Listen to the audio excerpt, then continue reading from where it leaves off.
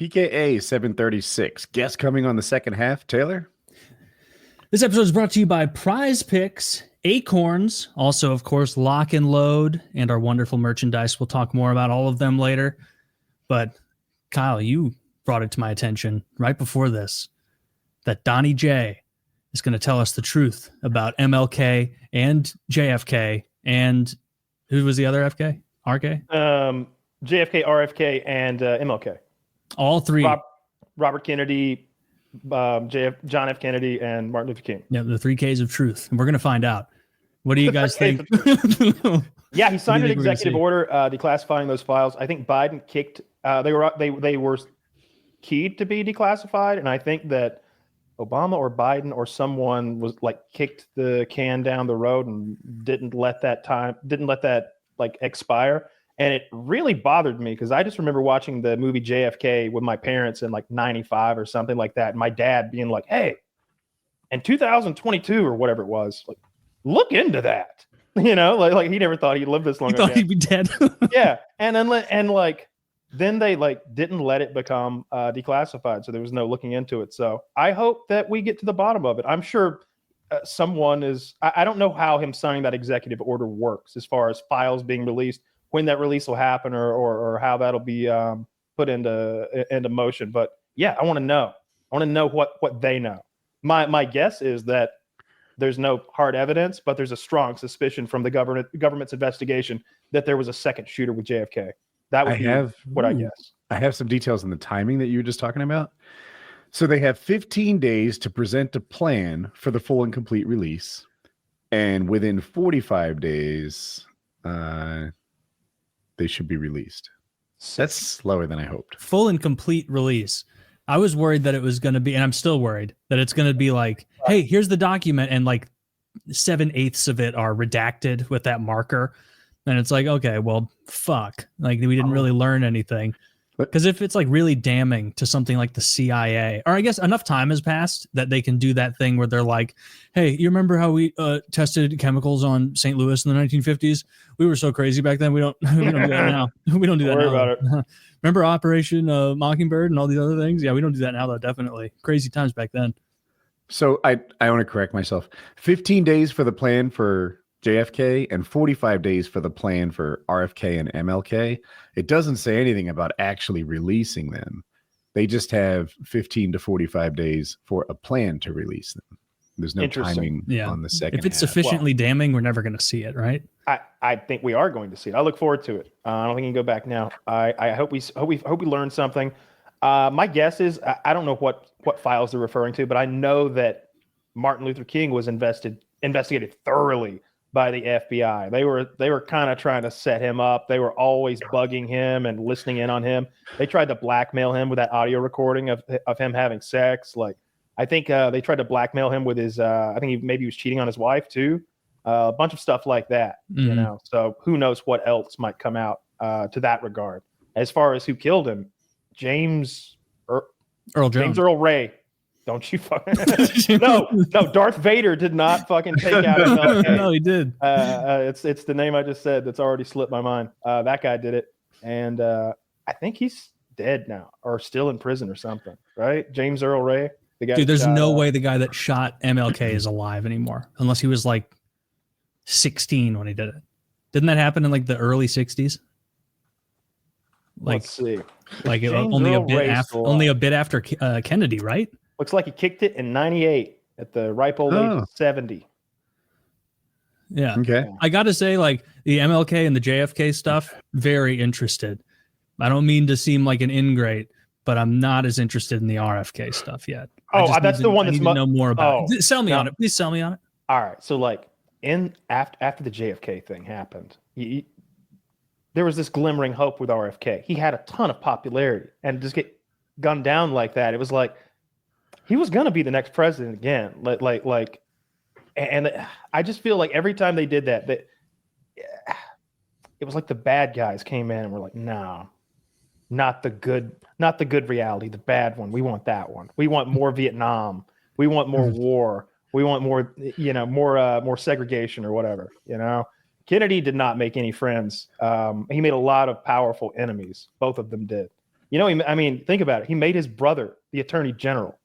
He made his brother the attorney general, and they basically ran the country together. You know, if you look at them during the Cuban Missile Crisis, he's not sitting there with his VP, whoever that was. Oh, well, obviously it was what's his name became president, but it's him and his brother. Like, what are we gonna do about Cuba?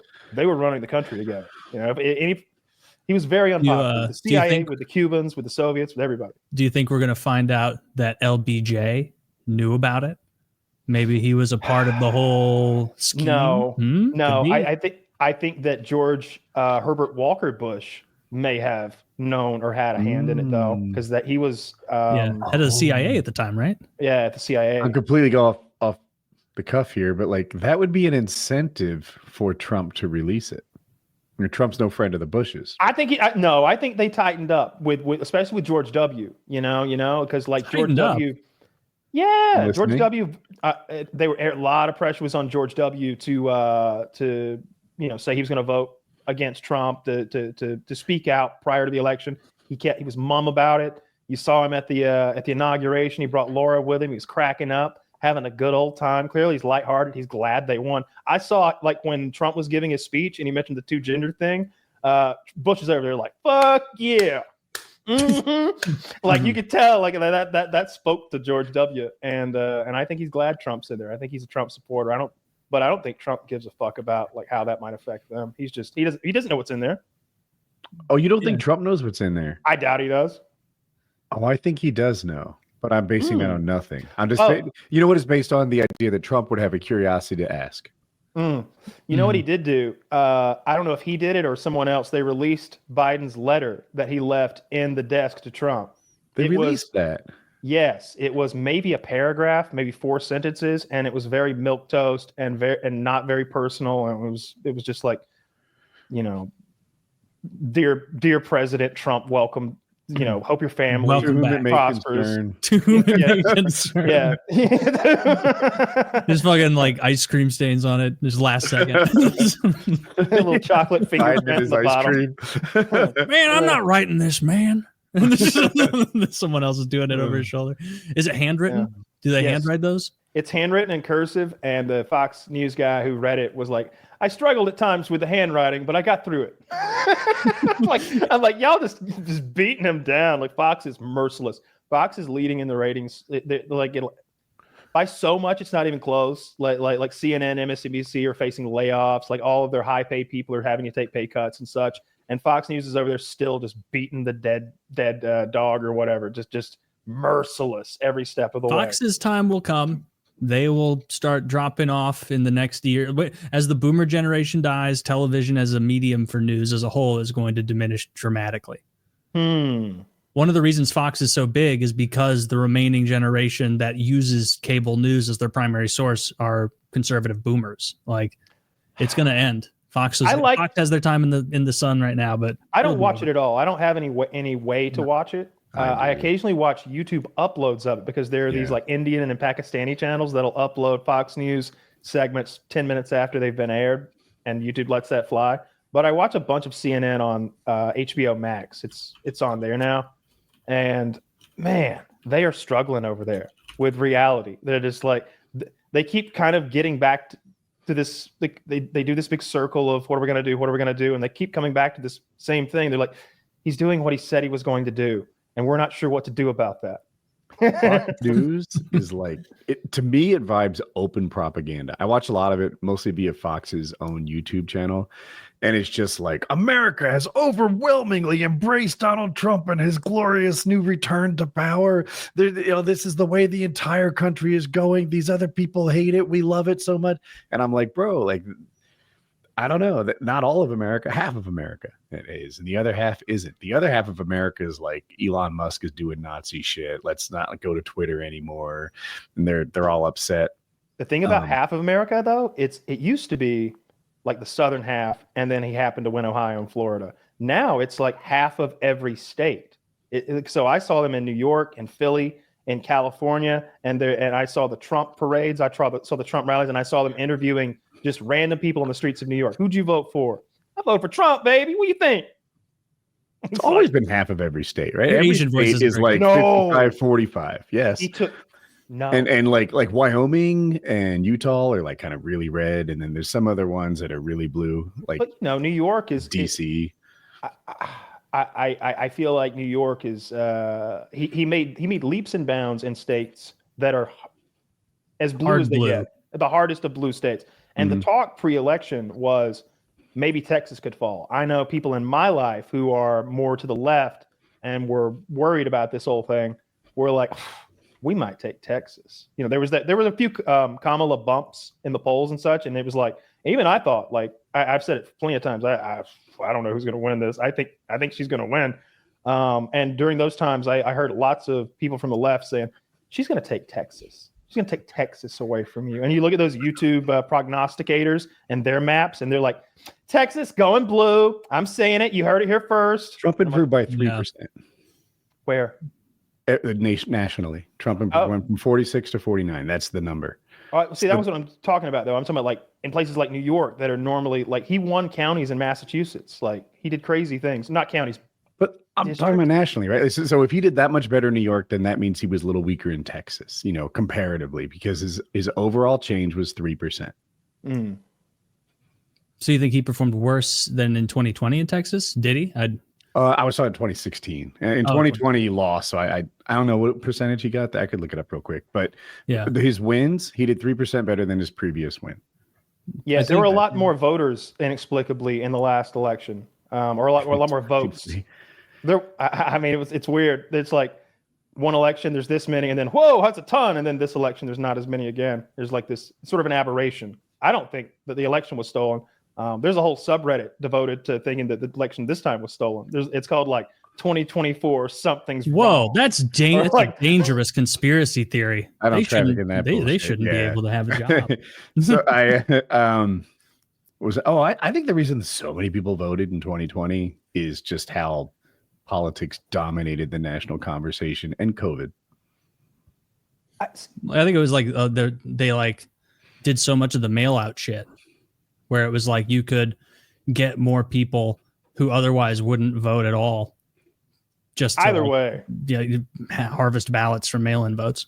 Yeah, I don't like the stolen election talk and BS. It's over now. There are people who, if you really like pin them down and say, why are we talking about this? They think that like maybe we could still get her in there. There are people that have that mindset, I remember that. Oh, are there any bets we could make? Like that dude that Woody made a fool of in 2020? Right. That's what I'm talking about. I'm not that guy. I'm not that guy. Speaking of which, Woody, you never hooked us up with that guy's contact info in 2020. I was going to put it all on the line. We'd all gave you like $2 or $3 grand, and you could have made, dude, let's make it 10 grand. Just we could have all feasted. It would have been wonderful. God, I wish I knew a moron like that. That would bet on something that's just a known quantity.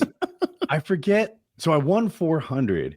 I forget if I won an extra 400 post-election or if I won an extra like 300 post-election, and it was 400 total. Like I forget if I won 400. You may have doubled it. Total. It was like crazy. I might have been 100 and 300 and 100 and 400. That's what it was. Yeah, this bet took place post-election, but before inauguration. It was like a month Trump would, after the election. It may have been after the inauguration. Even he still thought that. I remember it was March, April, and there were still people on the right saying, "You don't understand. You see, under Rule 3714B, Code R of the Maritime Code, Trump is technically still the admiral of all the Great Lakes. So we will build a flotilla." And I'm just, what are you talking about? Yeah. So after Biden won, this guy was convinced that Biden didn't really win and that Trump would take power. And I think he paid me promptly, I should mention, right after the inauguration. That's how I remember it. And it was kind of funny because once it was time to pay up, he's like, I won't do PayPal. That's liberal. I won't do this. That's liberal. I won't pay you via Venmo. I think he paid me via Zelle. Like I had to find new ways to receive money from this. That's so dude, if I were bitter about losing a bet, I would do the same thing. I'd be like, no, I'm not using any of the easy communist apps for giving you your money. Right? I'm gonna be on between the hours of 2 and 4. Look for a courier. Yeah, he was crazy, but to his credit, not a Welch. Yeah, fair enough. He realized he was wrong. Do you accept copper ingots? I would have taken the little copper ingot. That The would copper be ingots might be fun. yeah, What that's more $800 worth of copper ingots look like? It no would not be idea. fun. Is that so many? It's so many.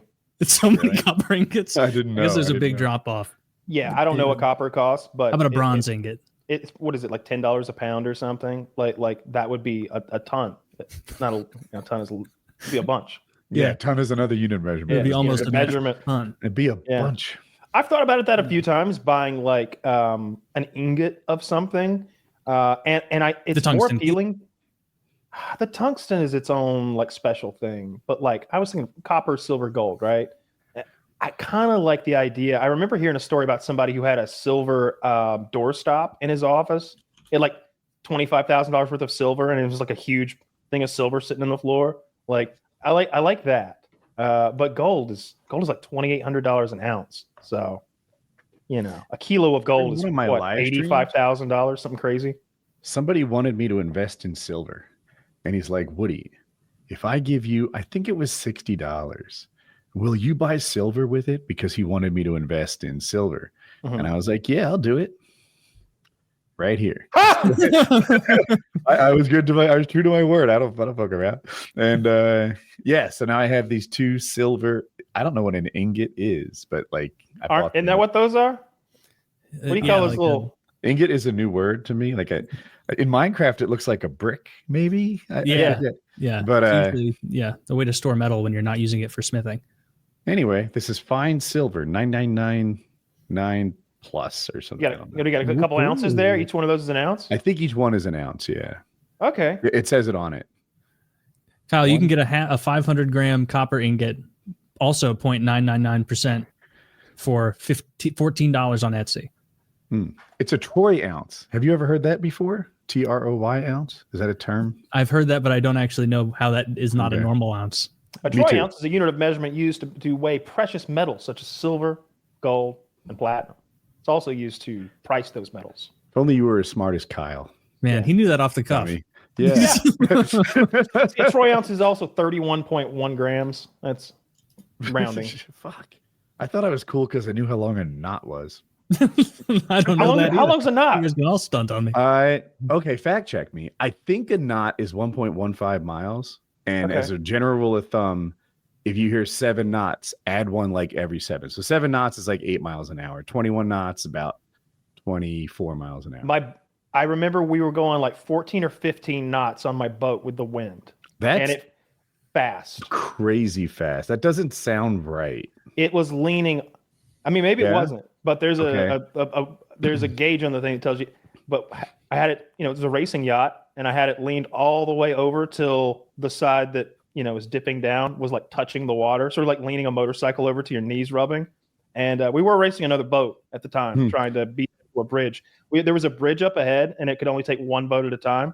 And I'm like, oh wait, I can't sail, but I steal sailing valor by watching it on YouTube every day. I literally got here at 6:50 or 6:28 because of watching sailing YouTubing right before the show. Shout out Brett and Marissa. Anyway, so because of that, I know like roughly how fast your sailboat should have gone. It should have been like 6 or 7 knots. So 14 sounds really fast, but I don't know. Maybe. I'm watching a video of someone doing it to sort of compare if what I remember is correct. Dude, I Okay. did it. Like, this is what it looked like. This is about Okay. the same boat. Dude, it's kind of cool. Like you think, oh, what if the boat tips over, right? Well, the more the boat leans over, the smaller your effective sail gets. 'Cause as it tips over, it catches less and less wind. So it's not gonna tip over. If it were flat, it wouldn't catch any wind at all. So the sail effectively shrinks as the boat heels. I up. wish I remembered the specifications of that boat. I remember it was like 30 feet long, roughly. And I know is it called a mast? Is that what the sail's on? Yeah. Yes. Okay. You played Raft with us. I suppose, but like I don't know if it's. Oh, do you know the I know height it's of called. it? That's Is what I that was where gonna you're say. headed? It was like really tall. Like Yeah. I don't know how tall though, but when I was like, I'm not climbing up there. It So was boats really with tall. really tall masts, I'm talking on my ass, I'm not a sailor, are fast. They're fast boats, and they're usually a little less comfortable. So if your goal was to do what you did, win a race to the bridge, that's the boat for it. I If your also goal is to know sail that- around the world, it might not have been the boat for it. I also know that I don't know what it's called, the displacement or whatever. Like the bottom of the boat, the way how deep it goes. Like the bottom of the boat was really deep, low. Like when we would, Okay. when I put it in its, when I parked the boat, it didn't want to go in. It was rubbing the bottom of the St. James River or wherever the fuck it was. Yeah. Yeah. That was a waste of time and money. It was. Wait. Are you telling me your boat was a bad investment? A boat? That's a solid place to put your money. Everybody talks about it. Yeah. I think Dave Ramsey talks about that. He's always saying buy a boat. It wasn't that bad. Like I definitely lost money, but like not a ton. Like probably like $3,000 over the life of the thing, because I got some tax benefits I technically lived in Florida, you know, on my boat half the year. You know, no state income tax down there. So that helped out. And then the boat was, I don't know, like 30 grand or something like that. I think sold it for 25, or maybe it was 25 and I sold it for 20, something like that, roughly. I don't really remember. Yeah. It wasn't that bad. In the boating world, I think you got off easy. Now, I know there must have been a bunch of ownership expenses, like slip rental fees and stuff. So $5 grand isn't your total cost. No, there's a couple grand of like that. And also, like when you go to sell a boat, you've got to get all the barnacles scraped off. I don't remember what that's called, but they got to haul that bitch out of the water and clean it up and get it right. I've watched it on YouTube many times. It's a horrible job. Yeah, it looked horrible. It was gross though. I was like, holy shit, that shit grew in a year. Like boat ownership is bullshit. Never buy a boat. I don't know if y'all ever heard that before, but yes. First time. One of the only rules of finance I do know is don't buy a boat. Don't buy a boat. The reason it works is because like people who buy boats ideally are so unbelievably wealthy, it could sink and they wouldn't know until 8 months later, where they're like, wait, that one sank? Fuck. Oh, no, I mean, it was $25,000. You know, it was like, it wasn't. Do you remember what it was? Do you know the make and model? That's what I was saying earlier. I have no idea and I couldn't name you a boat model or make. You know what I mean? I don't know who makes boats or what models are called. I watched when I was buying the thing, on which boat to buy. Even though I get so seasick, I never have any intentions of buying a boat. I can tell you what I'm looking for in a floor plan. I remember being in college and going on the GMC.com or whatever, and they would let you like pre-build an SUV or a car or something, and I'd be like, nice, and then you go to like calculate and it's like, ooh, not forever. Like, man, how did I build a $130,000 Yukon?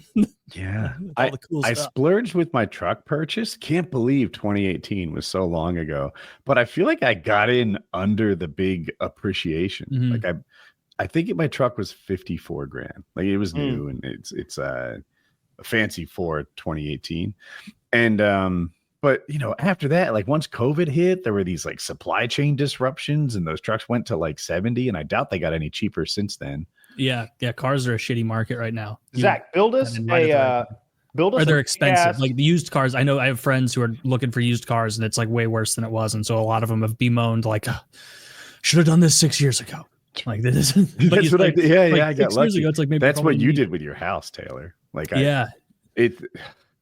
so home ownership is this kind of like, you know, ride to wealth building, and every now and then it crosses my mind. I'm like, I'm glad Taylor got on that ride. Yeah. Oh, dude, buying a house at the end of 2018 serendipitously, just like, I want to live in a house now. I'm tired of how many homeless people are near my apartment. And then like watching what happened a couple of years later, be like, oh my God. Dude, if I were still renting, like it would be a cataclysmic financial endeavor to get the house I live in now. Like have you guys had like the new appraisers show up at your house in the last couple of years? Where like they come by and they tell you, or they better stay away. Yeah, like a guy came by and like gave me a letter maybe a year and a half, 2 years ago, and was like, here's your new home valuation and what your new taxes are going to be on it. And he was like, I wasn't mad at him or anything. Like he's just a messenger, but he had the body language and like aura of someone who had been through the ringer going through the neighborhood. And so I was like, all right, well, you know, good luck out there. Take care. This wasn't an appraiser looking to sell your home. He was informing you about your new tax rate. He was like a county representative to like deliver a paper that was like, this is your new responsibility. And I don't know why they didn't just mail it, but Yeah, it was a Yeah, dude. I because they need to check. That guy needs to check you off a list before they Oh, can start yeah. charging you. You should have, if you had not answered the door, Taylor. You're fine. That's how that works. I'm just gonna stay in my house like a Dave Ramsey lunatic. says that. No. You hide from anyone who knocks.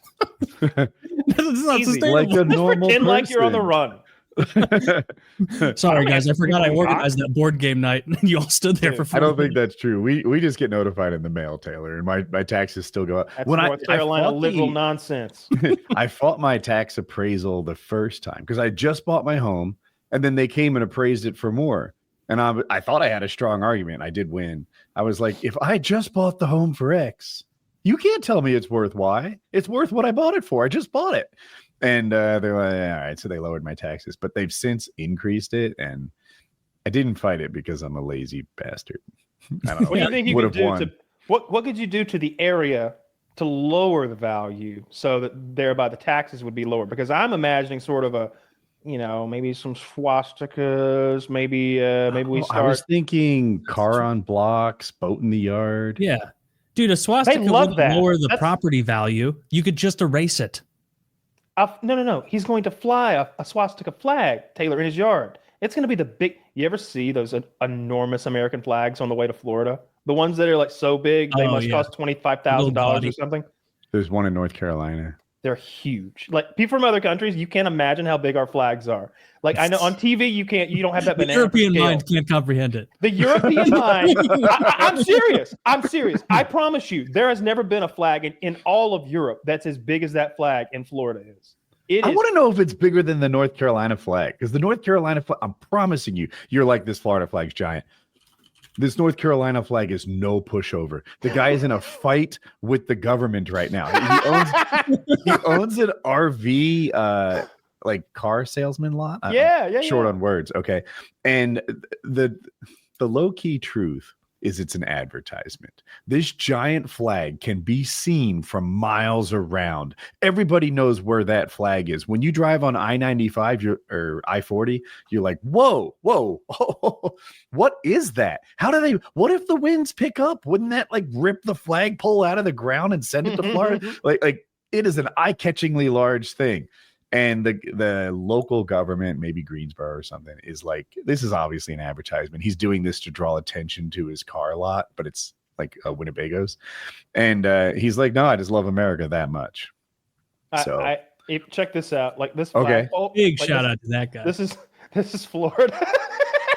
This is them raising their gigantic flag in Florida. I'm watching. Again, y'all folks in Europe, where you can't imagine the size of our flag and of our actual country many times, because even I, as a grown-ass man who went through our wonderful educational system, sometimes the size of Alaska takes me aback. Yeah. It is so enormous. Like if you don't know, even if you're American, you gotta fucking pull it up online. You know what I mean? Compare that thing to this wherever you're from. This just Alaska to wherever you're from. It will blow your fucking mind. But yeah, this flag here, so gaudy, so over the top, so gigantic. I think Florida's got you beat. But again, I haven't seen the North Carolinian flag. Yeah. I just believe in Florida man that much. And this isn't a contest. We can all fly big flags as Americans together. Woo! It is a contest, though. I can't find a picture that shows it in like the fucking hand on your heart. Is this the end? Is this the one? Is this the North Carolina? Now put it forward. This is Florida. Put it forward. Just say your heart goes out to you.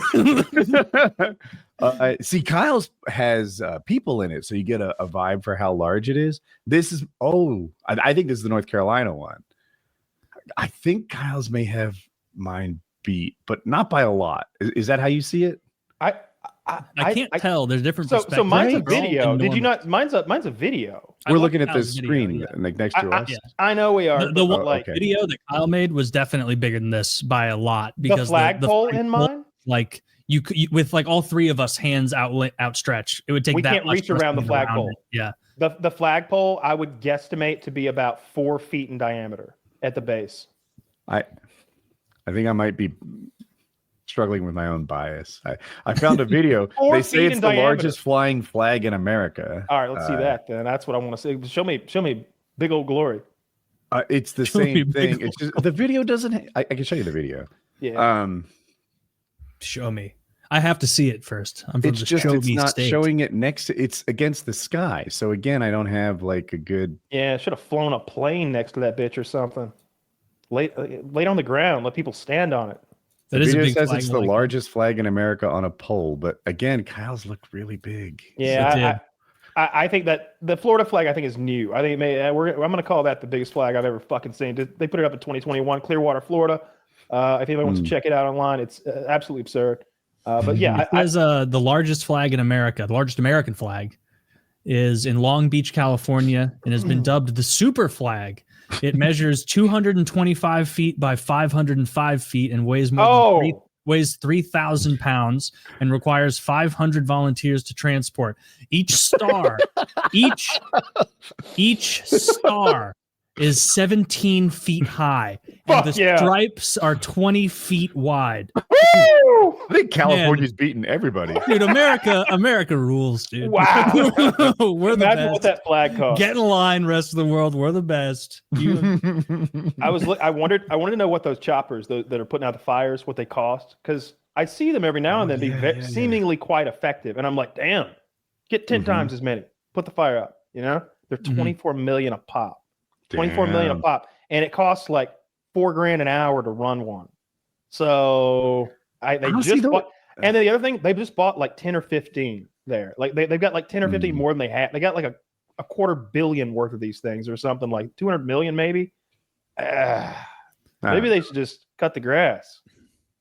You mentioned like a city wanting someone to take down a big flag, and it reminded me of this old story. You guys may have heard of it, where this dude in like Cleveland, or this dude in Cincinnati who lived near the airport, like painted on his roof, "Welcome to Cleveland," because it was like right over an airport, and it was like meant to upset people who were like, yeah, I'm going to Cincinnati for work, and then you see "Welcome to Cleveland" written on someone's house, and they tried to get him to like erase it, and he was like, no, it's my freedom of speech to be a fucking shithead near the airport. Which is so funny. It's funny, actually. The only people who see it are those arriving on planes from out of town. Like his neighbors don't even know. Right? Yeah. That's such a good prank. I love pranks like that. Nobody's getting hurt. It's just fun. If your flag is too big, a lot of places will give you guff about it. I think Trump had an issue where his flag was too tall for the city, and so he like went to a shorter pole but put it on a mound of earth or something. There's a whole King of the Hill about this. Really? Yeah. Yeah, that's where zoning, like, real and to a greater extent, I suppose, actually, homeowners associations are just. Zoning ordinances. My introduction to that was when I was 13 years old, and what had happened was we live in this very rural farming community, but we're near Lake Hartwell, and there's a lot of Lake Hartwell property also in these very rural communities where most of the money that's tax income is agriculture. I mean, like 90%, like all of it. And so you've got these very wealthy people coming from Atlanta, retiring on the lake, and they don't want to smell chicken shit. And it's like, fair. Well, you probably should have spent a little bit more of the nest egg to be on one of those lakes that isn't a county that smells like chicken shit. Because this is Franklin County, Georgia. It smells like chicken shit. I got a That's question. what we do here. How often does it smell like chicken shit? Is that pretty much always, or is it like seasonal, every planting season? Always. And not only that, they complained about the reflection off the tin roofs. I remember that. That was shining on them. Here's the thing about that. After a season of rain, that tin oxidizes, and it no longer is highly reflective like that. So it's just another. So these people started trying to change the laws. They tried to rezone a couple of counties, and so many people. I don't know who did it. Somebody got the word out.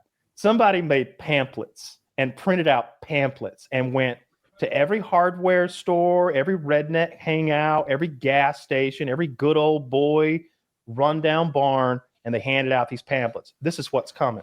You got a car in your yard? $300. You got this, and he's like, I got a car in my yard. We're working on it. Better get in the backyard. They're going to come write you a ticket. Like all these ordinances that were coming. Going to be a meeting for this at a small government office at City Hall. There are so many farmers that have shown up. They're backed out they're out the door, they're out the front door, and they're in a big crowd out at City Hall. They're like, okay, the meeting's off.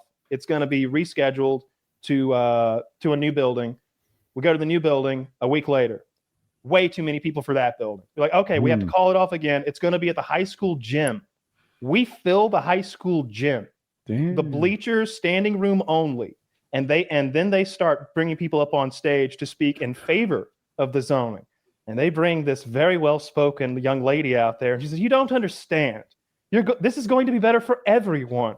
And I distinctly remember, get that bitch off the stage! Yeah, fuck you! Not here, not now, not here, not now. And it's just like, so, can I pause the story? Yeah. Did you like the guy who shouted her down? Yeah, we all did. Pause. Now you know what it's like to be a Philly fan. No, you cunt! You stupid cunt! You're like, that's what we do. We back the home team around here. We do. There was this guy. I remember there was a discussion outside the second meeting that got broken up because they couldn't hold us all. And I distinctly remember this person saying something along the lines of, a few people get shot in the kneecap. That'll move this right along. That's all it'll take. Somebody up in the woods at one of these meetings, when one of these people so-and-so comes out, they get their kneecap blown off. That'll be the end of all this. That's all I'm saying. You kind of look around, and nobody was like, nah, violence isn't the answer. No one said shit. anything. You want to be just guy number one? Limping out to your car? Damn it, I just went with the mob. And the guy who said it was like, Scary McLarry. Like, I know that guy. Like, he's dead now, but I used to borrow machine guns from that guy. I bet he didn't go out alone, Russia though. videos. Okay, like that guy was hardcore. When you called his answering machine, when you got his answering machine because he was old school, it said, "Not here right now. Probably out checking the perimeter and tending to the booby traps. Leave me a message. Get back to you." And I was like, "Dad, does he have a sense of humor? Because he seems so like autistic when he's around, but that's funny as shit." And he's like, "He's not kidding. He's out tending to his booby traps and checking the perimeter." painting tunnels on large stones and putting heavy barrels over tripwires like Acme. Yeah, probably. But more likely, he passed away, and it was scary. I'm told, getting into his house to get all of his stuff out of there and such. He was a hardcore guy. But anyway, the zoning act did not go through. They gave up after. If you're actually building meeting. Let's say I wanted to, and I know that they say, oh, this is against the law. But what if I wanted to build booby traps around my house? No. In order to protect. You can build the traps, but if you injure or maim someone, then you're in trouble. You can't. Oh no, I know legally, but let's say let's say it's totally allowed, and I can't have my home security service anymore. I'm on my own. I just have my own gun and booby traps, and there's bandits out there in this Fallout style scenario. What are the actual booby traps that could protect my house? Do we not care about liability? No, this is apocalyptic. I'm protecting my house. All I have is me and a shotgun and my remaining ammo and my ingenuity. YouTube's not even there anymore. All right, so there goes all my ingenuity. There goes all my ingenuity. Well, I don't know about in real life because this guy's just sticking sharp sticks in his yard. They're not connected to anything. I like that Kyle's not going in real life. So what you want to do is you want to put a string on a paint can at the head of the stairs. What you're gonna do is superheat your doorknob. Now, be forewarned, it's gonna take a tremendous amount of power from your generator to do this. If you could briefly see his skeleton, you'll know it worked. I'm running out of shit for these punji steaks. Now, if you could make little pull string detonated 12 gauge shotgun trip mines. Basically, you could just have some pipe set up with a 12 gauge shotgun shell in it, and when this trip wire goes off, it triggers the shell, and it's just blasted through 3 or 4 inches of steel pipe, and it's pointed toward wherever that tripwire was. The intruder is. You could make those all day. Like the expensive part of that mechanism is the shotgun shell. What if might be somewhat effective, especially if you're there at all, is just noisemakers. Like if I'm coming in, that'll make noise. Yeah, but if I'm coming into your compound and I kick a string with tin cans attached to it, I'm like, oh, I should think this over. The alarm just went off. Yeah, people time to try the next house. A really popular one. People will hang treble hooks from the trees. Lots of them in the woods. Does everyone know what a treble hook is? I don't know what that is. It's the fish hook that has 3 hooks on it. Oh, I know that fish hook. Yeah, Yeah. like a repel, like something you'd repel with.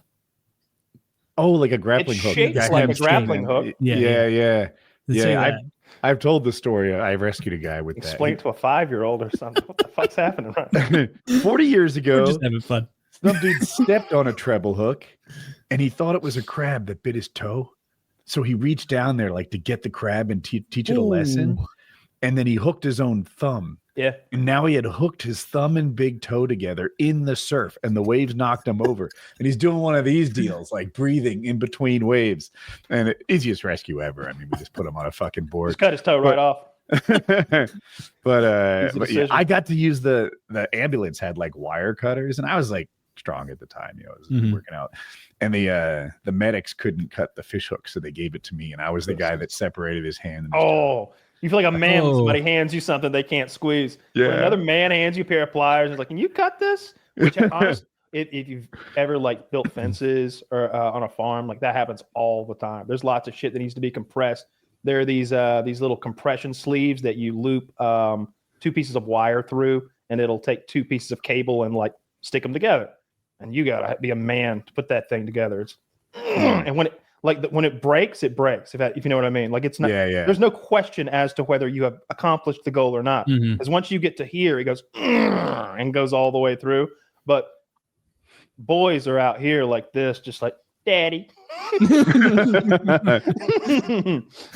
If I were a lifeguard, I imagine people are spazzing out when they're drowning. And so as I was going out there to get them and they're floundering, I would be like, shark, shark, shark. And then when I get there, they're like, really? And I'm like, no. Now it doesn't seem so scary, does it? Now we're just drowning. And so then they're going to calm down. You're going to pull them to shore because now they're worried about the shark. And so they're going to maybe help you a little bit. I would tell them, I'm here. You're okay now. Meanwhile, we're a block out to sea. But it's like, yeah, you're in my hands now. The dangerous part's behind. You're a better lifeguard. I'd be like not wanting to get too close. I'd be like, are you sure you can't swim? Can't you fucking idiot? Just kidding. I hope you could swim because I can't. I only brought enough water wings for me. I loved rescues so much. I was a bad lifeguard. People would be like, can we go out? It's like, you're a daisy if you don't. Because I want nothing more than to rescue you 15 minutes. Hey, Todd, this fucking Mary wants to know if he can go out when it's a red flag on the beach. He's like, yeah. That hurricane is 70 miles out to sea. What are you worried about? Yeah, if you're good enough to swim to it, you're good enough to get back. Yeah. Those people surfing hurricanes, that's always pretty badass to me. I know sometimes it's safer than it looks. But to someone who grew up nowhere near the beach, and like every time I see it, I'm like, oh my God, that's cool. That's like to me, that's like the definition of badass. Everyone else is fleeing for their lives. They're fleeing the state from what's coming, and they're out there like having fun in it. Like I like that. I like that a lot. I also like, what rogue waves are? You've heard rogue waves. It happens when the frequency of waves coalesce in such a way to create a gigantic wave, 3-4 times the normal maximum, which is like 30 feet or so. So like you can end up with waves that are 150 feet, 200 feet tall, and they completely swamp vessels. Throughout history, they've been described. Now we know they're real because of readings that have been taken on offshore oil rigs and also in a lighthouse. There's this particular lighthouse that had the windows knocked out by a wave. And it's like a couple 100 feet that the wave would have had to have been to knock that out. But I learned today there can be the opposite of a rogue wave. There can be like a rogue dip, which to me is scarier. It's so much scarier that you're just sailing along and there's just a hole that's 150 feet deep. And there's just more water in the bottom, and then you die. That's so terrifying to me. The deep sea is my greatest fear. And for some reason, space is very similar to me. The idea of being stuck in that spacesuit and being insignificant and being just like lost, spinning out. It's a similar flavor of agoraphobia. Yeah. Or of it's the thalassophobia with water. I don't know what it's called to fear space. Is agoraphobia fear of being outside your own home? I think it's like you don't want to be in big open spaces. You feel trapped. Like if you can't recognize something familiar to you, I think is what it stems from. You get claustrophobic? Do I? Yeah. Like in pants. If I've gained weight, I get claustrophobic around the thighs sometimes. I had to put some jeans in storage because my eyes are so claustrophobic right now. around Thanksgiving. Around Thanksgiving, really I get a hellish case of the whole house just seems smaller around that time of the year. It's weird. The walls just shrink up. But yeah, not like I've never. It's easy to say no, I'm not claustrophobic. Because I've never been in a situation like I've never been shoved in a locker. I've never been trapped in a submarine. I've never had that. Yeah. So I bet I would like it. There's no way I'd like that. No one I don't think I would it. like it either. I would have a hard time. Are you claustrophobic, Kyle? I think I would be, but I would like to believe that I could tame that claustrophobia. I suppose I've been like wrapped up in blankets before, like fucking around with my girlfriend, and like I did a spin move and I wrapped myself up completely like a little enchilada, and then she like jumped on me and hugged me, and like the combined power of the blanket and her meant that I was now like stuck. Trapped. I couldn't get away from her. Like my wife would hate that. I was like, whoo! And she thought I was laughing, so I just kept getting higher and higher pitched, and I freaked out a little bit with that. I like immediately broke into a profuse sweat. Oh, the answer is yes. You were trapped in blankets and a girl laid on top of you, and you started sweating. Like, well, I couldn't get out. I had no way to get out. Yeah. Like there was no escape. So I think if it were me on top of if I were on top of you and you're all wrapped up, you wouldn't have feared. I would have whispered sweet nothings in your ear. I would have told you you're gonna be. I would have told you what Woody said to the journey people. I said, "You're fine. I'm here." Similar thing happened to me, but my dick got hard. What kind of phobia is that? Whoa! Someone's really spooked. So there's something smuggling something under these blankets. Yeah. I think I would be claustrophobic for sure. I'm definitely. I don't think I'm what is it? Acrophobic. That's fear of heights. I don't think I think I'm pretty good about that. Like I'm afraid of falling and dying. I wouldn't be a very good mountain climber because I think I'm more risk averse. And then when I see those guys who are, especially with a rope, it seems like an athletic activity to me. There's some knowledge in there, right? Certainly.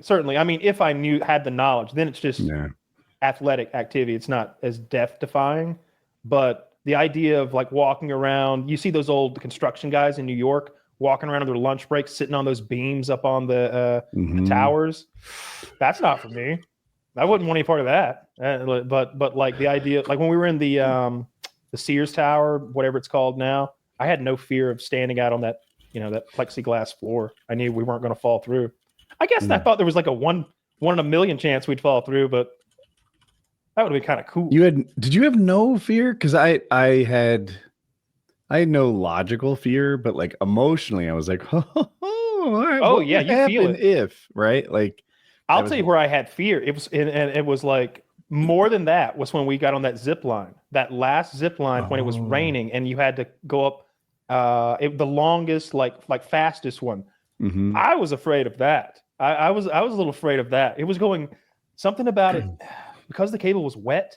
It was going faster. And the guy told us that he was like, normally it goes 45 miles per hour, but wet, you'll be hitting 60. He says something like that. And as people would go, it would make a different noise, but like going over the cable. It was like, and it's like, holy shit, it's getting so high pitched. It was like when a grinder or something's just about to explode.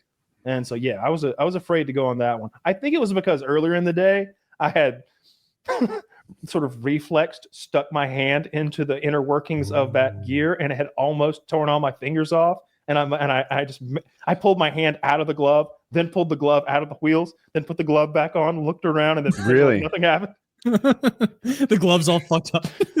Dude, the glove had chunks taken out of it. Like I think I like hit a bump, or like for some reason I reflexively stuck my hand up into, if you don't know like what a zip line's like, into the jaws of death. Yeah, the only dangerous part of it, really. The only dangerous part of ziplining, yeah, unless you don't hook on. Dude, the your wire. hand would have been like you remember that dude who reaches in the chain in U-571 and he gets his hand like cut in half in that submarine movie? I think it would be more like in Taxi Driver, the when he goes to take down the pedophiles, and that one guy's like, "Oh no!" and then he like takes a 44 Magnum and blows off all these fingers. That was pretty sick. What I liked about the movie Taxi Driver is he's like, no more bad food, all healthy. But then he's still just the most obviously psychotic guy in the world. And he goes on a date with that one girl and she doesn't immediately be like, oh, well, goodbye. Like, no, she's intrigued, but he's not like an American Psycho coiffed, like Patrick Bateman guy. Like there's nothing to gain by associating with, I cannot remember the name of that character's Travis Bickle. Like he's just a fucking creep. Good movie though. I like that. I saw it after Joker and I understood like, oh, okay. Kyle was right. They were doing a lot of homage. Dude, they ripped even the wardrobe and everything. It's like, hey, why are you wearing fucking Robert De Niro's clothes, bro? Like get your own drip. Yeah. No, I watched Taxi Driver just the other day. There's this scene where Is it slow? The beginning is slow. There's a lot of him driving around and being a taxi driver and slowly being disgusted with the city. And you see it through his eyes, his perhaps racist eyes. You see these black pimps looking down their nose at him. You see these like disgusting leeches. It's a real sodomites. Just lots of, and there's a 14-year, Jodie Foster is a 14-year-old girl who's being pimped out, and he sees all this disgusting stuff, and he says it to himself, and he says it to others. He's like, this place, man, it needs to be washed clean, just all the trash flushed out. He's just so sick of it, but he's also clearly insane and losing his mind, not taking his pills, but he somehow focuses all that craziness into like doing some good at the end. I like it. There's the scene where Scorsese is in the movie, and he's a passenger in the taxi, and he's like, park right here. Did I tell you to turn that meter off? Did I tell you to turn the fucking meter off? Turn it back on. Turn it back on. Makes him turn the meter back on. He says, you see that apartment there? That apartment right there. You know who lives there? A ninja lives there. A ninja lives there. But doesn't mean ninja. He doesn't say ninja. Okay, thank you. A ninja lives there. You know who that woman is? It's my wife. My wife's in there with that ninja. Yeah, she's fucking a ninja. You ever see what a 44 Magnum do to a woman's face? You ever see what a 44 Magnum do to a woman's pussy? That's what I'd like to see. Ha! But it'd make a mess, huh? Heck yeah. And De Niro's just like, that scene really makes De Niro seem level-headed. Yeah, suddenly you're like, this De Niro guy's calm, clean, and collected. Really, this Travis Bickle guy's just trying to get healthy. Like he's just no more bad food, no more pills, no more destroyers of my body. Every muscle must be tight. Yes. he's like making a fist over the gas burner on the stove and like fucking doing chin-ups every day. 100 chin-ups, 100 push-ups. Got to be tight. Got to be ready. I'm dying to ask Kyle this. Crowd, chat, witness my growth and not interrupting. But, what's De Niro's best role? What do you think De Niro's best role of all of them is? Ooh, man, I like Taxi Driver. I think he shows a lot of vulnerability and he shows like this creepiness. He's not a slick, cool guy. He's a weirdo. He doesn't understand why Sybil Shepherd is dumping him after he takes her to a pornographic theater. He's like, I like these movies. I thought you'd like these movies. There are other movies I could take you to. It's like, this is a guy who doesn't grasp the situation. I thought that one, Taxi Driver, might be his best. Might be it. Some of his later stuff upsets me because it's so trash. He's done a lot of garbage roles. He was good in Heat. I liked him in Heat a lot. I liked him in Cape Fear. I like Cape Fear. That's Cape Fear's a good call. That's where he showed some range. He's doing that Southern accent, ain't he? Don't he have an accent in that? I've never seen it because it's upsetting. Yeah, I've seen like enough of it to know, and I've seen the Simpsons parody, so I know. Yeah. I know. Dude, I know so beat by beat what happens. Yeah. All right, but the way that movie builds, the way that like he's a threat, and that threat kind of escalates, and you're like, well, he's just a man. And then they try to beat him with like half a dozen men. It doesn't work. You're like, oh shit, he's kind of a Superman. And then he starts manipulating his target's daughter in a sexual way. And you're like, oh, suddenly this got scary on a different kind of level. I think their dog dies and they couldn't explain it, but they suspect him. And it's like, it was him. It was Parvo, not connected. Weird. Dude, that movie was really good, really scary. And if De Niro wasn't masterful in it, it wouldn't have been as good. He's big in it too. That's a good pick. I like him. De Niro doesn't.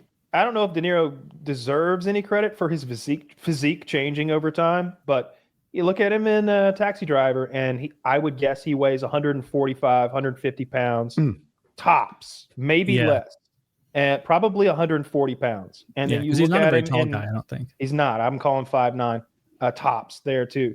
But I would guess in Cape Fear, he looks like 200 pounds. He looks thick and powerful and strong. Maybe it's the way it's shot. Maybe they did some Frodo Baggins sports perspective shit and made him look like a big tough guy. But he's scarier in Cape Fear than he is in Taxi Driver. Oh, for sure. Yeah. Oh, yeah. But those are two good ones, and I had Casino pop in my head, but I think that's more just because I like the movie Casino a lot. Now that I'm thinking about it, I don't think his I don't like Casino. Was like wild. Really? You didn't? I think it's a good movie. I'll tell you why I don't like Casino. Like when they beat them to death, or they beat them unconscious and bury them alive in the cornfield. When I saw that the first time, it made me kind of nauseous, and so I'm much more hardened now than when I watched that as a child.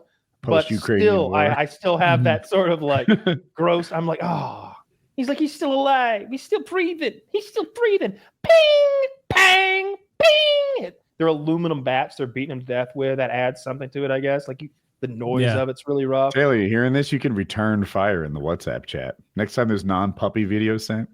Oh, yeah. Just you know, some people get buried alive.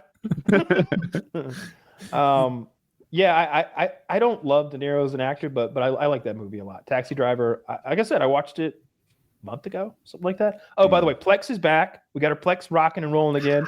Thank you. I talked to our associate who will go unnamed, Mr. Smiles, I'll call him, and he said he had to move the server, essentially, not for had to keep it on the down low. They were after him. He had to move the server. So we're good again. A lot of new releases on there. After him is new information. Is that part just for fun, or? Yeah, of course it's for fun. I didn't know if it was an upgrade. Dude, he's trafficking Nosferatu, not cocaine. We're good. No, but what actually happened is I think like somebody moved, Space. or he moved or something. Just some basic moving, normal human being shit. But anyway, a bunch of good movies on there. I've been meaning to watch Nosferatu. I think I'm going to watch that later tonight. That's the vampire movie. That's got very good reviews. It's the remake of the OG vampire flick. I haven't seen anything. There's a new Nosferatu? Yes. The old one is the same name, right? Yes. That's the one. Colin watched it recently. Colin loves horror movies. And every now and then he busts like, what'd you watch? Because we have the same conversation every night. Hey, Dad, I watched a movie. Oh, did you watch a movie? What movie did you watch? I watched Nosferatu. Nosferatu? What year did that come out? That came out in 1927. 1927. Wow. I bet it was like 1 hour, 12 minutes long. Nope. 1 hour, 17 minutes. Every night we have this exact same conversation with just like the fill in the blanks change. That's very sweet. And see if he's seen this one. He'll like it. It's called In a Violent Nature. It's about it's new. It's like low budget. It's very gory. It's practical effects, no CGI blood. And basically the premise is, what if there were a movie, what if there was a Friday the 13th movie, Jason Voorhees, but it was all from his point of view. Like you didn't hang out with the counselors. You didn't care who was having sex or screwing. You were just with him the whole time. And so a lot of the times you're just watching him walk through the woods, and like you hear the people in the distance, and he's coming, and you're like, God, how do they not hear him? He's traipsing through the woods. He's so, but they're arguing about nonsense, and he's a half full canteen splishing and splashing. I liked it. I liked it. It was pretty good. It was a new sort of spin on the old recipe, and I always dig something like that. That's cool. Yeah, I mentioned before. It turns out enjoying horror movies and autism like super common. Peas and carrots. a big fan myself. I go together like peas and carrots. I love horror, but that doesn't apply to me. Yeah. What a weird coincidence. Serendipitous. Before we jump to the next thing, we're going to hear from a new and wonderful sponsor, and that is Prize Picks. Prize Picks, folks. What is Prize Picks? Prize Picks is the best place to get real money sports action. With over 10 million members and billions of dollars in awarded winnings, Prize Picks has made daily fantasy sports accessible to all. You just pick more or less on at least 2 players for a shot to win up to 1,000 times your cash. Run your game all season long on Prize Picks. It's playoff time, and it's now or never. Don't miss out on the last few weeks of football action with Prize Picks, the best place to win cash while watching the playoffs. It's the best way to get action on sports in more than 30 states, including California, Texas, Georgia, and Florida. So join over 10 million active members today. A great feature that Prize Picks invented is the flex play, which means you can still cash out if your lineup isn't perfect. You can double your money even if one of your picks doesn't hit. Sign up today and get $50 instantly when you pay $5. Again, sign up today and get $50 instantly when you play $5. You don't even need to win to receive the $50 bonus. It's guaranteed. Use promo code PAINKILLER when you sign up. Prize Picks also offers weekly promotions that can lead to big payouts like Taco Tuesday. Each Tuesday, Prize Picks discounts select player projections up to 25% to provide even more value for your lineups. So click the link in the description below and get started on Prize Picks today and make your sports watching experience even more exciting. The link is below. Remember to use code PAINKILLER to get that going. Again, that's sign up today and get $50 instantly when you play $5. You don't even need to win to receive the $50 bonus. Guaranteed. Use promo code PAINKILLER when you sign up. That's a good deal. We've had even 100% discounts before, but never $50 free for sports enjoyment. That's true. Hell of a deal. So check it out, guys. That link is below, and be sure to use code PAINKILLER to get that going. Prize Picks. Thank you for sponsoring the show. Yes. All right. It's a wrap. I think we're doing ads at 1 and 3 hours now instead of just 2. Does that sound right? At 1 and 2 now. Oh, okay. But I'm sure people won't be mad about it.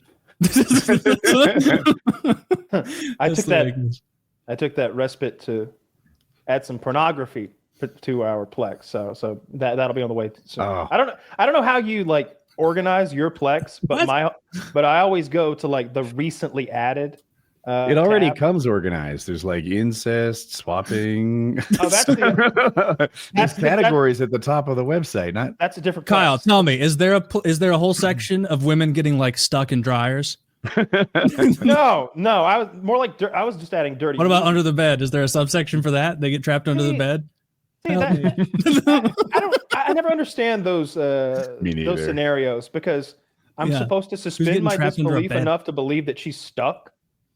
She's clearly not stuck. She's clearly not stuck. You know She'd what I mean? be freaking out if she was stuck in the dryer. I have suspicions that guy's not really her stepbrother. Yeah, they're probably not even close. I bet they like at work. If I made pornography, it would be a car crash, and she'd be like pinned in there, and a hot firefighter would show up. Right? It would be like the beginning of Signs, where they're like, "We can't move the car, sir, but you can fuck her one more time." if we move the car. She's pinned to a tree, sir, but her pussy's still very much in play. Sir, what you got to understand, sir, is her pussy's never been tighter than it is right now at this moment with that Volkswagen compressing it from the left side. There's a lot of blood inside her. And that Buick compressing it from the right, sir. Dude, I would hate your pornography. This sounds awful. No, hot firefighter shows up. He's got the jaws of life, and he's like, Taylor, hot firefighter. That's so funny. He goes, does that fix it for you? Hot firefighter shows up, and he's got the jaws of life concept. Yeah. What do you want, the ugly firefighter to show up and fuck the girl? Yes, I want to think that she would gladly swap him out for me. Is it like two hot guys being like, gross, let's get this taken care of so we can fuck in the back of the fire? This is not the Los Angeles Fire Department. That we could do a lesbian porno where it's lesbian firefighters, and like in the background you just see smoke and like the city's burning down, and they're just eating pussy. That's a good idea. I like that. No, I saw. Don't put that on our Plex. Well, it's too late. It's too late. I saw that there's more fires. There's more fires in Los Angeles. It's burning again. I don't know. Really? Yeah, there's more fires. A different part of it caught on fire that didn't burn the first time. So that part's on fire now. I genuinely Are you sure don't those know. homes weren't a controlled burn to protect a better area of Los Angeles? There is no better area of Los They're Angeles. controlled burning Skid Row. You joke that happens. Have you Hollywood. seen that where the fucking homeless encampments will catch on fire? You've probably seen they'll build like castles out of plywood Yeah, and they're like refuse. smoking crack and passing out. Of course, it's gonna. They're living in plastic. Yeah, it's gonna go Every up now like and then they'll bulldoze tinderbox. them and they'll crush one of those guys. It happened not long ago. They crushed him. Really? Yeah, he was. I mean, he was in there. I mean, he didn't What are you read gonna he didn't read the little leaflet they, I guess, taped to the front of his tent. He couldn't read. He was illiterate. They do that in Raleigh. Like, there's no Skid Row in Raleigh. In Raleigh, they don't set up in the city because that shit wouldn't last a day. They set up like by the exit ramps on the edge of the city in the woods, and then I don't know. As soon as it gets to be like you can see it from the road, which oftentimes is the winter when the leaves are gone, you peer all the way through and you see their tents like 100 yards into the woods. People complain, I guess, and they come in there and it's all gone. Just like for a day or two, there'll be dumpsters like on the side of the road where they're stealing all their stuff, and then the problem's just gone. I don't know where they go. I don't know what happens. I don't know if I like it or hate it. Because like We just need to reopen those asylums that Reagan so foolishly shut down. Send all the homeless people there, then we can suss it out there. Be like, okay, you're a jackpot homeless. You're here because you just lost your job and things are going bad. You're gibbering in a corner. You're crazy. We can't have you trying to hand out opened gum to people leaving the Blues game anymore. Because I wonder what the main reason for being homeless is. Probably mental illness issues. Drug issues might be too. And I'm gonna guess, this is just me guessing. I bet like medical debt is way up there. That could be. I think mental illness and substance are probably the two giant ones. Skim around through that video. That's the homeless of fucking Atlanta. They'll get under the underpasses in their tents and shit, and there'll be so much garbage. There'll be these little, I don't know what you call it. Like you'll get off of one. Atlanta has a lot of intersecting major highways in the inner city, and so there's lots of loop-de-loops and like spaghetti junctions to get you around. And when you go through one of those, like, oh, all this is a little loop-de-loop road, but the trees are still here. They'll be there, like in the loop of the loopity-loop, if that makes sense. It's like, how do they even get in there? There's road on 360 degrees, so they have to like sneak across, but they're in there like camped out, and it almost looks like they're just camping. They'll have, a tent and like those little fold-out chairs, and they'll have solo cups, but then there'll just be filth everywhere, and it's just like, can't we get those people out of here? Can't we put them to work? Like, here's in an ideal world, I want there to be mental facilities on farms, and these people can work on the farm or not, or work, and then they on the farm. They can just graze freely. No, I'm looking to replace all those illegals we're about to kick on out. I've heard about sporadic ICE raids everywhere, Taylor. I hear some people. So what's his name? Tom Holland or whatever. Who's that? ICE guy? Tom Homan. Some say they saw Homan in New York City. I heard he's in Chicago. No. Homan is behind enemy lines with the cartel. I was watching Fox News about it. Oh my God. So scary. It vibes propaganda, and there are probably elements of truth to it, but they're like, ICE is sweeping into sanctuary cities and removing violent MS-13 members. Yep. And I'm like, is this true? But then, dude, the worst part of it as the blue teamer, the guy who's being detained is like, you fuck Trump. Thank you, Joe Biden. Thank you, Obama. And I'm like, get off my team. He's like, you won't send me back to Haiti. And it's like, you saw the same thing. Yeah. I saw that video online, and I was like, Goebbels couldn't have like made better propaganda where it's like, I'll get you, America, and your little dog too, and your little cats and dogs too, which I'm gonna barbecue up, and I'm gonna eat them, and you're gonna watch me. But he has that like that French accent inexplicably that those cocksuckers have. You ever met a Haitian? No, they have French accents. I knew that. Yeah. I'm very happy to see it. Like they're hopefully actually going to follow through with the deporting illegals thing. They're doing it, especially if they're targeting like the violent bad ones. I've heard if they just remove them all, this is a farmer. He looked Midwest-ish or something. You know, white guy, maybe own the farm, just basing on looks. And he's like, "We'll be out of food in 2 days if you remove every illegal from America." Sure. And I'm like, oh. I mean, farming is one of the most automated things ever. Not all of it is. Not all of it is. A huge percentage of it is. If you're talking about, and every year it's a higher percentage. But you know, Taylor, the small farmer is less automated than the gigantic factory farms. So all you're doing is squeezing mom and pop when you take away Julio and Jose. If they're hiring illegals, then they deserve to be squeezed. Heroes. Are there any people on your grandparents' farm who need to be looked at a little closer? No, they never hired illegals. We hired them all the time. I remember there was this. We hired one Mexican to come pick up dead chickens, and he showed up in this car that you started with a screwdriver, and he took the screwdriver out and put it in his pocket when he got out, and I was like, "Bro, this is." Dude, other people have flatheads, dude. Like, not only that, but who's stealing a car that only starts with a flathead? Trust me, that wasn't its only malfunctioning. Who's going to be like, all right, I'm in for stealing a car. I'm in for Grand Theft Auto, and I'm going to steal this fucking Prius that doesn't work. So he showed up in his car and he worked very hard all day. And I thought it was cute that he counted the dead chickens in Spanish. It was like, what else would he count it in? But he was doing it out loud. Who counts aloud? You know, that told me a little something about him. But then the next, a week later, he couldn't make it. He was sick. And a different guy showed up though in his place that we didn't know. It's like a different Mexican man showed up. He's like, "Hello, Julio, no can come. What's wrong with Julio? Are you sick? Very sick? Oh, damn. Okay. Well, thanks for telling us. I will work in Julio's place. I am very good. I am a hard worker." And it's like, all right, come on. Like, and that would happen every time. That's not bad.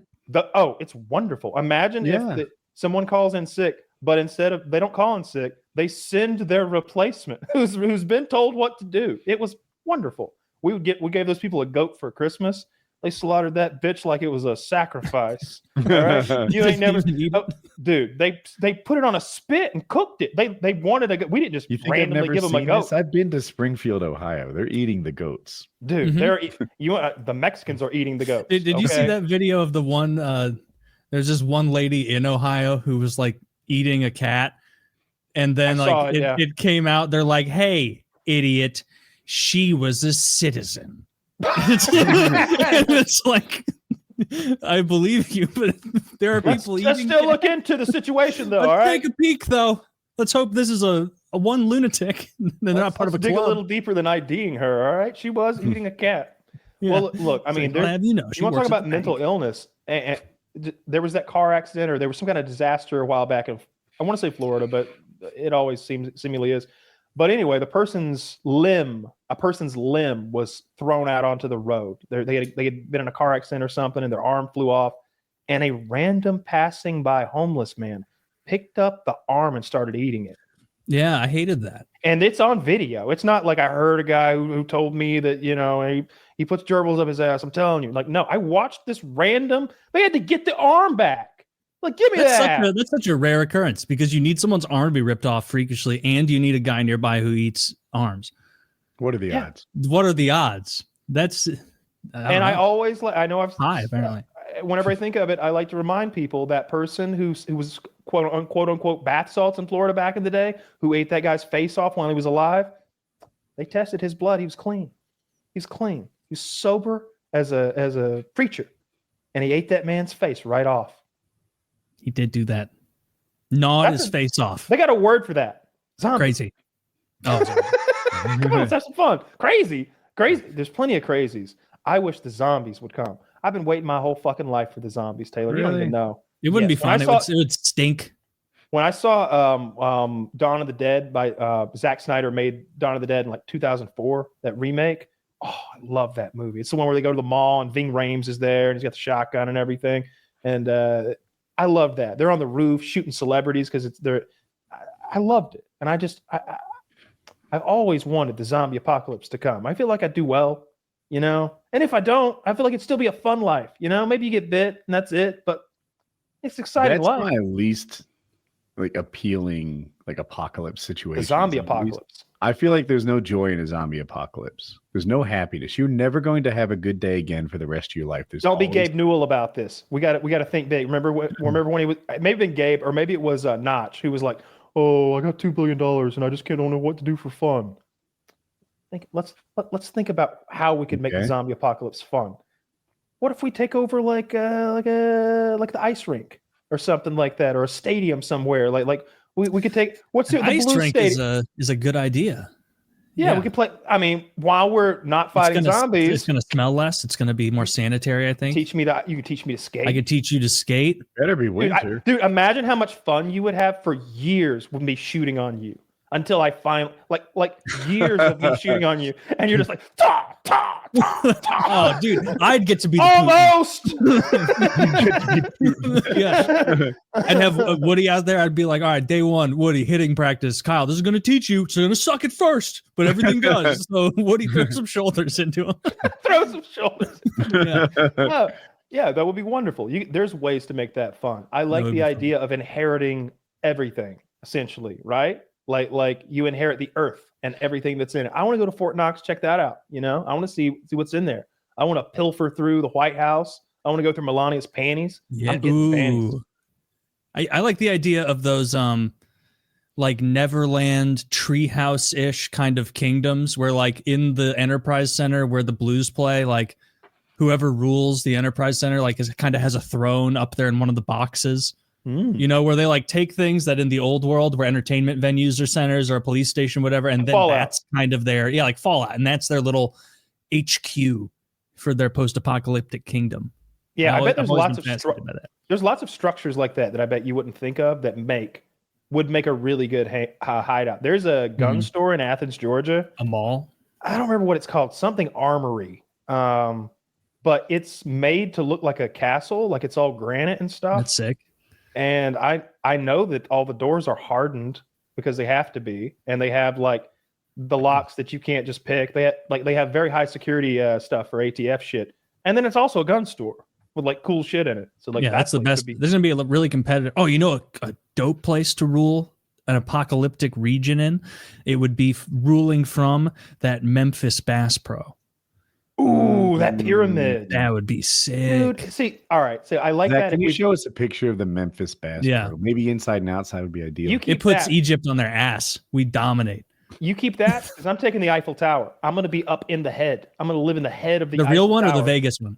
No, the real one on that island. Oh, you mean the Statue of Liberty? Yes. What did I say? Eiffel Tower. Oh, fuck. Statue of Liberty. Yeah. Yeah. I'm like, damn, you got like are you anticipating this happening on a vacation? You ever see Ghostbusters 2 where they're in the Statue of Liberty? And I haven't seen Ghostbusters 1 and you know that. Fuck you. You're a bad person. Oh, well, in Ghostbusters 2, they animate the Statue of Liberty and they power it with a Nintendo controller. They walk into Manhattan and do battle with it. It's pretty cool. Is there bass in it? Yeah, it's a Bass Pro Shop. Can you... Well, I mean, there's a Bass Pro near me and there's no lake. Yeah, there is. If you try and fish in there, they're going to toss you out of the Bass Pro.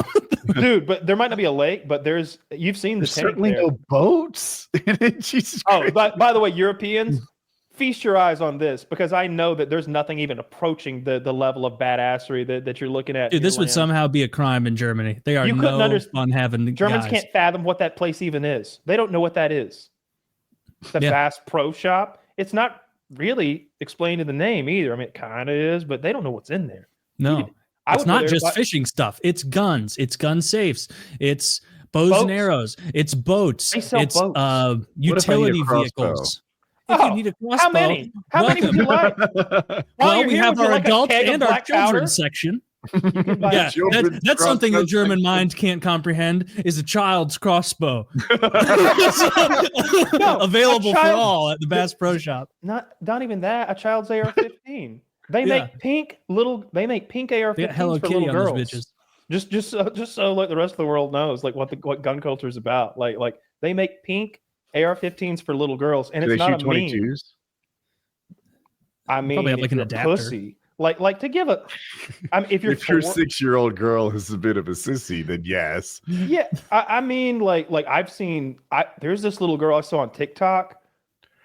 I don't know who her parents are, but she's like double-handing 9mm pistols and like shooting a full AR-15.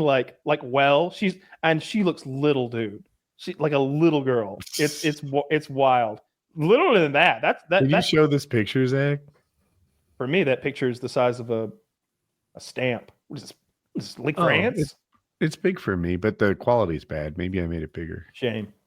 If I made an actual child with a gun, that kid's not impressive. That's an adult child. An adult child. Yeah, that kid's at least 11. That kid's ready to marry. Yeah, Kyle wants to see like a 5-year-old kid with a Yeah. gun. Is she there with her bow? We all got our first gun. Kyle probably got his first gun the earliest. 4. All right, I think I was 6, maybe. It was maybe Either 5 or 6. 37. How old's your Something when like that. You kill a deer or no? Yeah. Only No. one ever. Deer hunting was so much. I ruined hunting Yeah, for this is myself it. by doing Totally this. Like this is bird very hunting common. first. Because bird hunting is way more fun than deer hunting.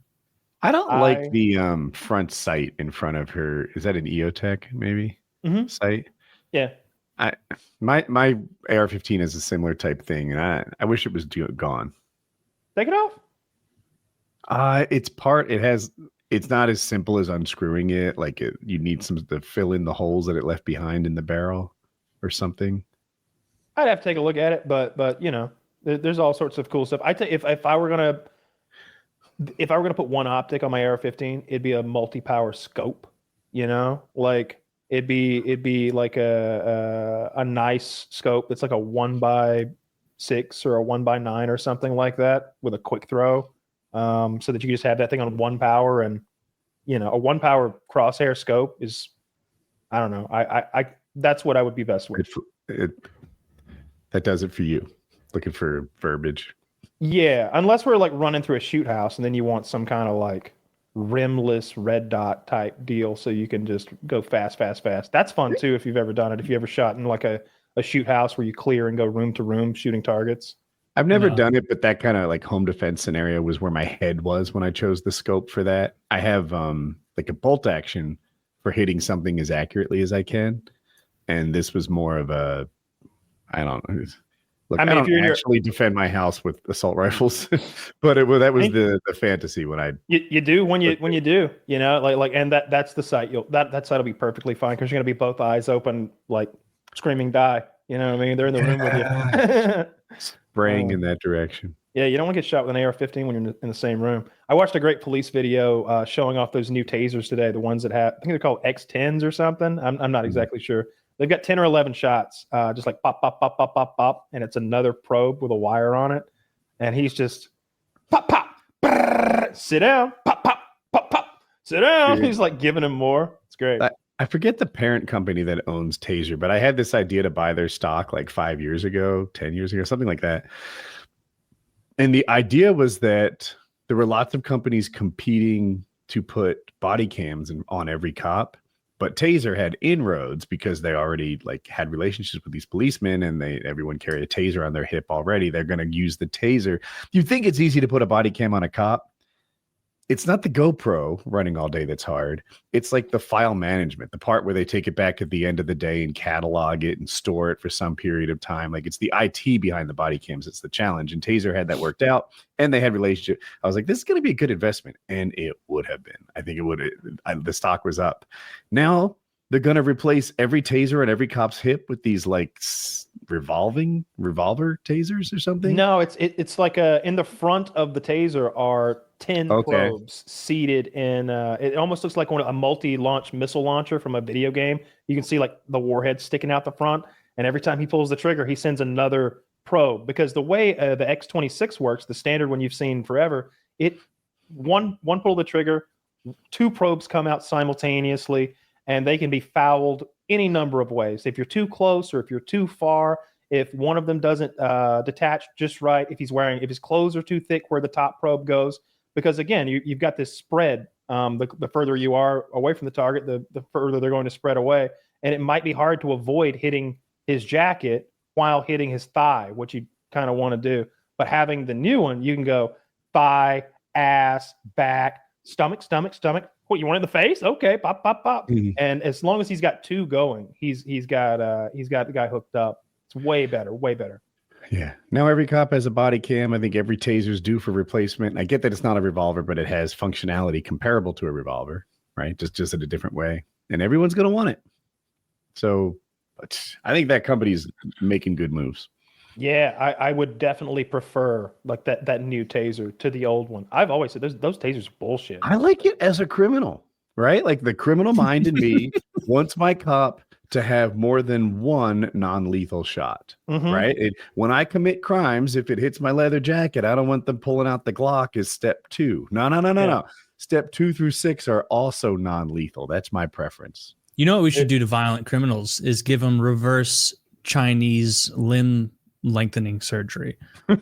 Just short limb shortening surgery. Oh, I'm sorry. Did you rob a car? Someone's fucking 5'7" now. Oh, did you assault someone? Now you got little T-Rex arms. Think of how scary it would be. It would be even scarier than seeing those like missing pinky Japanese guys. It'd be like, damn, look at that guy's weird index of how long his. Oh, he must be a criminal. Oh, hopefully he doesn't start, Cotton Hill running after me. But no, he wouldn't. I like. That's a good we idea. had a guest on the Tarkov stream. That one's free. Deadly Slob, maybe. Yeah. Yeah. And he was talking about the. Is it a Scotland smile? Help me with the term. Glasgow Scott smile. And he's like, when you see that, that's a punishment for an untrustworthy person. It's like a scarlet letter in the criminal world. Mm-hmm. Yikes, man! Like they play for keeps. That sucks. It's pretty hard. And that one dude from Sons of Anarchy. It might not be Sons of Anarchy. I was going to say Walking Dead, but yeah, he's got one. And whoever did his, like, if they were going to do that to me, I'd be like, all right, even, like an even smile, because his is like fucked up on this side and then it's longer on this side. Clearly, It's his from a knife slap shot attack. job. Yeah, Wait, it's not real though. no, it's real. He was real. cut. It is from a knife attack. Oh, But well, it could be from something gang related, right? Because what kind of knife attack is like you have someone tied to a chair and you like slash both sides of their mouth like that? Oh, I don't think it's both. I don't know. I think it's just Ireland. They're hardcore like that and very stabby. Big shout out to Ireland. They Pieces of beat shit. people with their shillelaghs, which is such a silly name for Scum of the something you earth. can commit Scum of the earth. ghastly They crimes weren't with. with us during World War II. They had enough problems. were they with the Germans? No, they were like, hey, we're not Independent. I think doing maybe your they- shit. I think they just kind of stayed out of it. It's like, come on, you couldn't oppose the Nazis. You couldn't. What do you oppose want? the We got fucking 6 guys after that potato shit 40 years ago. Some Irish people We're will tell trying to you that rebuild. it wasn't that they drank all the taters; it was that the British starved them. But it was like, I think it was, but I think you starved because you drank all your taters. I think that's what happened. Absolutely not. what Taters happened. They caught a ate all their disease. taters. They turned them into liquor and they ate them. No, They there drank was like a homogeneous crop that was susceptible to some sort of disease. Are you going to tell me about the fucking potato blight? Because I don't want to hear that Irish propaganda, okay? Didn't we learn that you're Hey, Irish man. and you're 23andMe? Although I guess now we have to wonder because it was also, sometimes they hand out little flavor additions, like little spices. They'll be like a little Congolese for you, a little Jewish over here to fill in Yeah. the Did they blank. go out of business, maybe? One of them did. I think I had Ancestry. I don't remember which one I do. Maybe it is 23andMe. But Okay. no, I'm like high percentage Irish and like English and a little German? Norwegian, maybe something like that. Somewhere in there. Neanderthal. Yeah, a little bit of Neanderthal in there. I guess we all do. We Is it Neanderthal or Neanderthal? I always thought it was TH. supposed either to way be- you want. Both Yeah, work.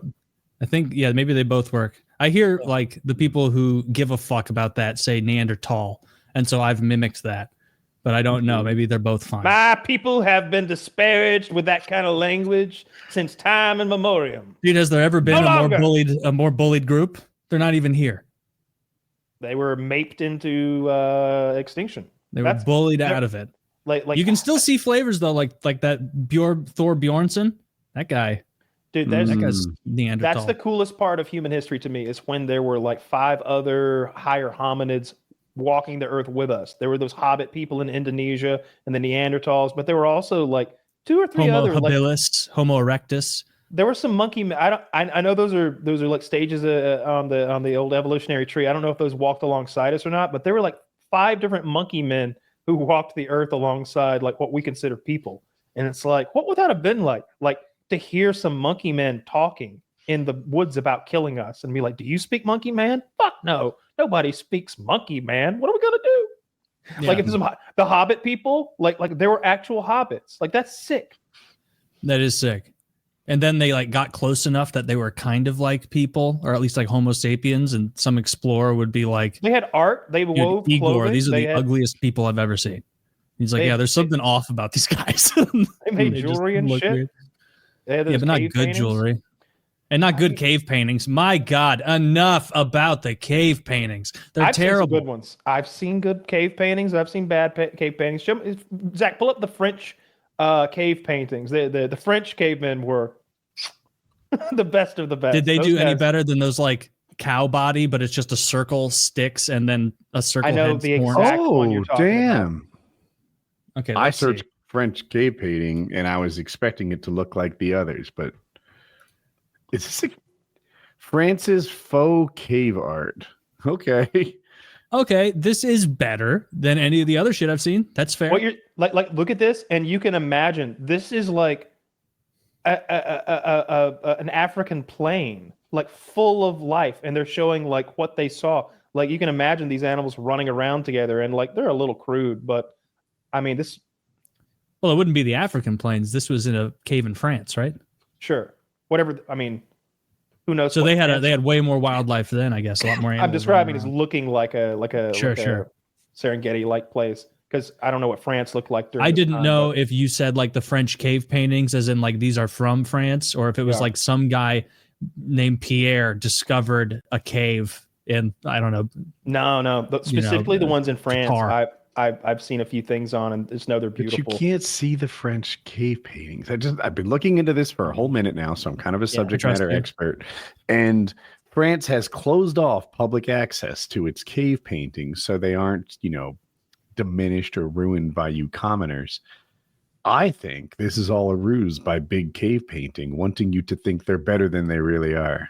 I was about to like come down and be like, these fucking pussy. But then I remembered I've seen at least a dozen videos of like annoying retards spraying foam on like Stonehenge, or they're like, we're going to ruin this awesome painting from the year 1500. And it's like, fuck you. For the environment or something. I'm going to go burn trash in my yard right now. Mm-hmm. Wait, is that bad? That's normal. That's normal. What he burns his trash. I get around local ordinance by burning it in my neighbor's yard. I'm in the city, and I burn all my boxes. That Amazon heap. I wait till the dead of night, and I fill my my grill out there up with boxes sky high, and do the cinders. You see that shit in California, dude? You don't even know. Dude, I was scared one night. I started a fire at like 3 a.m, and the wind was crazy, like 40 mile per hour winds or something. And these cinders, I was looking up at them, and they didn't go out. The air's full of them, and they're landing on the neighbors' houses and in the neighbors' yards. Don't do this. And I'm like, I get my hose out and I'm like squirting it over into the other yards where, dampening them. I love when you do these silly bits that you would never do in real life because it's probably actionable. Like nothing happened, nothing bad. Nothing got all those boxes when I do up, it I'll tell you either. that. And I definitely didn't like. There was no great trampoline tragedy of 2021. That's a rumor that's not true. We still have it. The grass didn't. The grass didn't catch fire and it wasn't too heavy for one person to move. This is all lies. That's what they want to tell you. But they're releasing this right after the trampoline RFK. makes an angry black smoke when it burns. I mean, it mixes in with the rest of the angry black smoke. It just goes into nature's dumpster, which is up there in the sky. Up in the ether. Yeah, someone comes to Woody's house, some cop, and Woody's like, I swear to God, you just missed him. This MS-13 agent just sprinted off into the woods. He said he hated America. Here, baby. Yeah, get ice in here. Search comb the woods. Find this MS-13 members burning cardboard boxes. Oh, MS-13's a terrorist organization now. So are two Venezuelan gangs that Fox News, somebody's been whispering in their ears for months. They keep mentioning the same Venezuelan gang that nobody cares about because somebody doesn't like them, I guess. But all those gangs are now terrorist organizations. So I wonder if that allows ICE to more effectively work with other agencies under perhaps the Patriot Act or something like that, some sort of counter-terror thing. Because if you could find like this guy's in MS-13 and he's illegal and he's in a community. So everybody in the community is sort of hanging out with this terrorist. And they're also illegal. Well, let's just scoop them all up. And maybe we could use like some funds or some personnel from an anti-terror group, like I don't know, like special forces even. Like I always love when they ask Trump, like, would you consider sending like tier 1 operators behind across the border into Mexico? And he's like, stranger things have happened. And I'm like, oh, I love the Trump presidency. That's great. That's exactly what I want you to say. It's going to be like that. It's going to be like that Spider-Man meme where the authorities sent by the U.S. now get to the heads of the cartel, and it's like a CIA guy there. Bill? Bill? They all take their masks off. He's got a sombrero and a fake mustache on. His name's Craig. Okay. I'm trying to look it up and make sure I'm right, but I think making them a terrorist organization lets the federal police, like FBI, get involved. Whereas if they were just local, it wouldn't be in their jurisdiction. I think. Sure in many ways it allows us to take the gloves off. Which I appreciate. You know, they got to be scared. I would be. It sounded, based on Kyle's description, they're like a 2-bit group of 18 people, like being terrorists in Colorado, and now the CIA is after them. Like, good luck. Well, I'm talking about like the cartels at large, and it's multi-billion-dollar organizations that are like well funded with their own private armies. If I'm like American Special Forces, I'm chomping at the bit, right? Like if you're that guy and you're like, oh man, Middle East I miss the Middle East. God damn it! Have you seen that? Maybe you even linked me this, but there was a Special Forces guy who was talking about how much he and his boys would love to go deal with the cartels. He's like, dude, these guys are going after people like who rip them off on drugs. Do you know, like me and 6 of my boys could go down there and put the fear of God into them in like 2 afternoons. They're like sitting on their palatial estate, and then 4 of their guys' heads explode, like because we're sniping them. We call in an air attack on that, like against a real foe, like the U.S. Like we can take actual armies. I could put the fear of God into them. I would call in someone else to do it. Yes, I'd talk to the most elite drone operator. I mean, that's what Trump's going to do. I can't see Trump getting his hands dirty, though. I wish he would. I wish Trump was the kind of guy who was like wanted to go down there and like they kill the whole cartel and they got the last guy. And they got a bag over his head, and when they take it off, Trump's down there and like tactical gear that doesn't fit, looking like Steven Seagal. Dude, he's on got the yellow glasses on. He's losing weight, but he is not in cartel fighting shape. Like that's why it's going to be so funny. He shows past cartel fighting age. Yeah, he's not past cartel fighting age. Clint Eastwood could do it. He can too. Neither of them can do it. Oh, I wouldn't want to face down Clint Eastwood. I'll tell you that right now. Really? No, Clint Eastwood. I can't believe he's still alive. Thursday. Is he 100? Is Clint Eastwood 100 years old? Like, is he? I wouldn't. So old. I feel like I'd know if he was. I'll look him up. He and Jimmy Carter would have 99. Been in school at the same time. You're pretty close. He's 94. Whew. He's still directing and acting and working. So good on him. He was always like really physically fit, especially for someone from his generation. Him and Charles Bronson. I saw the picture of Charles Bronson the other day, and that guy had to be on steroids or something. No, he's long dead. But I saw Yeah, a picture of him from like the 70s, and he looked like an athlete. Like he looked like a professional Yeah. athlete. He looks so. I think the standard for physiques in Hollywood has gone up a ton, and Bronson's one of the few of the old guys who could be okay now. Well, the thing about him, it seemed like that was his physique as a man, whereas a think? lot of guys now, that physique is a Yeah. character. Well, all I have to go off of is the few crappy movies I've seen of him, and then there's a photo of him walking down the street with a pretty lady, and they're like sort of hand in hand, and his biceps are like Mhm. like he looks like he just went and got a pump or something, and then like he's so big and ripped and veiny and like it's incredibly fit.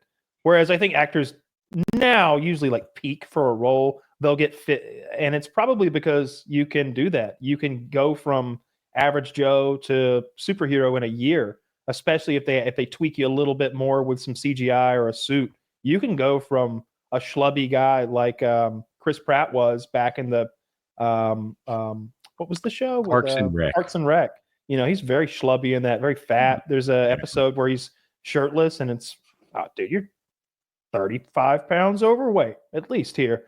Like you're fat, and he got into 6-pack mode, like ripped as fuck, I believable superhero. I wonder if that helped him. I don't. Part of me, every time I see Chris Pratt, it's like off the mark, not doing it. You know, you're fat, you don't have it. He's way better than Parks and Rec.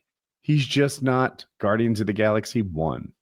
Yeah, I don't think he's gone back to that level of physique since. I think he's got something new coming out. I can't remember what it is, but yeah, I don't think he's gone back to that physique since. That's probably Right. where he peaked. But even Whereas like somebody like Hugh Endgame- Jackman, it's almost hard to put your finger on when he looked the best. I would say, to me, it was the one where he went to Japan and he Mhm. fought the cyborg samurai.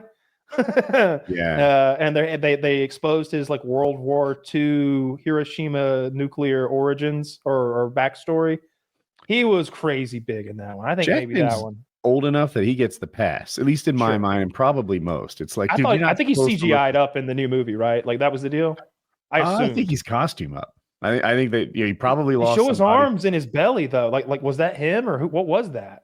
I don't remember the scene. I hated that movie so much. I hated Deadpool I'm with 3 you. so much that it made me hate Deadpool 1 and 2. I used to like them, and now the whole series is garbage to me. I'm shocked people said Deadpool 3 was good and that Marvel was back. It's not for me. And I think it's a Sony movie, maybe too, but it's not for me. I don't know. I guess the jokes had gotten a little bit tired. It was over 2 hours long. Like I could have done with like a lot less of that. There were a few bits I enjoyed. I liked the ugly dog. It had a lot of Loki time travel stuff in it that I thought was Tie-in. awful. Yeah. That was silly to even. Have you seen the Blake Lively stuff? Blake Lively being Ryan Reynolds' wife. No. What? Dude, what is there this to is see? really good drama. I think you would like it if you heard the story. So Blake Lively's wife, a very popular working actor, was in a movie. And the dude's name is like Justin Baldoni. If that's not it, it's very close. And Justin Baldoni, apparently, she claims he came on to her with like sexual harassment that was nonstop. And he like got out in front of the story and said that she was terrible. He hired like a PR specialist to smear her name. And she's like, all right, fuck this. This is what really happened. And she describes all this like sexual harassment that he put on her. Well, then he puts out a video that he thinks clears her name of her kind of hitting it back. And then she responds to that video and says, no, that's not what's happening in this video. You look at it. Every single frame in this video supports my story. And I watched it and I can see kind of sort of both sides. Like they're doing this scene where they're dancing together. Justin Baldoni, you need to know, is not just her co-star. He's also the director, and he's like the owner of this film. He is her boss, as they're not just peers in this thing. And he's trying to kiss her, and she's doing that move where she kind of like brings her neck back a little, and hey man, we're just talking about Blake Lively drama. She's doing that move where she kind of like pulls her head back and stays just out of kissing range. And she's like, I think that'd be more romantic, like if we just talked. And he's like continuing to make these advances on her. However, she's not saying no. And like she's kind of hitting it back because she's acting in a scene as a love interest, and none of this stuff that he's doing is in the script. Like all the intimacy, there's no intimacy coordinator on set. There's no like any there's your problem. Yeah, that's what I was gonna say. Like if there's gonna be a problem like that, then you need to get that intimacy coordinator. If Blake Lively is can I hit it back? Yeah. So there was, but this wasn't a day with an intimacy coordinator because there was no intimacy scheduled, and he just started doing it on film. And like that's her side of it. Karl, who are these podcasts? Thank you for joining us halfway. Hey, sorry to join mid conversation, but thanks for having me, guys. No, that was intended. Yeah, of course. Yeah, that was intended. Perfect time. So I saw you were going to be our guest, and I wasn't that familiar with you guys, so I did some poking, some looking around. Saw you're adjacent to the Dick Masterson universe. Huge friend of our show. Love Dick. I've seen him on your show many times. Yeah, he's great. Yeah, and I saw something that intrigued me immediately is, are you guys enemies of Opie from Opie and Anthony? Yeah, we've one of the first guys who really stuck on my show, Who Are These Podcasts, was Opie, because he left Sirius. Well, he was fired from Sirius, and he went to Westwood One and started the podcast, and it was brutally bad. So we reviewed his podcast when he first started doing it, and he debuted it number 2 in all of podcasting. It's like, whoa, Opie's back. It's gone for 8 months. It's amazing. So we reviewed his podcast, and it was so bad we kind of jocktobered it, and a lot of people picked up on it. And like a month and a half later, I was on Anthony Cumia's show, and people were calling into Jim and Sam talking about it. So we've been on the Opie beat for many years now. That's awesome. I'm a huge fan of O&A. But as most fans of O&A, really big on the Anthony and Jimmy and their classic bits and all the guests. Never very big on the Opie part of it. His whole collapse after the end of that show was like sad to watch, because I never had like any animosity towards Opie as a listener. It was just something where it was like, man, couldn't you tell that Jimmy was angling for this with Ant, and then like you took a caller at a time that really didn't vibe with what they were trying to create? So it was never an anger I had or even like a strong dislike. It was just frustration as a listener. Same here. And I remember there were times when I was a huge Opie and Anthony fan, and I remember when Opie wasn't there and it was just Anthony and Jim, I was like, oh, this is going to be a great day. You know, I would have those thoughts, but I wasn't like actively disliking Opie for any reason. Sure. And this demise you're talking about is still going on today. Oh, no. Yeah, he started up a brand new YouTube channel called Opie Unleashed NYC. He walks around Manhattan with his phone out and just says awkward things to random people and puts that out as videos. It's brutally bad. I just had Anthony on my show this past week. We were going through some of the videos. It's hilarious. It's so cringe. Oh, this isn't great. 22 hours ago streamed, 248 viewers. Yeah. Like there's never been a guy that should have faded away with the dignity of like, you can't, like, people rip on Opie all the time in the context of O&A, but you can't take away that like he was one of the main hosts on to me, the funniest radio show to ever exist. Everything pales in comparison. It was hysterical. And he was part of that. And he made fuck you money.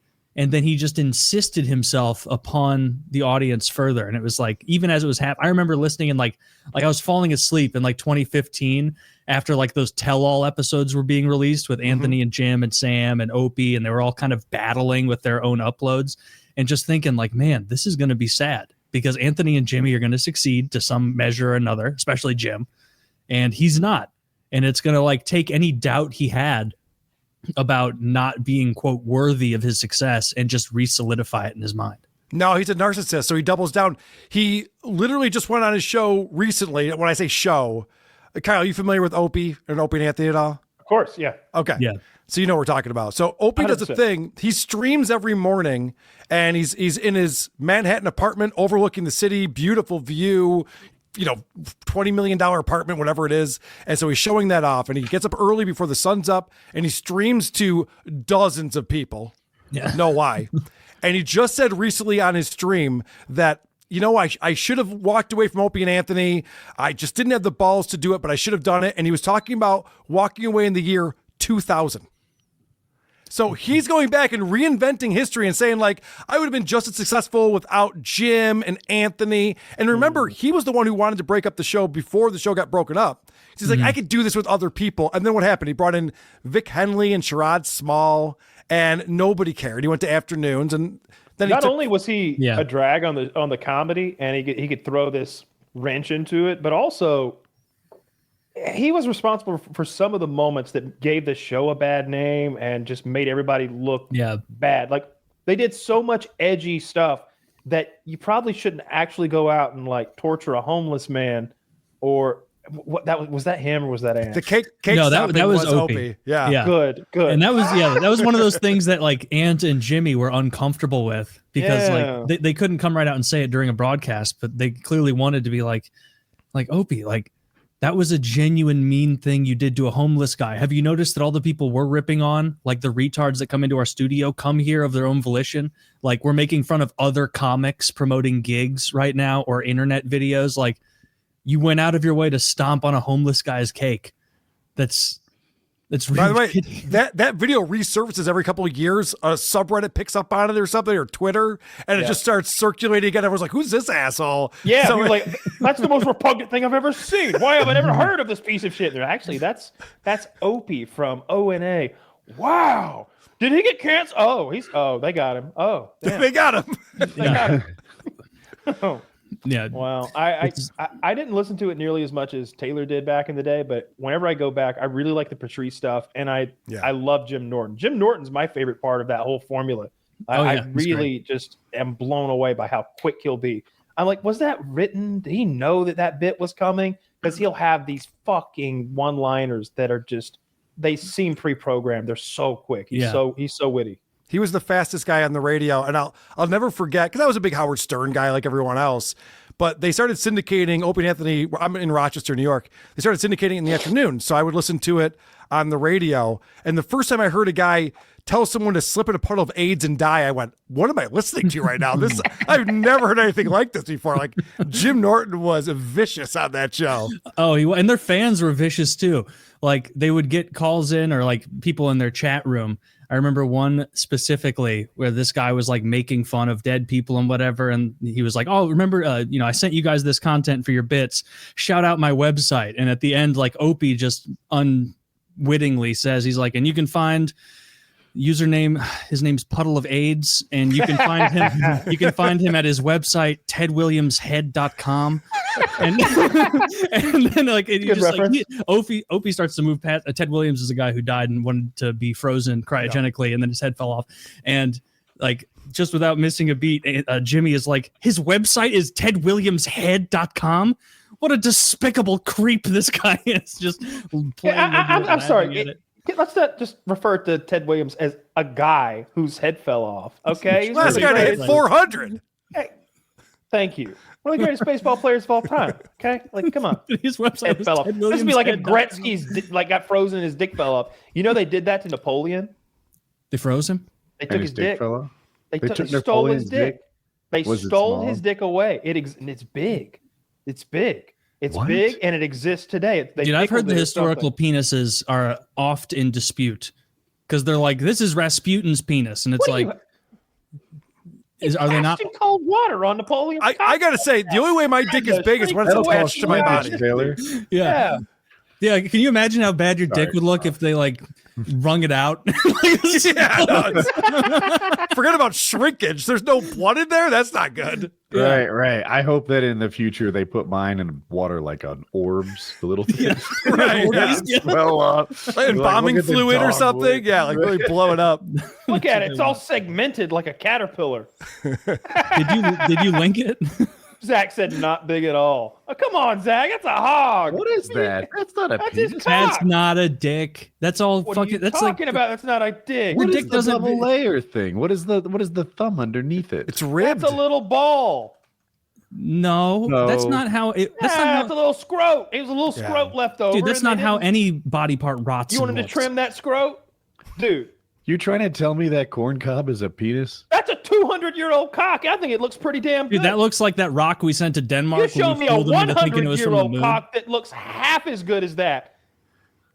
I challenge you. I'm like an eighth of the way there, and it looks way better. I don't need to flex on you guys. Well, your show, Who Are These Podcasts? Basically, you are listening to the giant world of retarded podcasts, and then are you doing like Mystery Science 3000 as you're listening, or are you like doing prepared bits after you listen with you and your co-host? Yeah, so we actually took it from Jocktober. I'm not shy to admit that. It was my favorite segment on Opie and Anthony. It was very funny. And Sam Roberts used to go in there and say, hey guys, so this next time we're going to find out that the third mic's this wacky guy who's got these crazy jokes. And so I do the same kind of thing. I listen to a show, I pull clips, I kind of get some notes together, and then I sit down with my co-hosts and we go through, play the clips and comment on them as we go. So it's not so much like just listening through all the way, but I also have a pretty good understanding of the entire show. I do a lot of research. So it's not just taking things out of context. That's very easy to do. Just be like, what an idiot. No one laughed at his joke or whatever it is. But really understanding like why the show sucks and what makes it suck. Okay. And who are the worst podcasts you've ever reviewed? They're probably no name.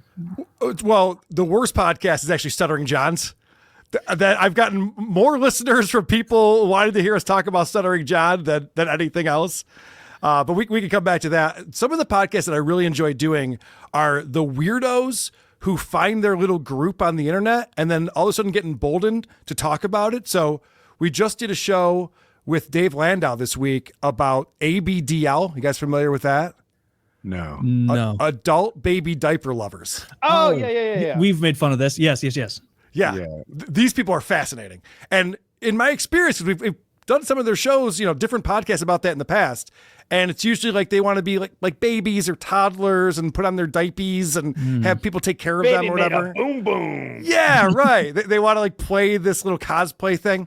But we found this guy, Mark, and he wears a diaper 24/7 for 10 and a half years. He wears it to work. He shits in it. He wakes up in the morning, he goes to work and shits in his diaper at work sometimes. Usually these diaper lovers just use it for number one. Because it's pretty gross. Where does he work? He's like diaper lovers. All right. Those are diaper likers. Right. Yeah. All right. Wait, does he like work at Panera? Like he wouldn't say, but there was a clue. He said, when I go in for my shift. So I'm guessing it's not like a salaried position. Yeah. All right. So we narrowed down to about 65% of the job market. Well, right. Yeah. Okay. So his whole podcast is like, hey guys, been pooping a lot. How are you? Like, he gives you advice on how to do it. He's like, I always want to have a month's worth of stock in case, they run out of stuff and they can't ship it. So I got to make sure I have my diapers, because what would I do if there's 4 days before my shipment gets here and I'm down to 5 diapers? Oh my God, wear underwear. Yeah, I'd have to use my toilet. Could you imagine? That'd be crazy. Dude, can you imagine how much COVID threw that guy off? Just trying to get diapers to shit in. What does he do with them when he's done? Does he hold on to them or does he toss them? Is he like part of the scat fetish? He talks about that. So before he got into wearing it every single day, he was experimenting. And he's experimenting with cloth. And he's experimenting with disposables. Now, thankfully, cloth wasn't for him. I'd hate to be the laundromat down the street with this guy coming in dry with cleaner. Dry cleaner. Good thing of the dry cleaner. I'll figure it out. Oh, what a ghoul. Yeah, exactly. So, yes, he does dispose of his diapers, but he was talking about having to do that at work from time to time. Could you imagine walking into the bathroom and you're like, Mark, are you laying on the diaper table right now? Do you need a hand with that or something? Can you imagine he's like giving a presentation? He's like, and if you look at cute choose monthly reports, you can see that. Usually those. Oh, that's just Mark. Sometimes he squats in the corner of the conference room. Usually those guys have like a partner though, who fills in the role of a parent who's going to change them, and they're gonna do this sort of like I'm a baby, boo boo goo goo gaga, and there's gonna be some other like child play shit. Was this guy changing his own diapers, or did he have a partner? He is a lonely lonely man with no friends. So he's changing. How much his own more pathetic diapers. is that if you think about it? Yeah, and that's what's so weird about the internet itself is that these people used to be ashamed of this behavior and not tell anyone, and now they're finding each other and they're forming Discord servers and they're coming together for conventions and shit. I thought of it because you mentioned Stuttering John, and I don't know anything about his podcast, but I know him from back in the day when Howard would send him out into like the silliest of conventions. I remember he went to the adult baby diaper place, he specifically, and that's how I know so much about it, is from one of Stuttering John's interviews.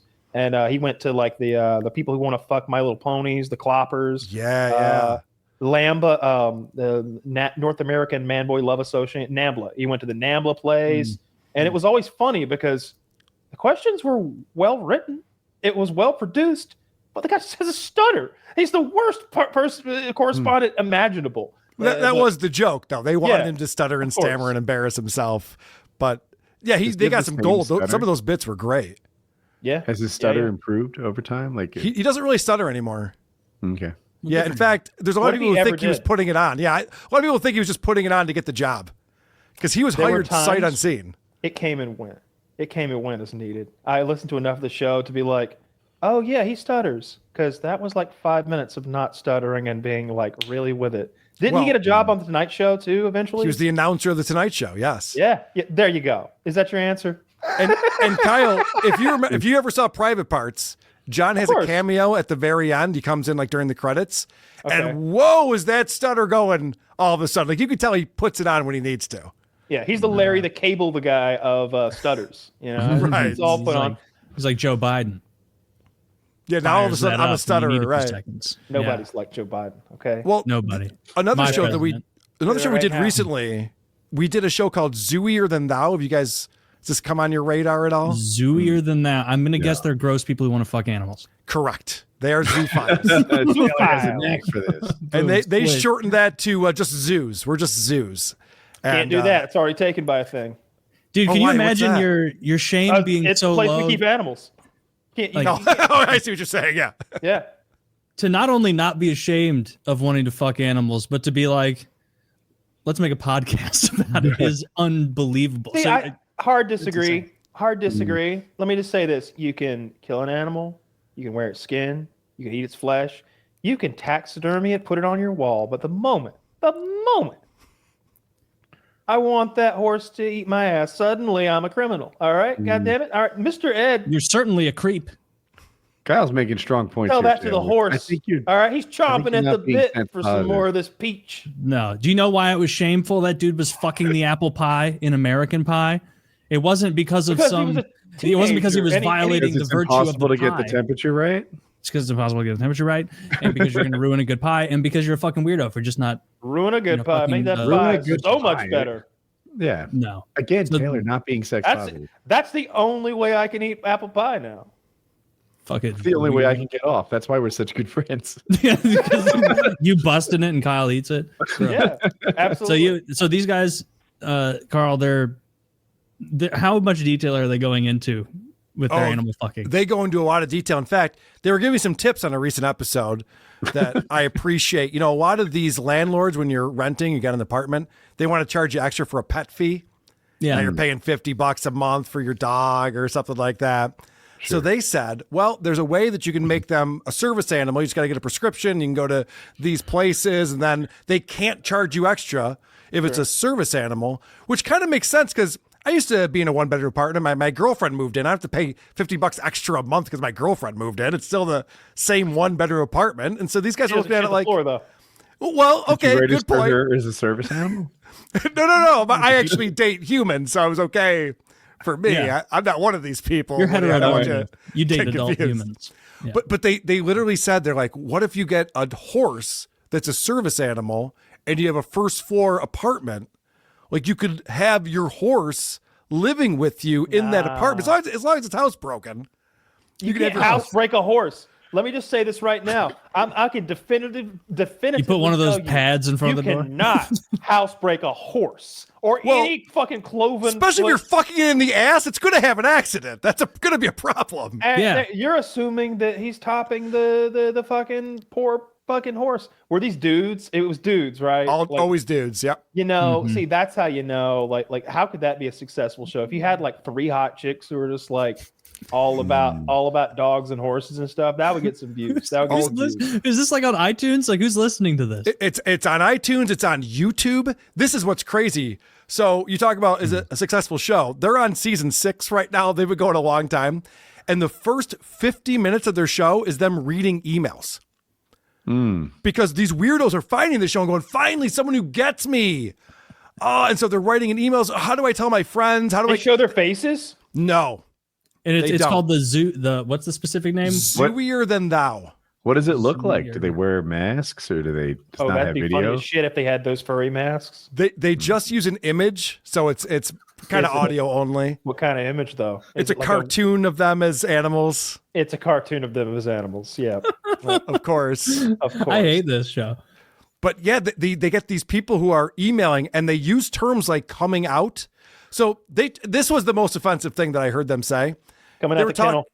They were talking about how, there was a time when homosexuality wasn't accepted and they didn't want gay marriage.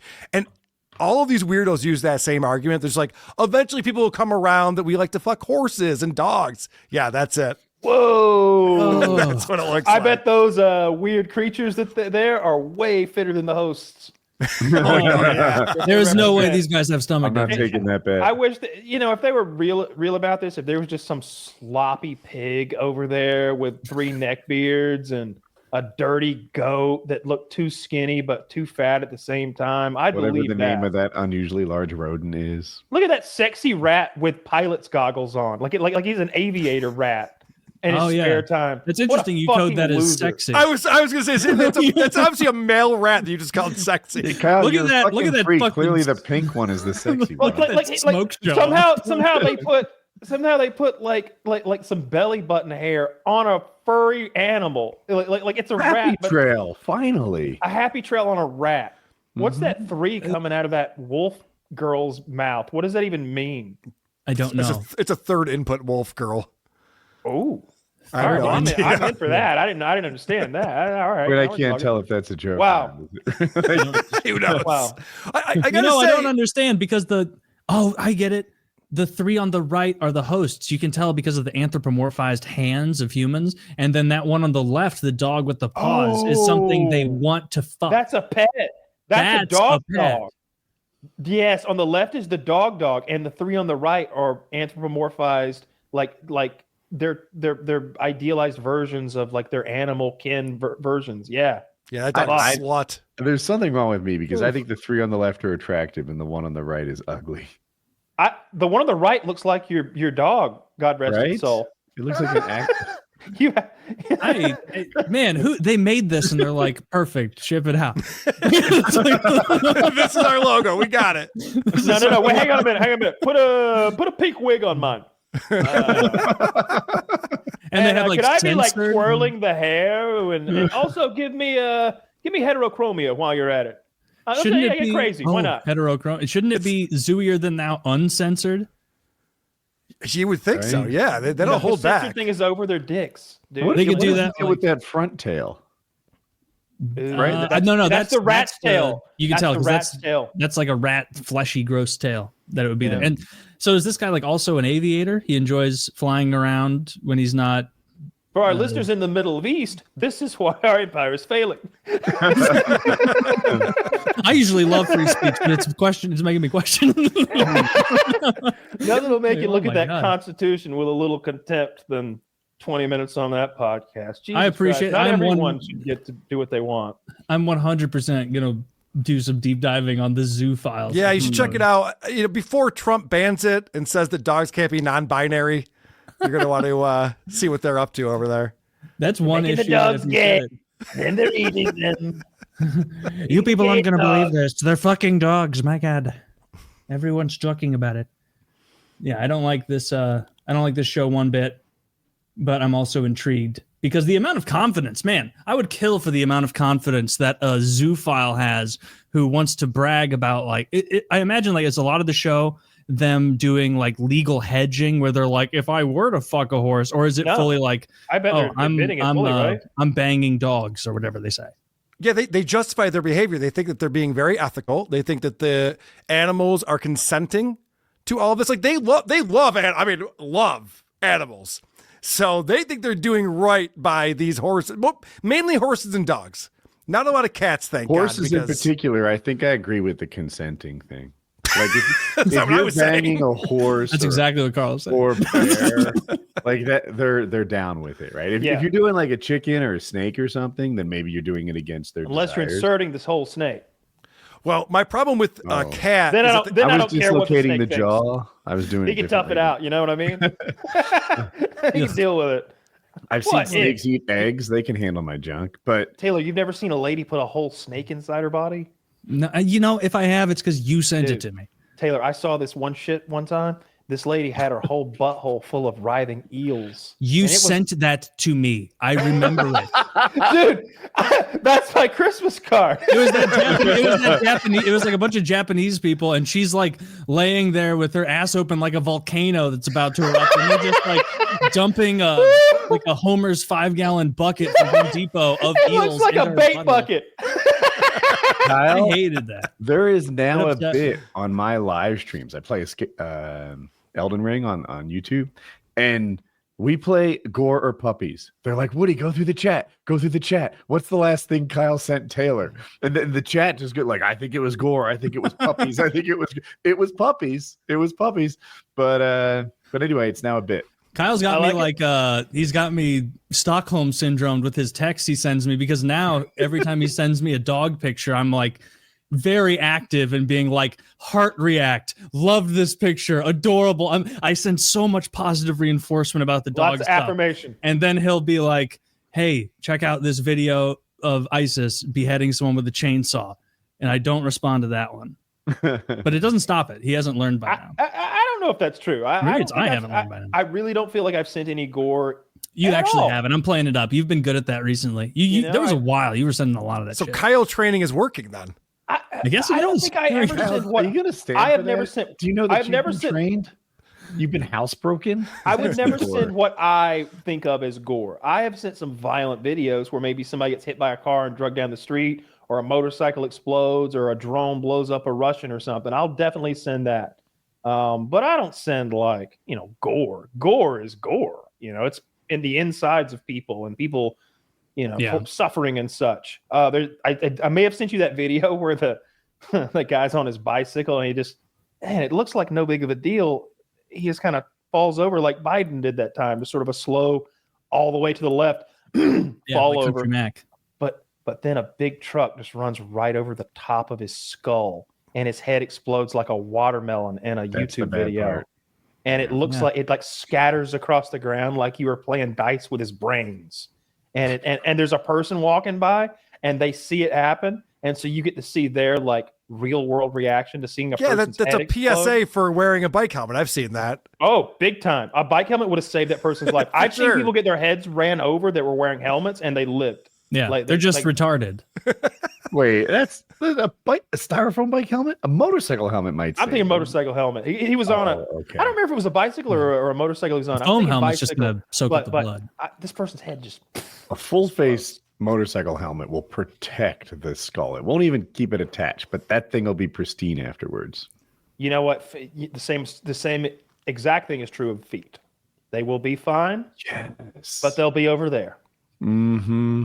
Yeah, dude. I wanna- motorcycle accidents a lot. I want a suit made out of whatever motorcycle boots are made out of. But why'd you stop at my fucking knee, bro? Like, keep going. Turn me We into will, a crab.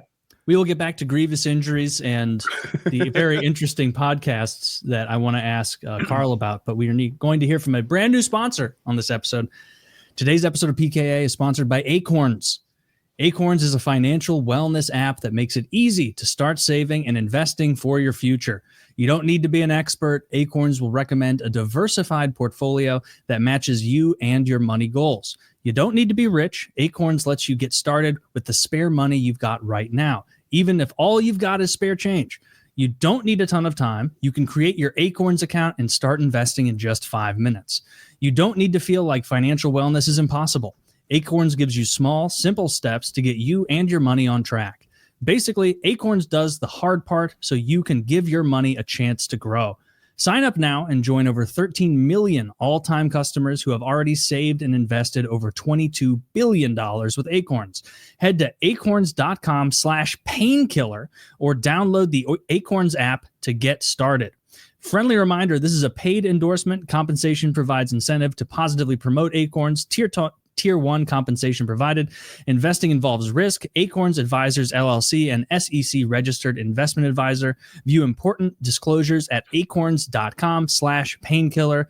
Again, check it out and give your money a chance to grow with Acorns. That is acorns.com/painkiller. It's a neat concept. Check them out. Like, I don't know, buy something for $23.47, add 53 cents to the price, put that aside, and let your money grow.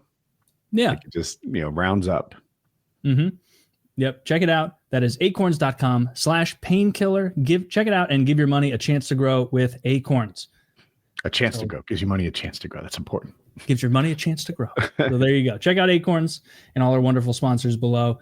Karl, are there any more just horrible people you've come across? Because I'm having fun with this. You're muted. Oh, you're muted. Karl. Some of my favorite shows are the ones that are hosted by celebrities, because a lot of them have done very well in podcasting, but when they first started coming into podcasting, they just assumed they'd have a massive audience and they'd be good at it just because they're celebrities. And there's a certain talent, I think you guys would agree, there's a certain talent to running a show and being interesting on a show. One of the worst people ever at podcasting is Sarah Silverman. I don't know if you've ever seen her show. Sarah is one of these people who used to be very funny. Yeah, she used to be funny. She had a good stand-up act. She's been in things. Her TV show was decent. But, she's obviously gotten very woke and weird. Her show is depressing now. She's a comedian who goes on a show and all of her fans, their parents are actively dying. So every note she gets from fans, she has to read about their dad dying or their mom sick in hospice. And like, she's encouraged this so that her show is just a downer of a show. It's wild that she does this, but it's up on YouTube and it's got viewers for some reason. Is she trying to make a bit out of it? No, it's serious. It is dead serious. Well, that's not what you want from a comedian. Usually you want jokes. I don't understand, because I've heard her on Howard Stern and stuff, and she can be very funny and interesting. She can be a good guest. You know what's funny is I was looking up Sarah Silverman on Google, and it's like muscle memory took over. I was going to type in Sarah Silverman podcast. I just typed Sarah Silverman tits and then went to images. That's a better search. This is a better search. Big shout out to Sarah Silverman and your fucking show about people dying. That's not very funny. Actually, has she had much mainstream success in the past decade? I don't see her in anything. I remember she was almost a mainstay of like Comedy Central in like the late 2010s. She would like float around to all those different programs, but I guess not anymore. Yeah, she had her own TV show. She's been in movies, more in cameos and things. She put out a comedy special maybe 4 or 5 years ago. But, she stopped dating Jimmy Kimmel. Nobody really cares anymore. So I didn't know she dated Jimmy Kimmel. Yeah, she's just depressing. I heard her talk about that, and it was pretty interesting because Jimmy Kimmel's married to someone else now, and Sarah Silverman and that. Who does anyone know this person's name? Anyway, his wife. They were talking, and I guess they get along fine.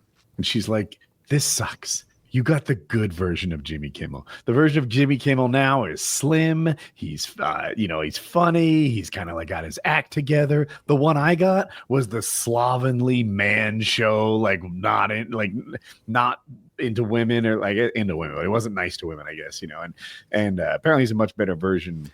Also, all of his friends are A-listers now, and every party at his house is Tom Cruise coming over and shit. Like, right. Sarah's just like, well, he didn't know Tom Cruise when I was dating him. What the fuck? Yeah, he knew Adam Carolla. But she got the funnier. Right. She got the funnier version of him. It could be because I was a young teenager, but I remember seeing the Man Show with him and Carolla and being like, all right, this isn't great, but it's keeping my attention. I think that show holds up. I honestly, even the skits they did and stuff, because him and Adam are both very funny comics and really good writers. I think if you go back and watch old Man shows, even though, we were younger then and it was goofy and immature, I think it holds up. I just thought women jumping on trampolines is worth it alone. I'll tell you my favorite bit at the time. I'll tell you my favorite bit. I think maybe it was like a fake product. It was like, the brand new blah blah blah from Sears. Call this number to get. Here's the product. And I think it was a way to get rid of dog shit. And so they got like a big pile of dog shit right there on the table. And he puts like a little firecracker in it. And he's like, "Just watch as I make the dog feces disappear." and he lights the lighter and he slowly brings the flame closer and closer to the fuse. And when he touches the fuse, it instantly explodes. There is no fuse like burn down slow, like no. As soon as he touches it, it just goes boom and sprays shit all over his face. And to me, that was the funniest thing ever. I love that bit. And the girls on the trampolines, of course. Yeah. Here's my favorite bit. They're convincing this girl, and at the time I fully believed it. Now maybe the whole thing was fake. I don't know. But he's talking to this girl who seemed to be this like an interview on the street, and they wanted her to show her boobs. And she's like, no, I'm not down for it. And he's like, no, just do it. And she's like, no, just do it. And eventually he says, all right, flash them for like just a second, right? Up, down, real quick. And that was what it took. So she does it, and it goes to the slowest slow-mo ever. And it's on the screen for like a minute. It's like, that's funny. They tricked her. There was another good bit they had where they're in an airport and they're dressed up as pilots. And they're acting like they're wasted. Yeah. And they're like, you know, those like those human movers that they drive around and stuff. They're like got their legs out. They're like, whoa, driving to their gate. That was fun. I like bits like that. I saw Eric Andre did one where and it went viral because people don't recognize Eric Andre all the time, I guess. But he's dressed as a cop who's been handcuffed to a pole and his pants are down. And he's begging people to help him with his pants. Please, at least pull my pants up. Does anyone have a handcuff key? And it's in like there are a lot of black people around and they're all laughing at him. And someone says, "Don't touch him." And it's like, oh shit. Like they won't help him. They're just recording him and laughing at him. It's great. I like Eric Andre. He grows on me the more I watch. Some of the bits on that show. Who's his Hannibal Buress? Hannibal Buress, yeah, where he'll say something like Eric Andre will say something absurd, and then Hannibal will be like, "Man, that ain't even a little bit cool. You can't be saying that." Like just like being very deadpan, very. Well, I like how delivery. They have this kind of. He got Cosby. Big shout out. That's a big tag. That's true.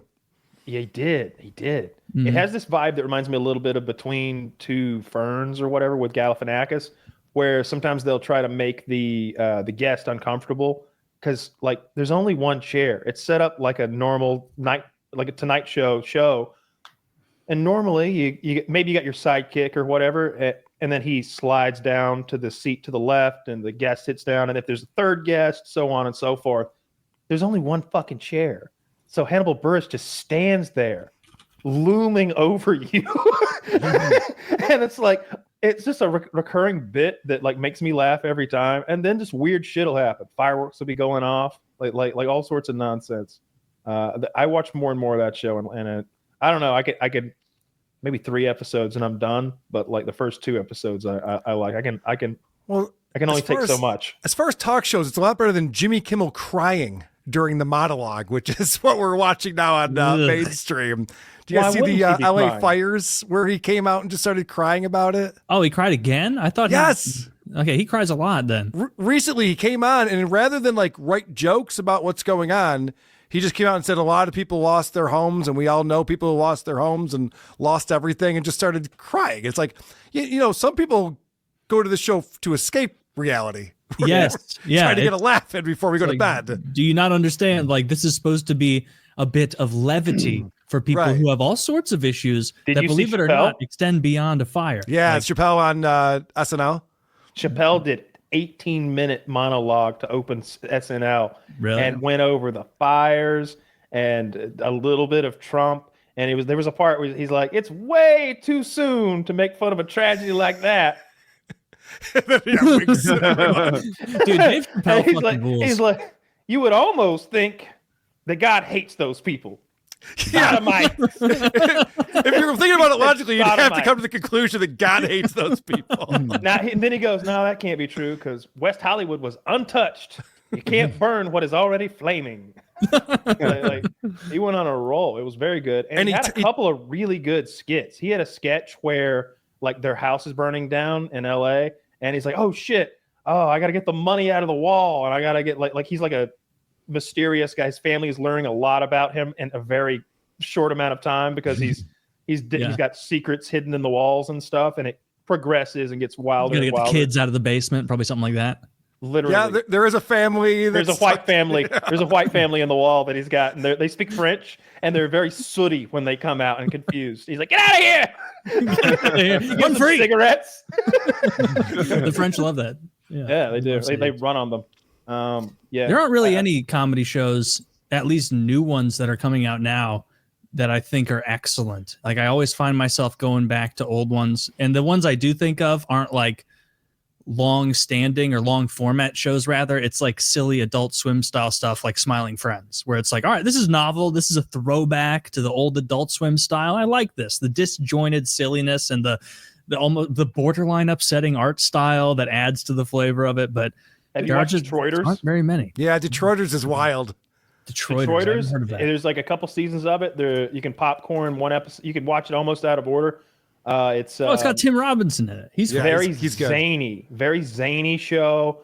Very silly humor, but then some like my favorite bit was when they got their faces painted on their truck or their company vehicle, and they made the white guy look so ugly, like hideous. Like they went out of their way, almost like a caricature of him. He's like, wow, they really got the dark circles under my eyes. Well, and but then the black guy looks like, a handsome cartoon version of himself. Hold on, Zach.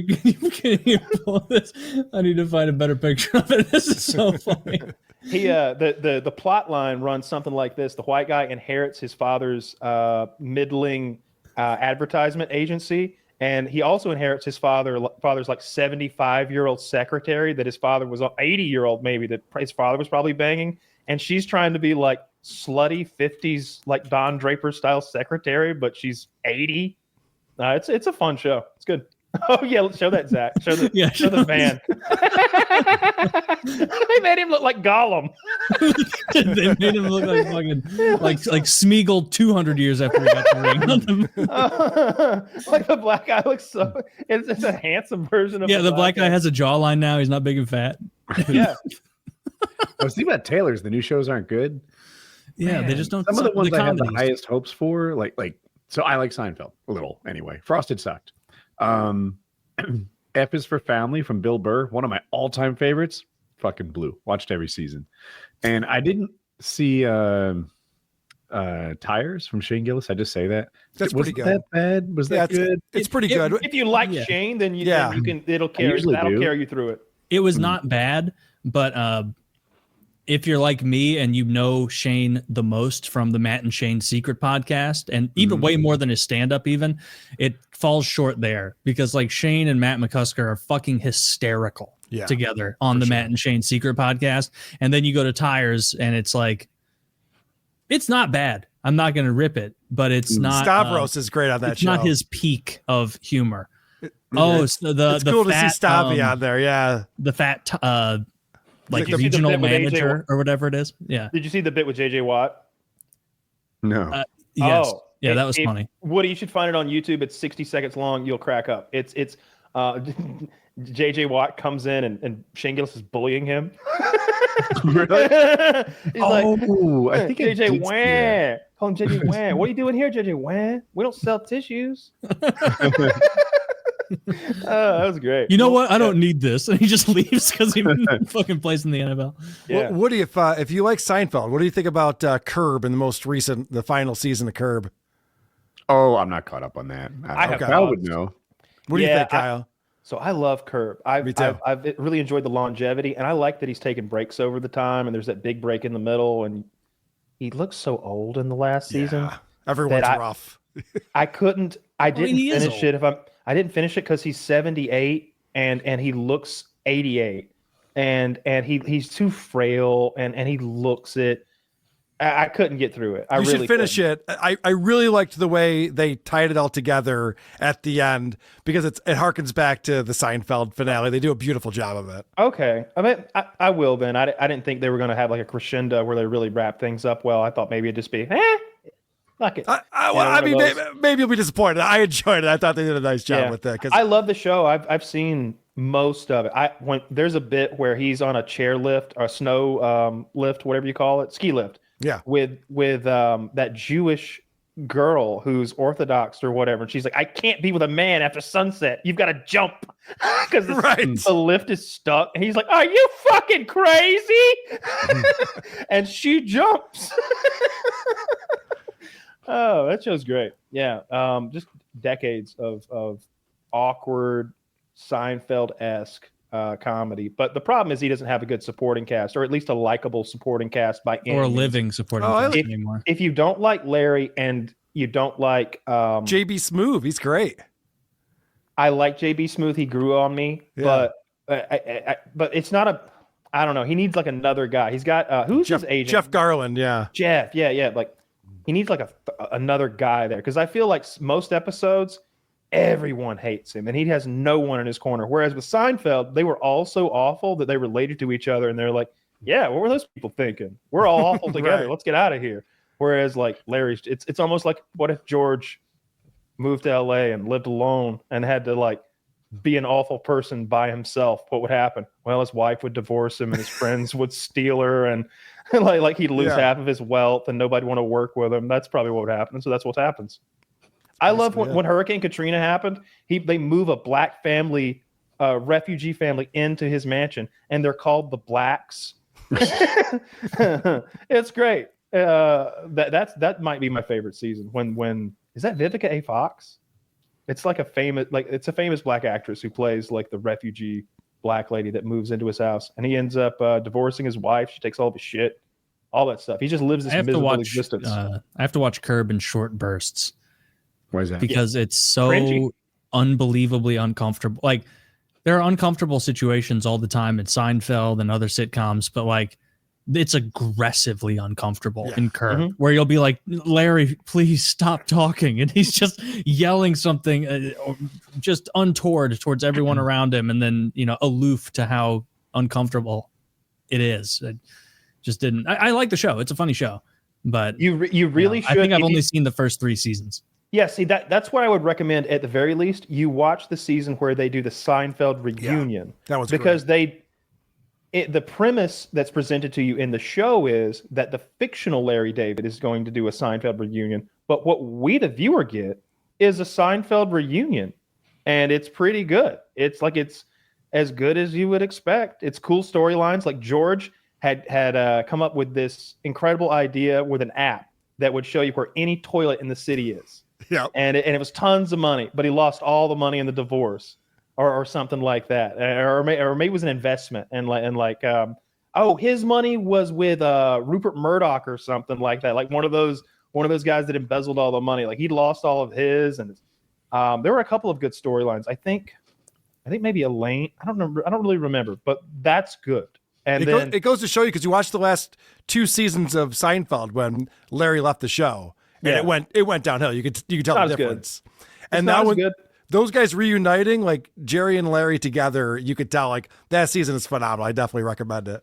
I had no idea that Larry left Seinfeld in the last 2 seasons. I just knew that every time I rewatch Seinfeld, which is at least every 18 months or so, because it's I love Seinfeld, I usually peter off around that time. The final season of Curb, they reference it throughout the show all the time, where people be like, "Oh yeah, you wrote for Seinfeld, right?" And he's like, "Yeah, not the last 2 seasons." He will say that to everyone who asks him if he wrote for Seinfeld. It's very funny. There's never been a show that was casted better than Seinfeld with a worse leading actor. Yeah, Jerry's terrible. Jerry is like smiling in half the scenes while Elaine, Kramer, and George are just killing it, especially George. Like George is by far Kramer's hilarious, but as far as just actual acting and like his neuroticisms, George is fucking perfect. He might be my funniest favorite character in a comedy show. In the Curb episode, Larry David gets jealous of Jason Alexander, the actor, because he thinks he's hitting on his ex-wife. And the only reason he's doing this reunion is because he's going to cast the ex-wife in it and try to get back together with her. That's the only reason he says yes to NBC. It's no. And then he sees maybe he can get Cheryl back. So he does the whole bit just to get to her. And all of a sudden, Jason Alexander is going to go with her and read some lines. And they're hanging out together too much. He's like, you know what? I'm thinking maybe I'll play George. Like, and everybody laughs. And there's like, no, we're going to run it with me as George. Well, we're not going to do it. We're going to run it. And they do it. And it's really awkward. And it's kind of good. He's pretty good at George. Yeah, he's pretty good at George. He is. Well, George is based on him. I learned that from you. Yeah. Jason Alexander didn't figure that out for a year or two, but like eventually it's like my favorite bit. They're looking at one of the scripts and they're like, come on, this would never happen to anybody. And if it did, no one would be such a piece of shit to react in this way. And Larry David's like, that happened to me. And I reacted that way. That is a true story. That happened. Yeah, I think you've got a perfect storm there. Because Seinfeld is clearly a huge part of that formula, but Larry David's neuroticism and like weirdness and quirkiness is gold. I'm sure you guys know, but speaking of that, the one where George quits his job for the Yankees and then decides that was a dumb move and comes back on Monday and acts like he never quit was a real thing that happened with Larry on Saturday Night Live. Where he quit his job and then went, what the fuck am I doing? Why am I quitting my job? Showed up on Monday. They're just like, what are you doing here, Larry? You quit. He's like, I don't know what you're talking about. He had a writing job on Saturday Night Live. Keep a job? No. They're like, he was done. Yeah. Yeah. Immediately in that episode, the boss is like, what the hell is Costanza doing here? Didn't that quit? really happened. That's so funny. And he's like, I regretted it so much instantly. I was like, wait a minute. I had a cushy job where, they weren't using my bit. That's what he's mad about. They weren't using his bits on the show, but he's still getting paid to write comedy. It's just not getting used. So why would you quit when you got nowhere to go? And he just in a fury quits and shits on everybody, just like Costanza. And then is like, oh no, and tries to come back in the next day. It's great. It's hilarious. Did Costanza get a job back? No. Damn it. I think actually eventually he does, right? Because that's the episode where the boss, after he comes back in, is like, I'll always be a winner, George, and you'll always be a loser. And so George comes up with a plan that he's going to roofie his ex-boss at a bar during a get-together, and then his boss gets drunk before the roofing and sees George there and is like, you know what? Bygones be bygones. You can come back in. And then he drinks the roofie and they poison him, and then did he die? He didn't die, did he? No, he could have died, but he, because he got a black market roofie, and George is like, "This is what they do in movies. This is incredible." I've heard lots of stories about guys like drinking a girl's drink, like as a joke, like "Ha, this one's mine," and getting so fucked up because someone was going to drug that girl. Oh, what a waste of a date rape drug! God damn it. Good asshole. Dude, the only experience I think I've told this on the show, not even that recently, so I'll be quick. Yeah. The one real life experience I'm almost positive was Rufinol was a friend of mine thought he got drugs that were not roofies. He thought it was something else. And we were at my other friend's UFC fight where he was fighting someone at like a bar, basically, with a big it was regulated. It wasn't just some nonsense. And my buddy gave to my other buddy this stuff. He drank his drink with it in there, and he was like comatose within 25 minutes. And I was so ignorant at the time because I was like going around chatting. I was like, holy lightweight cow. How did this guy who's not at all lightweight become comatose from like 40 minutes of drinking? He must have been going hard. And it wasn't until later he was like, oh yeah, like I saw my vision dimming and I felt the pass out. And I remember kind of you and my other friend carrying him out to the Uber. And then both of me and my friend who carried him out there having to tell the Uber, like, we promise he's not going to throw up. Like, he'll probably be fine. He ended up not dying, so all's well that ends well. Yeah, that's good. I mean, they're dosed for ladies, so chances are he'd be okay. And I don't think those are really... Could you put one on him, you think, if you'd wanted to in his state? Mm-hmm. He's not my type, but I could have overpowered him for sure. I could have overpowered him 100% because he was out. Yeah. Little baby oil? A little Diddy style. Chappelle said, "Can you imagine if those fires had hit Diddy's house before they got all that baby oil out of there?" Would have been a mushroom cloud.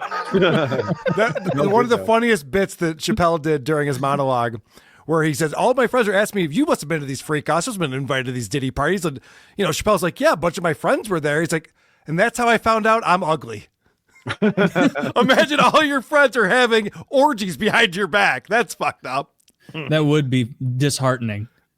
To realize you're like the guy in the friend group that they're like, no, we're not gonna bring Taylor. He's all you guys are swingers, because we just we watched the game. I didn't know you guys. Oh yeah. Don't tell Taylor. Oh yeah, of course. Yeah, don't tell me that you guys are fucking each other behind closed doors. No, after I've repeatedly asked if I could top Kyle again. I mean top Kyle. No, we drug you every time you're in the same state. Like there's been times you didn't even know about. He has no idea. I saw you a year and a half ago. That's why my movements were so easy the next morning. Yeah. I got to tell you, Taylor, the butt dent is healing well. Good for you.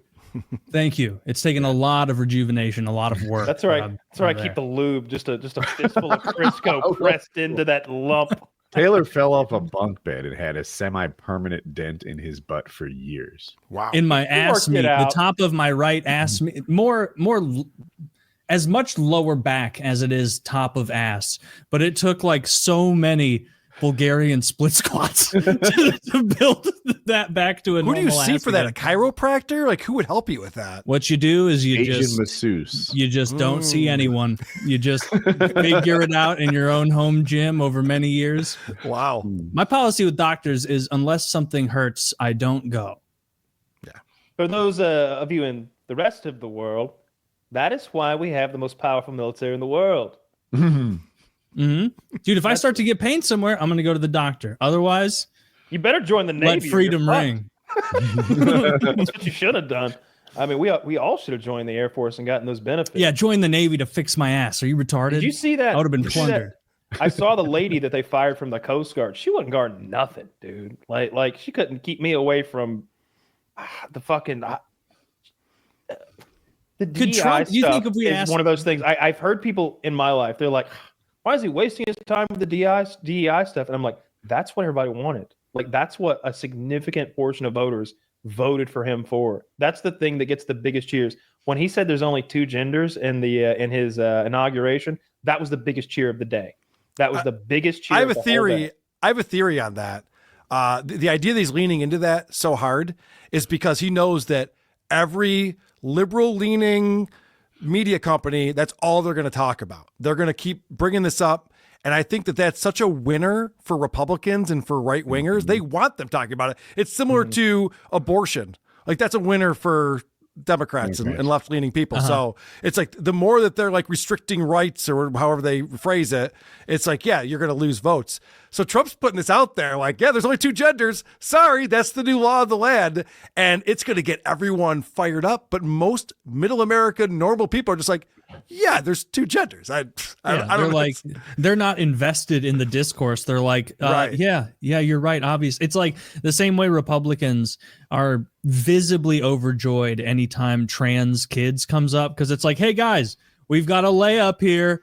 There's not even a debate. Hey, you guys want to do this to kids? You're fucking ghouls and you're bad. And everyone goes, yeah, they're ghouls and they're bad. It's like, I haven't seen the left take the bait on the DEI stuff. Like, I feel like they're, at least in my little, on the center of my own universe, we mostly are like, yeah, that was kind of racist. CNN's defending it. Oh, I'm seeing a lot of left-leaning people being like, this is I have to turn it off.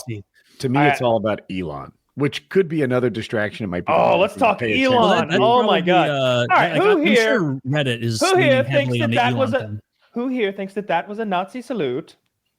It's kind of like asking, was that a swastika? That was a swastika. Show of Is that hands. what he meant to draw? I can't be positive. I don't know what's in his head. Bro. But that was clearly what a Nazi salute is. It's like saying that is what. Dude, he's like an autistic retard who's the worst person in social situations I've ever seen. Like, I think it's ridiculous to think he went out there going like, I'm going to do a Sig Heil. I have heard That's he's crazy. autistic line 100 times now. I've seen him do the heart thing. I've seen him do the heart thing when he actually says my heart goes out to you. This was a different thing. But dude, I have an autistic kid. I'm an internet diagnosed autistic myself. And no one in my universe of autism throws up Heil Hitler signs. That's not an autistic side effect. If he had Tourette's and said the wrong thing, that'd be different. But autistic people don't do Heil Hitler signs. You will have me on your side with this if he starts like ranting about Jews. And I'll be like, okay, all right. Well, what if he supports the Nazi party in Germany right now, or reinstates? It's not the Nazi party in Germany. It's the AfD party. It's the right if he wing starts party. Reinstating Nazis on Twitter? Like, would that be sort of a pattern of behavior that might make us worry about him? Well, no, that's framing. He restored much more free speech to Twitter, and yeah, some shitheads unless you got disagree with him, right? If you disagree with him, he pulls off your verification and algorithmically suppresses it. He loved hatred and negative vibes on X when Biden was president, but now the algorithm is changing to promote positive vibes under Trump. That's true. That's totally true. I don't think that's indicative of a Nazi swing. I think it's more indicative of he was willing to let more. He was willing to let more stuff fly on Twitter, and then now that his preferred party is in charge, he's willing to shut down critique of things that are damaging to him. And ironically, the number one thing that he shuts down as far as speech, do you have a guess? It's going to be the Nazi thing. It's anti-Semitism. Yeah. So he shuts that down on Twitter faster than any other form of quote unquote bigotry. He beats the free speech drum, but he really likes the my speech drum. Yeah. Yeah. I'm more than he did that with the H1B thing. He was getting dominated by the right wing on the H1B shit. And then he started, both sides on. Well, he was getting it more from the right and on the H1B thing, because like that's just part of the anti-immigration sentiment that those of us on the right have. But the idea that he's like a Nazi, I don't buy it at all. I don't think his behavior indicates that. I think that he went on a trip to Israel to pray at the Wailing Wall with Ben Shapiro. That's one aspect of Nazism. What, it's the least? No, like not disliking Jews. We take the tweet down, please. It's blinding me. Yeah, it's too bright. It's too bright. Well, I can't take it anymore. The point of that tweet, though, is that he's obviously leaning into it, and he knows, like he's making fun of it. Look, I watched it live, and I wrote the very second he did it. I was like, I'm not saying that Elon does a Nazi salute, but everybody else is going to say that because that is exactly what it looks like he just did. I'm not going to get inside his head. I will say this about Nazis in general. I think that Nazi principles are like territorial expansion, nationalism, racial purity, and the Jew thing. That's pretty big. Look, the Jew thing is not a defining principle of Nazism. I think that that's what I think of when I think Nazi. Is the I don't think it's what most Nazis think of, though. What do they hate gypsies and black people, too. They do have hatred in their heart for the Jews. And I know plenty of people who hate gypsies and black people, and they're not Nazis. You know plenty of people? Yes. Yeah, we have a whole Discord. You don't know plenty of people who dislike most people? Like most people are racist. Oh, I dislike most people, but not based on their race or ethnicity. Oh, yeah. Like I know lots of hateful As if they're like Blackhawks fans. Or, I mean, Philly fans.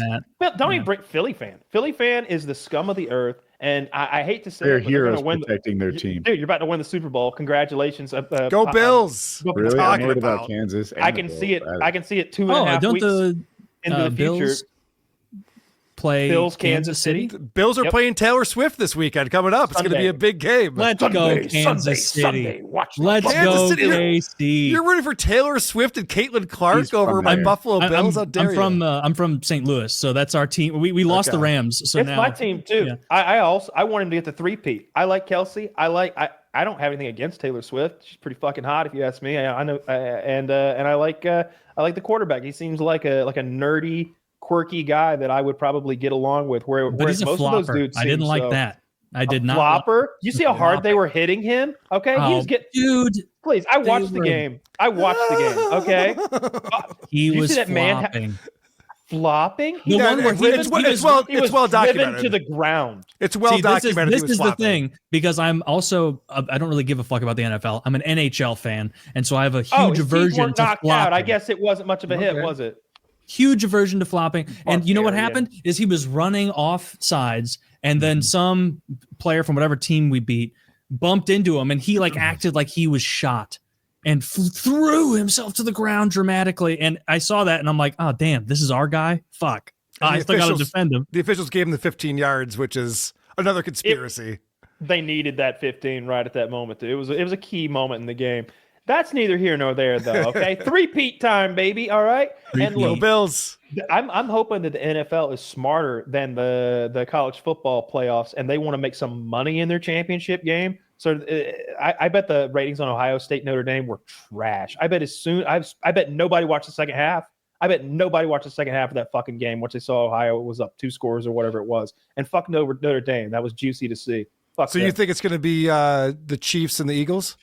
Chiefs and Eagles almost certainly, and I think that the Eagles win by like 9. Like I think that they're gonna fuck y'all up. Like I've been watching the Eagles. I've seen 6 Eagles games this year. I don't claim to be a fan. I'm just like on the kind of on the outside. Like, yeah, that's what I guess that's what I'm saying. And Jesus, they're so good. They're so good. That Hurts guy, their QB. I hope he's hurt. I hope Hurts is hurt because he got his. I watched him get his leg twisted in the last game. And I couldn't tell if it was his knee or his ankle, but one of them twisted like the wrong way. And I know if it was me, I'd be done. I'd be getting surgery today. I thought the report said he was fine because he came back from injury, and they're like he came back and he didn't get any worse in this game. He came back and then he didn't do. No, he came back and he was like diminished and he couldn't move very well. He went out to his left one time, but I didn't see him be very mobile at all after that knee twist, and he grimaced hard. Okay, maybe it's just what that's what the team said. And the team might be incentivized to not tell the truth. I don't know. Yeah, I don't know. I just saw him twist his ankle, his knee or whatever, and it looked bad. Oh, you were right, by the way. Ratings down 12%. I looked it up. Fuck yeah. Fuck on them. the NFL? No, this college is the football college playoff. championship game. College championship. Yeah, it's a bad matchup. That was also not just a bad matchup. It happened on Inauguration Day. There was other shit going on. Like it was just really kind of drowned out by a lot of other content. I didn't know that. I thought Kyle was going to be wrong because to me, Notre Dame is a team with a national fan base. Yep. Whereas, like, if my team, NC State, was in there, only Raleigh would care, right? Yeah. So I was like, Notre Dame's in there. That's going to get ratings. That seems wrong, but it wasn't.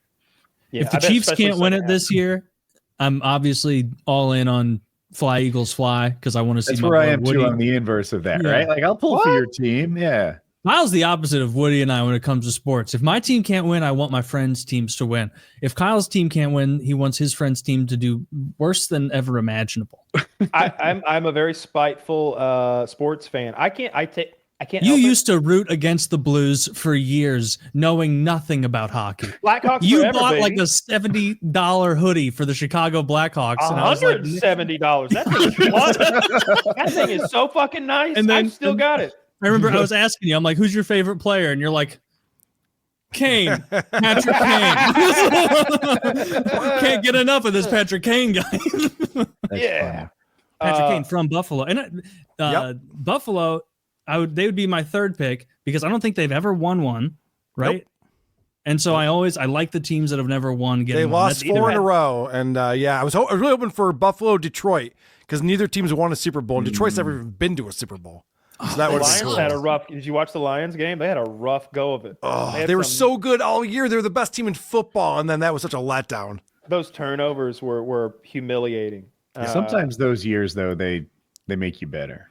You know, teams don't often come out of nowhere and go all the way to a Super Bowl victory. They have a good run beforehand.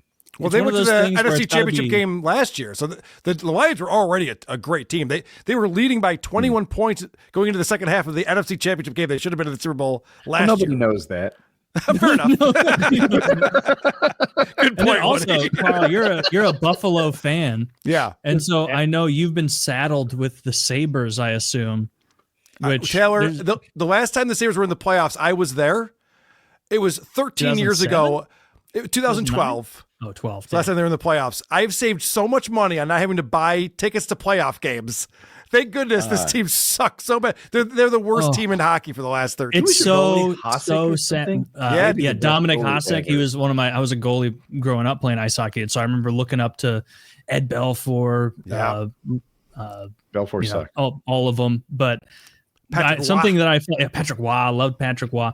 But the thing I felt bad for Buffalo fans is when the Blues won their first Stanley Cup in 2019, they acquired Ryan O'Reilly, the former captain of the Buffalo Sabres.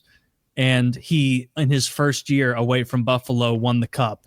And I saw these like just broken Sabres fans not even doing that thing where they're like, should have kept him around so we could win. They were just saying in the forums like, yeah, I'm just happy one of us gets to smell it, like someone adjacent to us got to touch the cup. And then Jack Eichel leaves the team, goes to Vegas, then he wins the Stanley Cup. So it's like all the guys who are good on Buffalo, as soon as they leave, they win theStanley Cup, and we can't even make the playoffs. Yeah, it's just frustrating to be like, God damn it, we're a farm system effectively. Yeah, exactly. I'll love to see Buffalo do better. I know it might be before you. Hextall, did he get any of your attention outside? Ron Hextall, I had a VHS that I watched all the time on NHL goalies, and Hextall was a part of it, but he was before my time. But it also had other guys who were before my time, like Mike Richter, John Van Beesbrook, Chris Osgood was during my time, same time as Ed Belfour.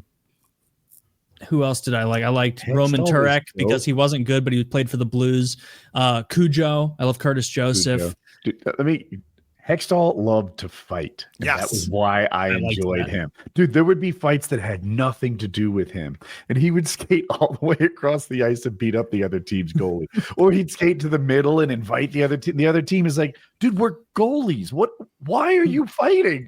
And he's he just wanted to fight all the time. Also, was Hextall the first goalie to score a goal in the NHL? Yes. And they gave him a Cadillac. And then he scored a goal the next game. It's crazy. He's like, I'm going to make a fleet here. I think he had 3 goals that season or something wild like that. It's because Hextall was unbelievable at puck handling. Like, that's what his forte was. He was really, really good at that outlet. Goaltending, not so much, but he could fight and he could shoot the puck. I remember watching Hextall footage as like a 14-year-old, like starting to play more serious hockey on teams that traveled around and being like, oh man, this guy really doesn't square up to the puck, does he? He's just a vibes goalie. and then like shit would go down and someone poke checks him aggressively and he would just get in a full-on brawl. Like gloves down, ready to fight. I think he's actually a big part of the greater Philly sports culture. Like I think he pushed them towards that a lot. Yeah. Yeah. Well, of course cool. They were that way before Hextall too. Like the Broad Street Bullies, they're pre-Hextall. Mm-hmm. Yeah. But that doesn't exist anymore. No, it's a damn shame.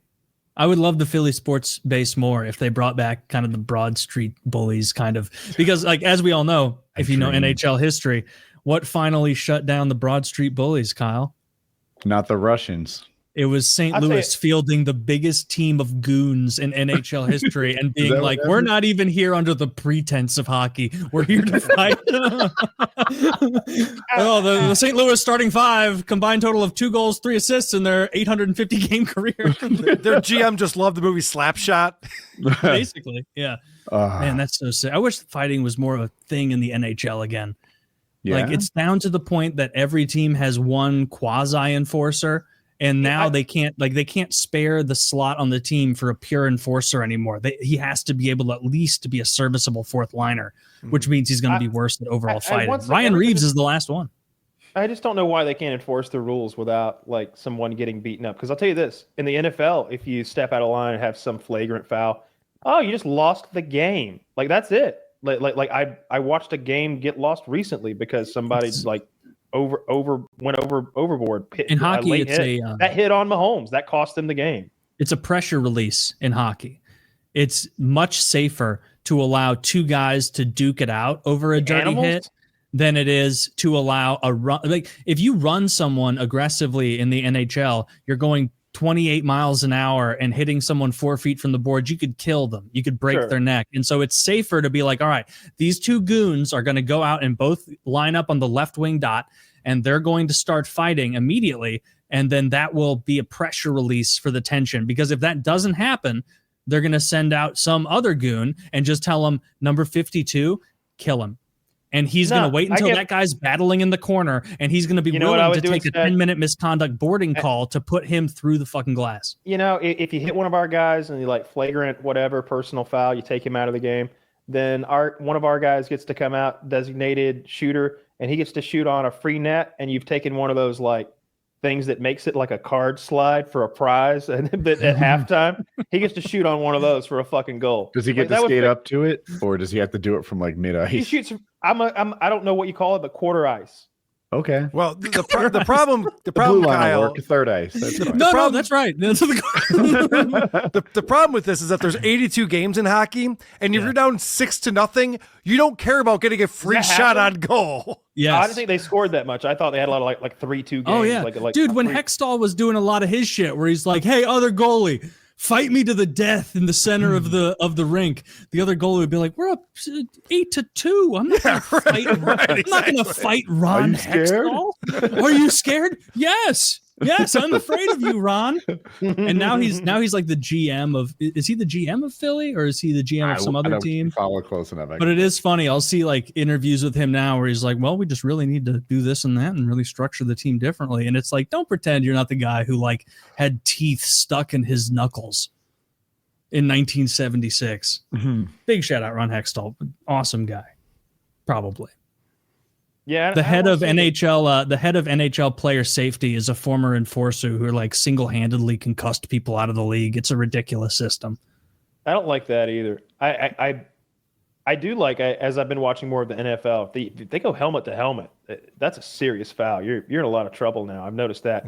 I can't remember what game I was watching or who it was, but I saw a guy his head got sandwiched between his teammate and the guy tackling him, and his head went like blue blue blue, like did like a back and forth wiggle impact, and he was out fucking cold. I was like, is that guy dead? Like, is he ever going to be the same again when he gets up? It was such a hard hit. They make helmets that are like goofy looking, but more protective in the NFL, and almost nobody wears them. It reminds me of those big bubble hats. wrap ones. Yeah. Yeah, I've seen him in practice. No, that makes sense. there's a safety on the Bills who wears it, this guy Rapp. But what's crazy is Tua, the quarterback for the Dolphins, I'm sure you guys have seen, he's gotten concussed so many times, and it's scary. When he goes down, he'll get like those weird fingers, and he's like, "Argh." He's casting spells. He's the there. new Eric Lindros. Yes, it's like Eric Lindros style hits. It's like his career is over, and he always comes back, and he won't wear one of those freaking protective helmets. Why not do that, I didn't dude? think about that. That's What do you mean? Like a special helmet? Yeah, They got they a have bigger this helmet you can wrap wear. thing. It looks to me like a regular football helmet with, the pads on the inside of a good helmet. They're on the outside also. Yeah, Like inside and and then outside they of put shell. the whatever logo over that, so it just looks like you're what's that alien from They're called Flintstones? Guardian caps. Oh yeah. Okay, yeah. What does Yeah. Mahomes wear? Because it seems like Mahomes' helmet is sitting like 4 inches too high and really big, but that must be a He gets protection from the officials, so he's fine. no. Remember when That's his helmet- propaganda. Dude, That's not remember when even his helmet that's not even exploded? obvious and visibly true. Do you remember there when you Mahomes' go. helmet exploded? Did you see that game? No. It was a cold weather game, and Mahomes' helmet exploded. Like chunks of it flew off and shattered when he took a hit. Wow. This was years ago. Never heard of that. I looked it Yes. up, Taylor. They changed the Mahomes helmet. is. Oh, I'm sorry. Mahomes has a pretty common helmet called between QBS called Vickers 02, and it has better concussion protection and neck support. Look at It that. absorbs hits Wow. really well compared to speed flexes. So, Oh. if you were wondering about the QBS, the Vickers 02, and the speed flexes like I was, now you know. Damn, this is a brutal picture. All right, well, I don't think he's faking here. That might be a 15-yard penalty right there. What I a think flop. Krieg is a genuine fan there.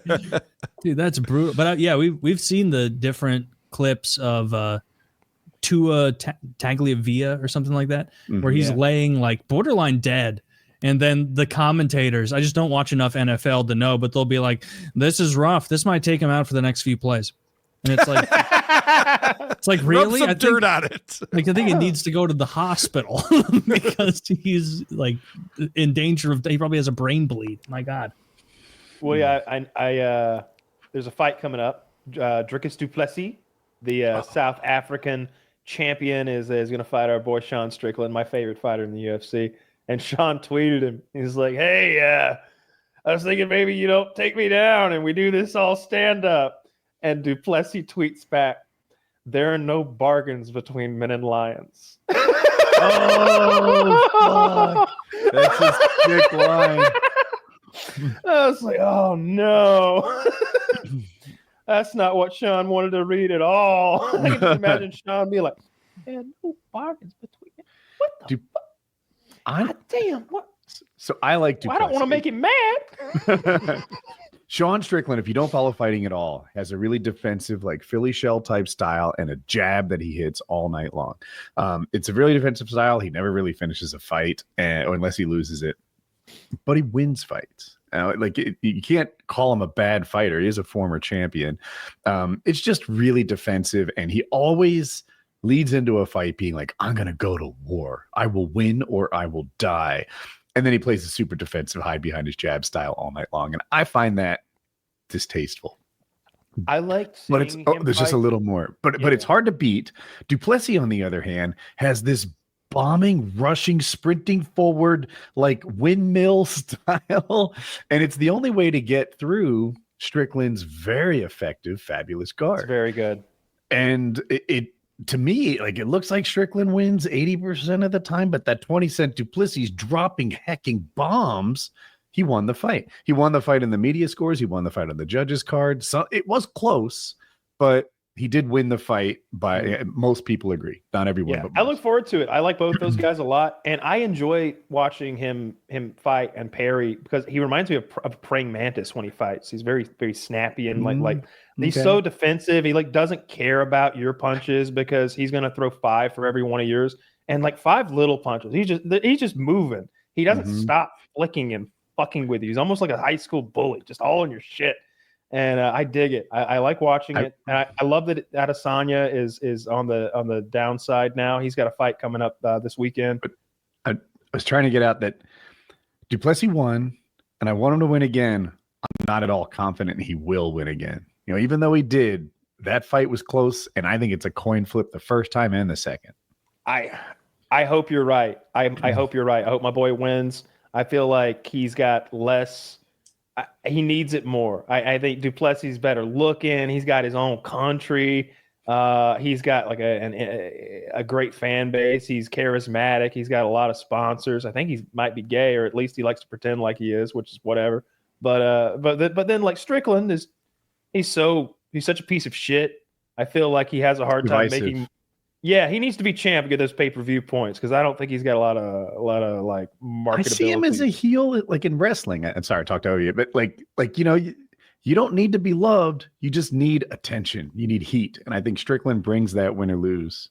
You got It's probably better and in the long run to be hated than to be loved in a combat sport. Because man, I'll tune in to watch Mayweather take a whooping. If he ever signed up for mixed martial arts. And he was like, it's $500 a ticket.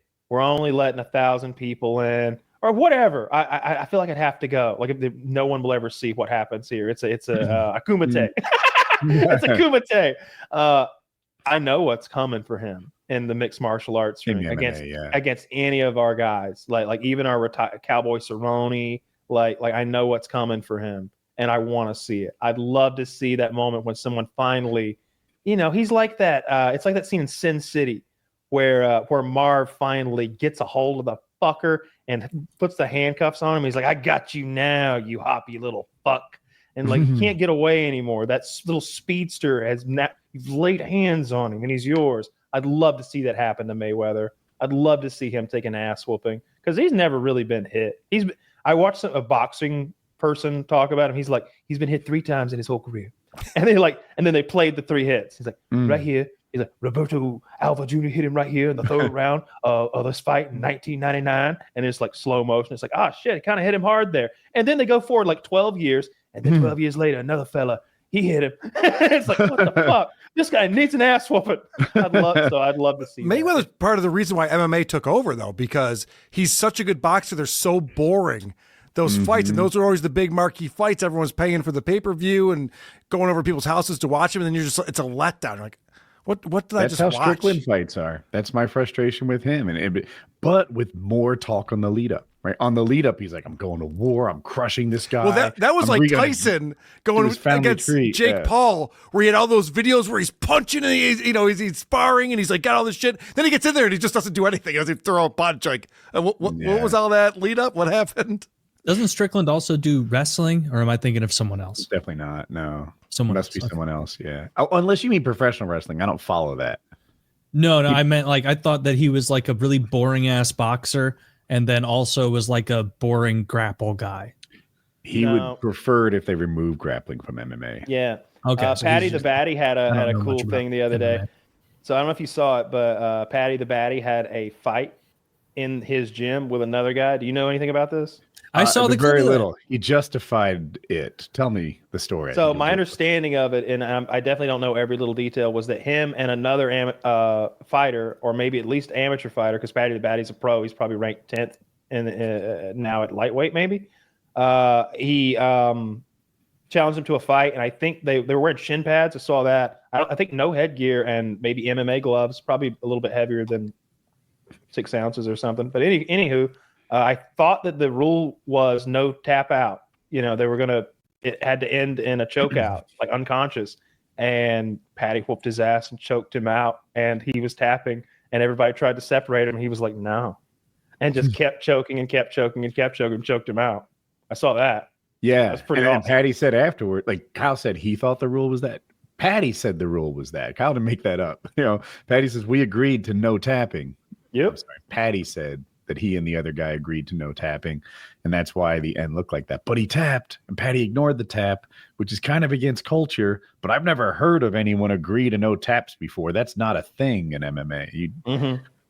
So yeah, even one of the people watching was like, "Don't tap, go to sleep." Because my like reading into what I've seen, like maybe that guy was talking, maybe that guy was talking some shit about he wasn't going to tap, that he would go to sleep, you know, before the fight. He's like, maybe that happened, or maybe he even threatened Paddy's like, don't even bother tapping, you're going to sleep. Maybe something like that happened. So Paddy was like, all right, here you go. I don't know why anybody thinks they could fuck with him like he's an amateur. Anyway, he's a really good fighter. I want to see him fight Chandler. I saw Chandler call him out. That's a brawl. I didn't realize they were the same weight class. They could fight at 170. I don't know what Chandler brings to the table. When did he last fight? Did he have any lately? Yeah, he fought. I can't remember his opponent, but he fought recently. But he did get in. Okay, Josiah Brisbane. Fuck you. It was Yair Yager. Jaromir Jagr. Yair. No, Yair. Jaromir Jagr is pretty fucking cool. Jaromir. Yeah, Jaromir Jagr. He rocks. Nobody's He's one of the coolest hockey players. He's the guy who was fucking some like 18-year-old model, and then Czechoslovakia, and then she was like, "If you did not give me money, I would tell everyone you are fucking me." And he was like, "Have fun, I don't care." And so he's single, right? He's single. He's allowed to bang her. So all anyone learned is that he bangs really hot chicks and doesn't fall for ransom. Yeah. He was done in the NHL after like he was aged out of it basically, and so he bought a team in Czechoslovakia and like was the captain, which rules. But I wanted to ask Karl. So you review all these podcasts. Have you reviewed our podcast, and who did you make fun of the most? I've not done PKA. I probably should. You guys have been around forever. So you probably get on my my radar, and I assume I'll go after Woody the most. gonna bully Woody. He's stoic. He can take it. Yeah, right. I'm a fruit. I don't make fun of me. I'll fold. I'll just talk about his autistic kid the entire time. He'll love it. Do that. I'm kidding. No, one of the things that we do on WhoAreThesePodcast Podcasts, because there's a lot of people, especially in our stupid little corner of the internet, that take things real personally, and they get real personal, and they start going after family and shit like that. My rule is I just make fun of people for what they put out on the internet or what their show is. We don't go deeper than that. It doesn't make sense to go after family members. The world that I'm in, it's called the Dabbleverse, and it's a long story, but it's basically centered around Stuttering John Melendez. And Stuttering John has threatened to call the cops on me, told me he did call the cops on me, has gone after my family, has posted photos of all my family members, made fun of my dad having cancer, like all these different things that he's done. And we were kind of changing, I think we need to change the name of what we're doing to the Tattleverse, because there's too many goddamn tattletales. Too many people calling the cops and getting lawyers involved. I got a cease and desist from John. He threatened to sue me. Oh, that's pretty gay. Yeah, all of that's gay. I don't deal with any of that kind of stuff. Yeah. It should. I like that rule. It should just be about what retardation you put out into the ether. Yeah. There's no reason to be like, hey, this person, their mom's dying. Yeah. I always say I'm never peering into someone's bedroom and taking notes. Like that. That's too far. You peered into those zoophile bedrooms, but that's because they put it on display. Correct. That's because they told me about sending longing eyes to the horse. That's I'm like, all right, well, I'll make a note of that for sure. But I know, honestly, I think that if you put stuff out there on the internet, you should expect people to criticize it, right? And they do. They sure as fuck do. Yes. Some of them get mad about it.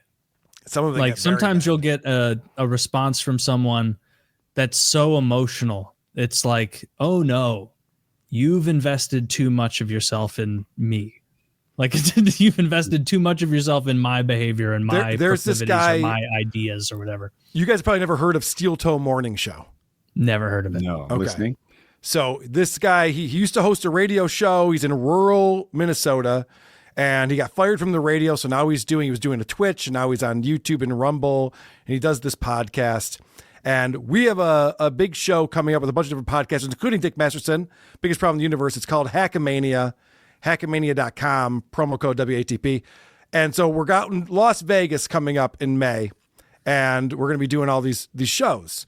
And so this guy, Aaron Imholt from Steel Toe, is talking like, guys, I'll come to Hackamania, but I want to box all of you guys.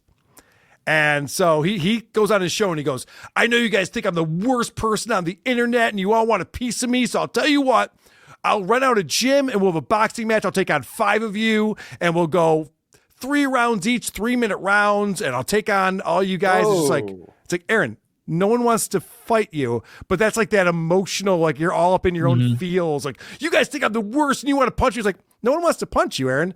We appreciate making fun of what you do on the internet, and our listeners enjoy it as well. Should have taken him up on it. Like that's a lot of boxing he agreed to. I promise you, about the 5th guy.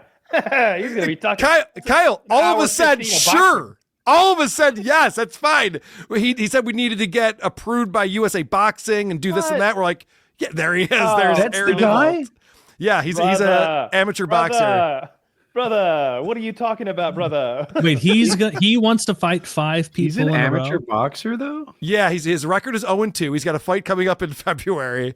This is photoshopped. There's no. He's still 38. skilled in the art. I don't know. I kind of want to see it. I wish it would. There's a universe where I could see him box. He's wanting to fight 5 men. He looks like a normal guy on the right. On the left, it looks like he's got an extra 4 inches of head. People don't understand the advantage that like a boxer has over a non-boxer. You know, I agree. You would like if a guitar player challenged me to a competition, someone who can't play guitar, I'd know how out of my depth I am. Yep. But everyone thinks they can fight a little bit. Yeah. No, I agree. He even challenged Dick Masterson, who What do you think he weighs? I wouldn't do that. I don't know if he could box or not, but I wouldn't challenge him to a fight. I think Dick boxes, doesn't he? Yeah, you would. But you know, how much does this guy weigh? You know, it's impossible to tell from this. He says he's 225. He's 6'1". Oh, well, bro, I completely misjudged him in the first photo. Then he looks honestly in the first 6'1", but look at that 4 inches of that's forehead. He looks like a short, skinny guy on the left, which is not at all. Like, so Zach in the chat, I was just going to bring this up. You guys got to hear this guy's story. It's wild. You guys know who Nick Rekita is? We had him on years and years ago. He's the attorney who streamed the Amber Heard Johnny Depp trial. Yes, and that and the Kyle Rittenhouse. I don't remember Rittenhouse. Kyle Rittenhouse too. He had both of those. He had more viewers than CNN on just on YouTube on his LawTube stream. So Nick Rekita, also a friend of Dick, and I've done live shows with him before.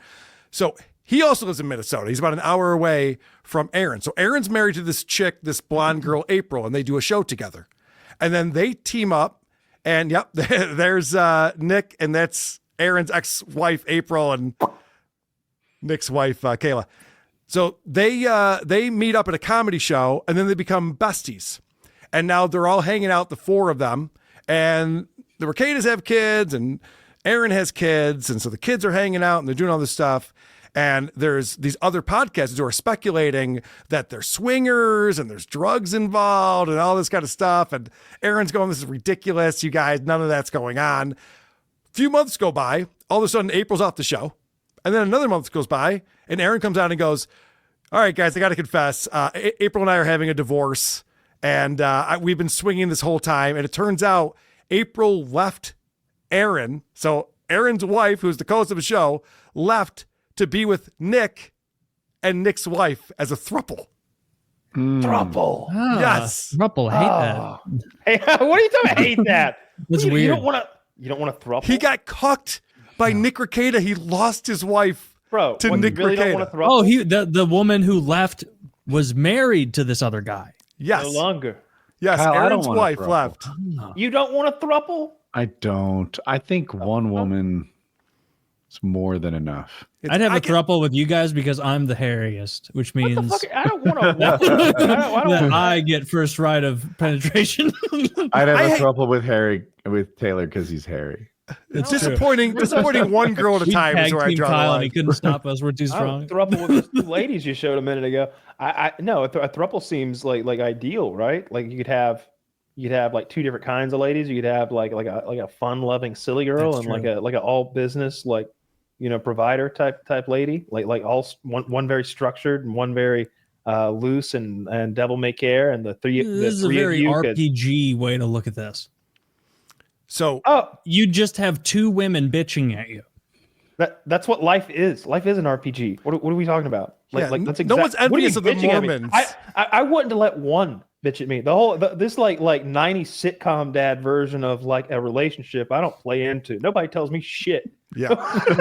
That's with true. you. You try and tell Kyle to stop sending people being beheaded. He won't listen. I'm talking about like a girl. You can tell me shit. That's All right. So That's true. all They're right, weak and they're short. So we're just scratching the surface. I'm not going to go into crazy details, but this is where it gets nuts. So we find out that Aaron's wife left him, and Aaron confesses that they were swapping wives, and they were doing all this drugs, and they had coke, and they were doing ecstasy, and all this kind of crazy stuff. Then Nick Rekita's house gets raided. There's a search warrant. They go in, they find an ounce of cocaine. There's guns that are out. There's children running around. And Nick and his wife and April, who are all there, all go to jail.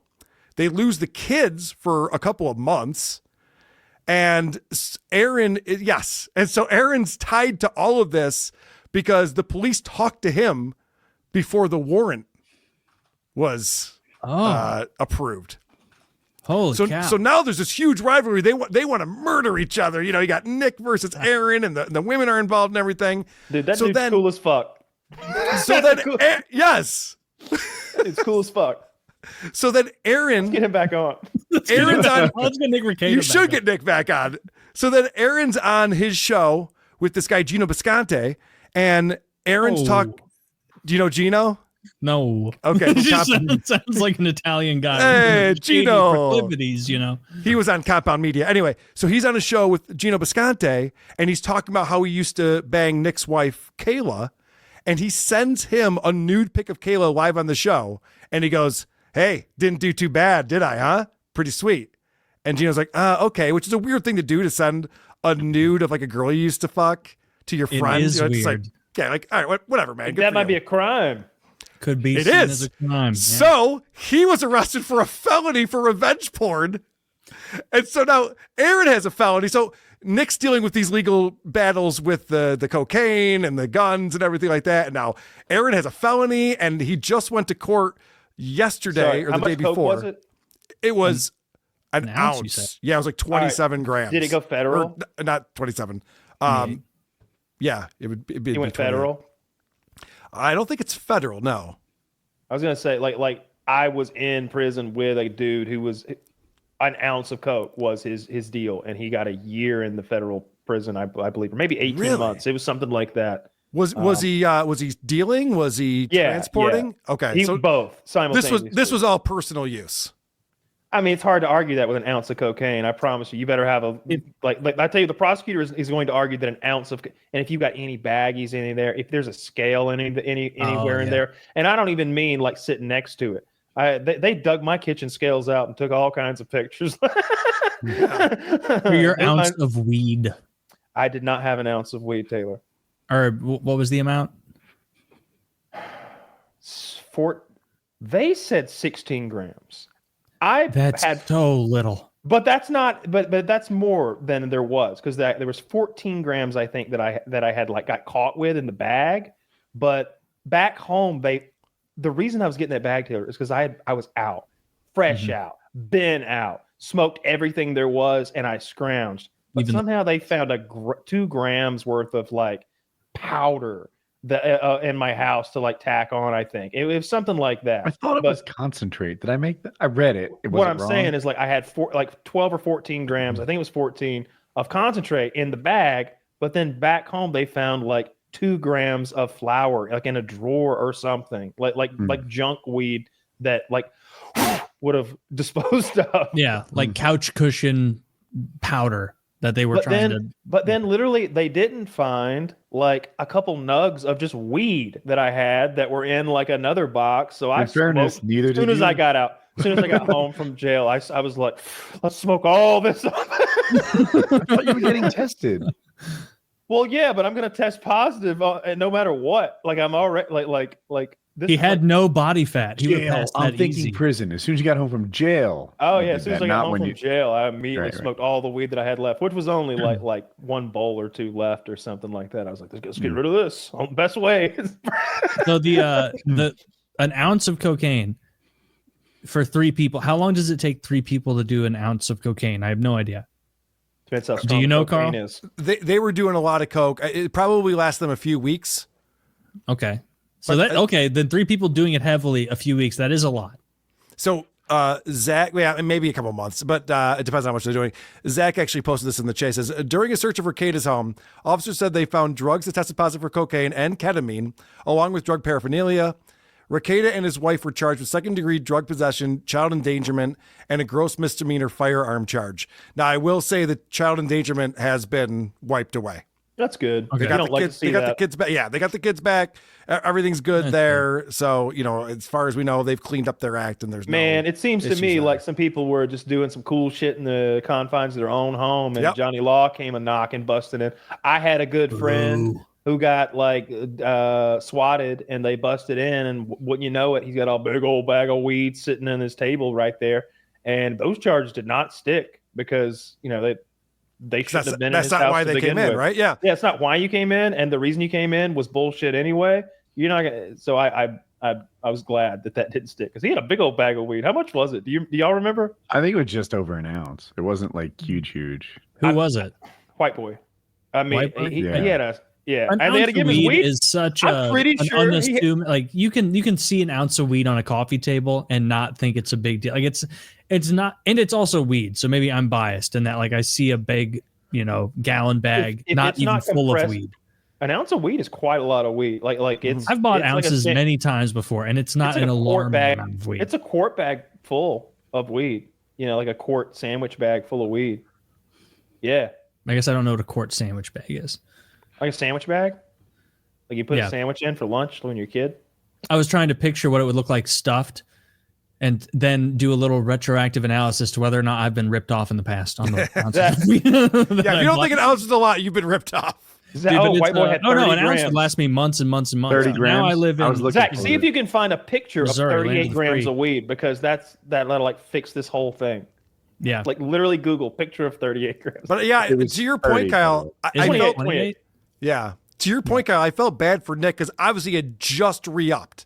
Like he had just scored the night before or something. So they're just like, yeah, all right, we got our stash for the next month. And that's when they actually had to bust the door down. What was the reason they went in? Exactly what happened? Okay, so they did have a search warrant. And yeah, so that's right. Just I'm not going to believe that. Saying. They can't spell it. That's bullshit picture. It's fugazi. So they were concerned about the children. There were people at their church who were saying that the kids seemed dirty, and they were complaining about being hungry, and so they were worried that there were some issues with that. Yeah, they were worried about issues with that, and so they busted down the door, and that's when they found drugs and everything else.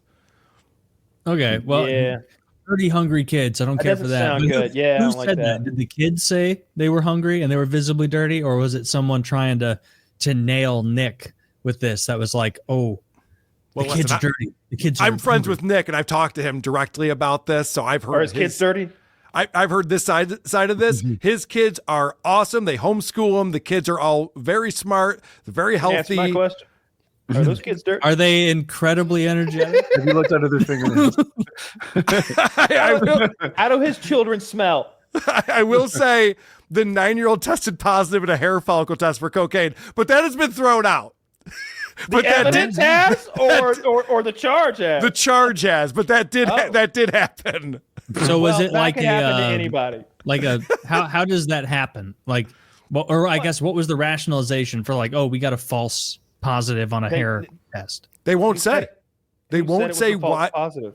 Yeah, there's no way to say if it's why it's a false positive or if kid? it's a false positive. They didn't say it was a false positive. They said they weren't Taylor, charging you don't anymore, almost like understand. they didn't have It's really cool. permission to take the hair. It does sound like a cool ass kid. Could you imagine? Railing lines before getting on Roblox or whatever the fuck kids do.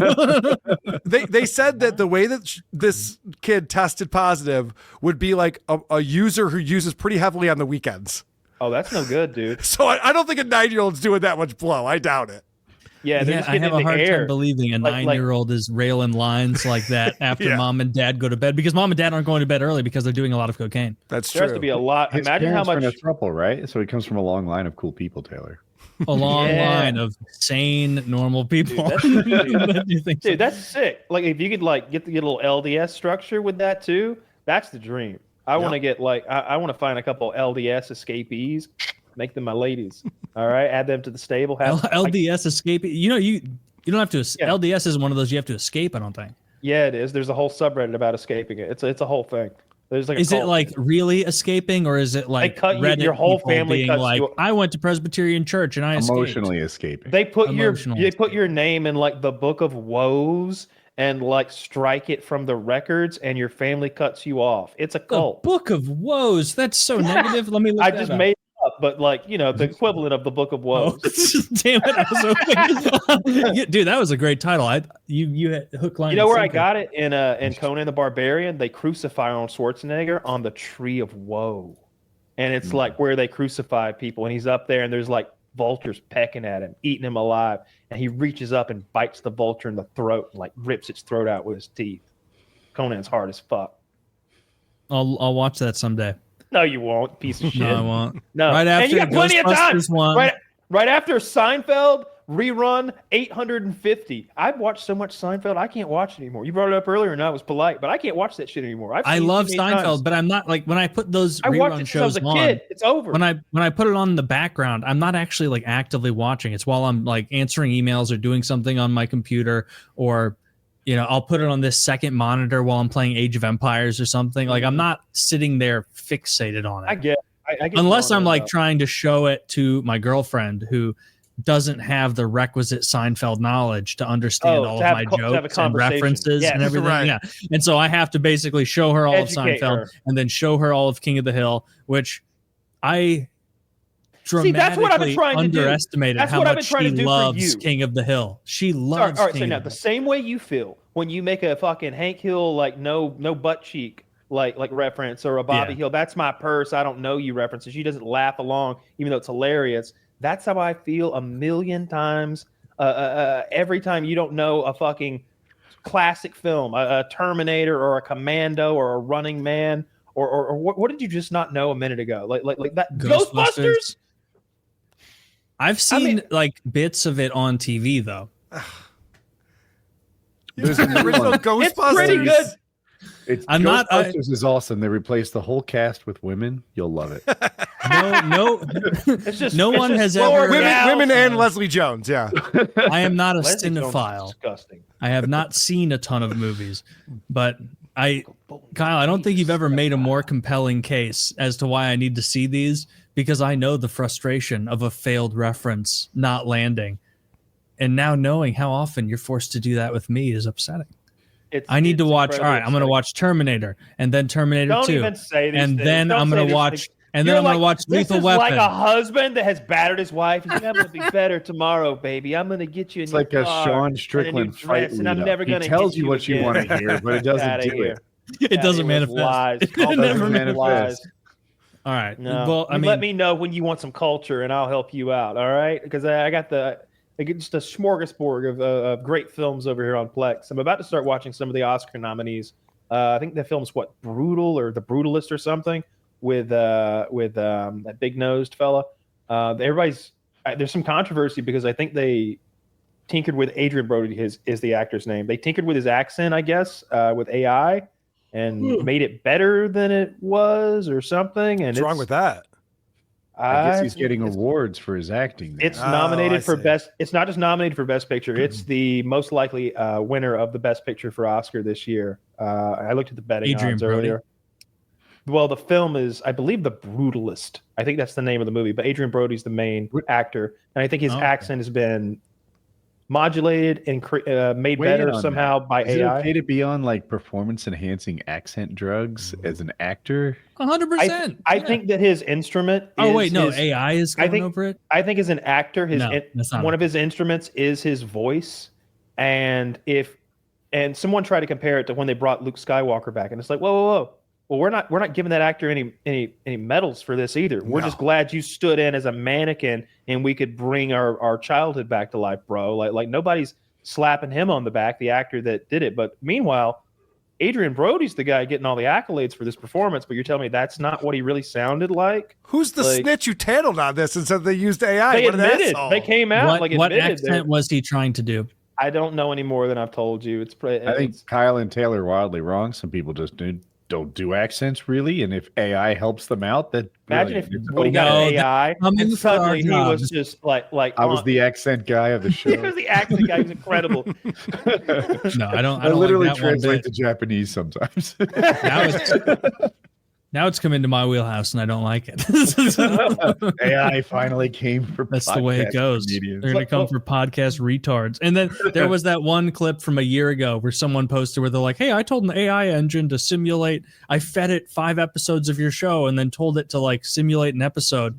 And like, I was listening to it because someone on our Discord posted it, and it sounded so real, but with that disjointed, slightly off AI sound where the inflection wasn't correct on some of how the words flowed. But then I also was hearing it do bits where I was like, that's pretty funny. Like that's actually a novel take on this. Oh, fuck. Like we're going to be beaten badly. Like you're patting yourself on the back. It learned from you. You realize that, right? You already said like, hey, listen to our show. That it was really funny trying to mimic us. I guess I genuinely never thought of it that way. I thought of it like it's going to be funnier than us in no time and just have novel. It needs you more than you need it. Don't you worry. I hope so. It needed us right now. It has us.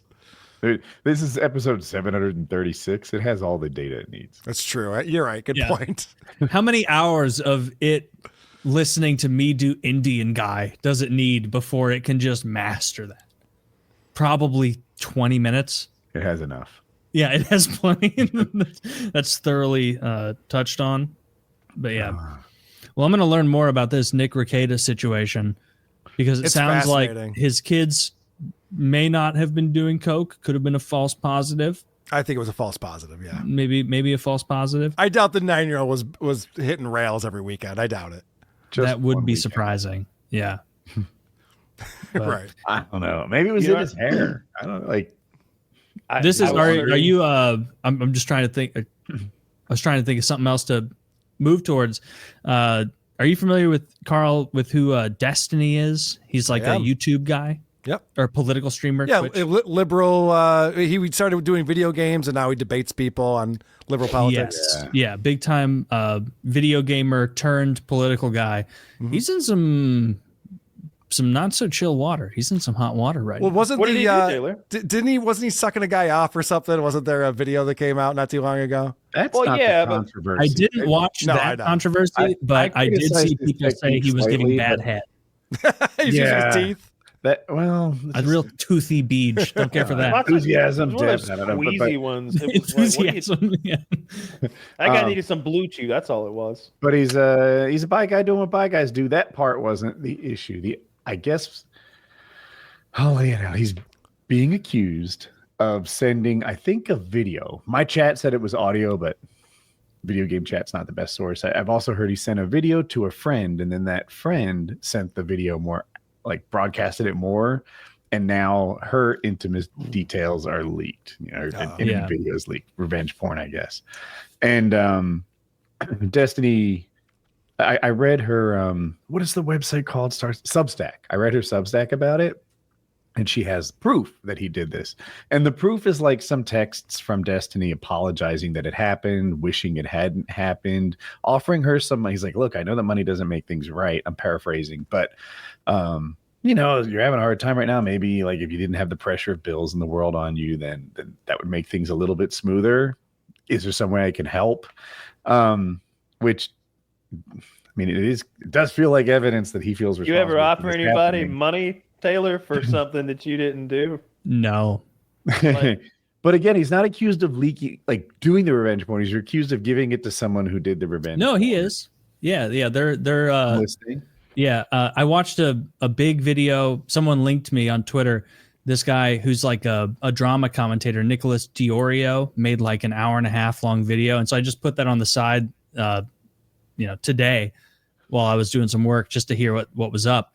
And apparently he has now been accused by multiple women of, against their consent, spreading video and images and perhaps audio as well. I didn't hear about just pure audio files of them. One of them was like him getting blown by this girl who was a friend of his. And then he shared that video without that girl's consent to a OnlyFans model, trying to get pussy from her as well. And so basically he's being accused of sharing a lot of private videos without, or multiple, I won't say a lot because I don't know the extent of it, but sharing videos of sexual activity happening against a girl's consent. And then I did see, because the guy Nicholas Diorio in the video was like saying alleged a lot as he was going through the documents. And then it got to one point where he was reading chat logs from Destiny and just some other dude in his Discord, I guess, where they were talking about it.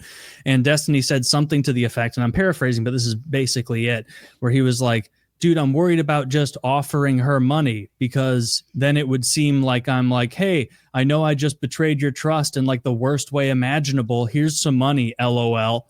And then the commentator who was doing the video was like, okay, so I guess we can just drop allegedly because he just admitted to betraying her trust and doing this to her knowingly, knowing that she. And apparently, this we don't ever admit to crimes in ours. Yeah, and apparently the girl that he betrayed in this way wasn't like it's bad no matter what. If it's a random fan, obviously it's bad and immoral. But it was like someone who thought of him as a friend. Like it's criminal. Also, apparently, I don't know all the law, but apparently it's criminal under some sort of charges have been filed. Oh. Yeah, charges have been filed, and so he's in some hot water. And it's just shocking to me that like this guy of all people would be like a ghoul. Crazy. So I checked the thing. I think Pixie is the girl that's suing him, and she said, "Okay, Pixie's the one whose Substack I'm on," and she says that he sent content of me to this e-girl. And that person published it to the world. So at least in that case, it's the same difference. That's like if you send me a one. video of you jacking off and then I send it to Kyle and Kyle posts it after you've entrusted me not to share it, that's on me. Yeah, it's on Kyle too for being a shithead, but it's on me for betraying. We're not disagreeing. You. I'm only arguing intent. Like he didn't. Woody'sWood.org. He didn't mean to put it out there to the world. He meant to put it out there to Kyle in this scenario. And then it went out to the world because he wasn't careful with it like he should have been. Woody's Woodpecker. Yeah, shouldn't have been. Woody's Woodpecker. Should have just not betrayed people. What is this? Oh, this is from Cherry. It's Cherry, Chaery. I do not care. This is Cherry's post on Twitter. I do not care if we are friends, enemies, strangers. If we disagree politically, debate harshly, I do not care. If you have dismissed me, wrote me off as mentally ill in the past, or if I've made brutal criticisms of your behavior, I do not care. These are not unforgivable crimes to me. I empathize with anyone who is insecure and concerned to throw stones in a glass house. Do not let this man scare you or threaten you into thinking you are the same as him. Do not let destiny make you think your silence or support of him up to this point or at any point is a scarlet A on your name forever. I know what was done to me and I know who did it. And it's a picture of Destiny. I guess, is this what Discord log look like? Destiny, bro, if I need to go to on the sex offender list, I'm taking like 20 other streamers with me, okay? Lol W. What does lol W mean? I'm too old. No idea. Probably some Join me. I believe he's laughing. It's saying he's a little skibbity. Smiling. Laugh oot loud. I have no idea. He's having a good old time. But the real question is, why wouldn't he reveal that what a fucking creep? Regardless. Yeah. Remember when Marjorie Taylor Greene said that, or somebody? They were like, if Matt Gaetz goes down, like 20 more like the sex offenders are going down too, because I'm gonna tell. And it's like, why don't you tell anyway? It's like, it's fucking spread it around and get these people out of here if you know. But this totally shocking that Destiny would be that doesn't this make way. you innocent of a crime if other people also committed that crime. No, you believe it or not, it actually doesn't. Yeah, it's the worst argument ever. Yeah, that's so shitty. That is so a bad argument. I think he's trying to get silence out of people. It seemed like he didn't have the intent to share this far and wide. At least with the first chick, he's not being accused of that. The other one, I know nothing about. Even if it's one person, that's the law. Suck. I think his community is didn't back. Treat her privacy more carefully. Like it sounds like he messed up. Yeah, messed up in a big way. And apparently this is it seems to be allegedly, based on the multiple women saying it, a pattern of behavior. And so big women, right? big L for him. Yeah, two women. Okay. There's two. Yeah. Who both said that he shared things against their consent that they did not want shared. And then for him to immediately go to like, how much money does it take for this to go away? But we're not talking about throwing money at this to make it go away. It's like, get real, brother. Do you think we're retarded? Like, wait, is that? I actually was a little stuck on that myself. He's like, I'm sorry, at least with the first girl. The other one I know nothing about, I'm not talking about. The one where he didn't mean for it to spread like this. He shared it irresponsibly with one person, and then it shared more broadly. And then he tried to give money to the person like in compensation. How do you say I'm sorry and mean it? You don't share it. You don't take someone's intimate video. After you've already fucked up, what's your next move? Take culpability. So probably don't be a political commentator who makes his living telling people how to live morally anymore. I feel like I think both of us are swayed by his politics. I don't like his politics, and that's fair. Yeah. And so I'm going to come down on the side against him, and he's made it all too easy. He fouled up. It would have allegedly. Yeah. Allegedly, he's done some stuff that would be perceived as illegal. Not as cool as a thruple, I'll tell you that. That other dude's not as cool as a where you just do cocaine with your boys and sometimes with your 9-year-old daughter. I don't know if look. I'm gonna call it. Destiny's getting no PK awards this week. All right, we'll see how he does. Not getting cool guy of the week. Not getting cool guy of the week. That other gentleman. What's that gentleman's name? The man with the thruple and the cocaine. I don't think he's welcome here anymore. Nick Rekita. That dude's kid's party. He's got a thruple. And that's PK's cool guy of the week. God damn it, that's maybe the month. That's strong. That's strong. He's the PKA guy of the year until someone comes in and replaces him. If you ask me, right? I'm bestowing it upon him. I'm capable of doing such. So it is written. You're capable of bestowing it upon him. Yes, but yeah, it's a pretty big story. It seems, from what I can tell, that a huge amount of his fan base and supporters have heel turned on him from this, being like, really? what the fuck? I don't know about the majority, but I know apparently a large percentage have been like, what the fuck, dude? Like, you've made your bones telling people how to live, with the implication being that your perspective on what you're instructing is a more moral way for the country to operate, and then you behave in this way. Not really. I don't think that's where he comes from. What would it be otherwise?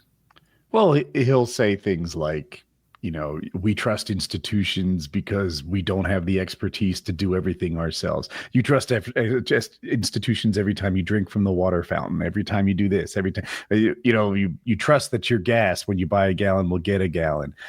That's not a moral stance. That's just him saying not all government is evil and bad. That, not all government's evil and bad, but I've also seen clips of him talking openly about how he thinks right-wing people's voice should be shut down because in his view, it's a net negative to public discourse to allow right-wing politics to promulgate. I saw that from him. Like, he does make judgment moral calls. And so it makes sense for a lot of his base who saw him, even if he wasn't doing that intentionally, people saw him as that, or at least a lot of his fan base did. And so now they're I don't see him as coming from a place of morality. And then I guess maybe I always knew him, right? I always knew Destiny had a sexy private life, right? He had an open marriage is basically what I'm getting at. And he's bi. So he's not a monogamous, like straight-laced guy. But the sharing stuff, I can't defend if it's true, right? Yeah. Seems true because he did make a giant post on his Reddit about it and he didn't deny it. He talked about he said that I'm reading it right here. As far as I know, like I didn't authorize this spreading. And it's like, okay, well, it got spread. And then here's another chat log of you sending it to someone. And then that person spread it around, which you can disseminate guilt as you will between the person who spread it thinking it would remain private and then the person who promulgated it throughout the internet. I totally understand that point, Woody. But yeah, he's in hot water justifiably because I know I wouldn't behave that way with confidential sexual videos. You wouldn't behave that way. Kyle wouldn't. I just met Karl, but I assume he wouldn't. Like, Karl sent me the best video. This is beyond the pale, immoral. Karl's hung. Ask me how I know. Well, Taylor, Taylor, I really feel like you tear away at your argument when it's so clearly biased. You know, I just don't know how to feel. You had me. But then when I saw the vitriol that you had for Destiny and his big brain, his huge brain, it's just weird to imagine that someone in favor of trans kids could behave this way. It's so shocking. In favor of them? What is it? Well, no, he's one of those guys that trusts the science, and the science says it's okay to chemically castrate sexually confused children. I didn't know that. I thought he was he's usually the common sense liberal. I kind of think of him like as being kind of pragmatic sometimes. Doesn't seem like I see him that way too. He doesn't always take the position that the rest of his team would want. Like on Israel and Palestine, he's like, oh, if you don't like, he's so similar to Ben Shapiro in so many ways. Like they are both fast talking, gish galloping. They're short. But the real thing is, like, if you already agree with Ben Shapiro's presuppositions, if you hear him own some college kid, you're like, holy cow, this guy's a genius. This guy's brilliant. Similarly, if you hear Destiny argue with some non-commentator over politics who isn't used to the heat, and you agree with neoliberal presuppositions, you're going to go, wow, this guy's brilliant. But the problem with both Ben Shapiro and Destiny are that they are not at all compelling to people who don't already buy into their world. Who would you rather be in a thruple with? Either of them? Ooh. Yeah. I feel like Ben Shapiro is you have to fully participate. Yeah, Destiny would be Destiny. No, I'm saying you didn't hear my rationalization. Ben Shapiro would be better because he's orthodox and hyper religious, and so the thruple would literally just be him in the other room talking about politics while I fuck his girl. No. He's gonna bring the sheet with the hole in it into the business. Oh well, then Destiny. And all bets are off when the sheet with the hole comes into play. I promise you, that's how they roll. Ben Shapiro isn't sharing the pictures and videos afterwards, though. No, he doesn't. So you can deny it. That's true, because if I were doing that with Destiny, he would get a picture of what my fucking love handles looked like, and he would spread that around. No, and I couldn't get your angles right, bro. No, that wouldn't spread very quickly. My bedroom video gets out, I'm the next Kim Kardashian. I'm going viral. No, Destiny would betray me, and he'd post a picture of me looking fat, getting out of the shower. So. Counterpoint. If Destiny's part of your throuple, it seems like he's got a whole ecosystem of good-looking ladies. Yeah. And he'll be able to show you all sorts of videos and pictures of them, so you can pick the ones you want to come over. Plus, they're pissed at him and they want to get revenge, so they're gonna fuck you harder. Ooh. I don't know about that. But this has added a lot of angles. I don't know. Ben Shapiro's the classy option. I feel like I kind of like the yarmulke. If I'm being honest, not on him, but I kind of want one. If you know what I mean? Like I kind of want to wear one of those. Have you ever worn a yarmulke? Of course not. I've never. I didn't meet a Jew until I was 19 years old. That started because and then not again until I was 27 years old. not a lot of Jews in jail. Insane. Oh, you met two Jews between 0 and 27. Somebody ran them all out of here. I don't know He who, but is like we don't not have a from lot New of Jews Jersey. down here. No, that's where they live in Florida. But there's not down here. We don't have any. Like there's no.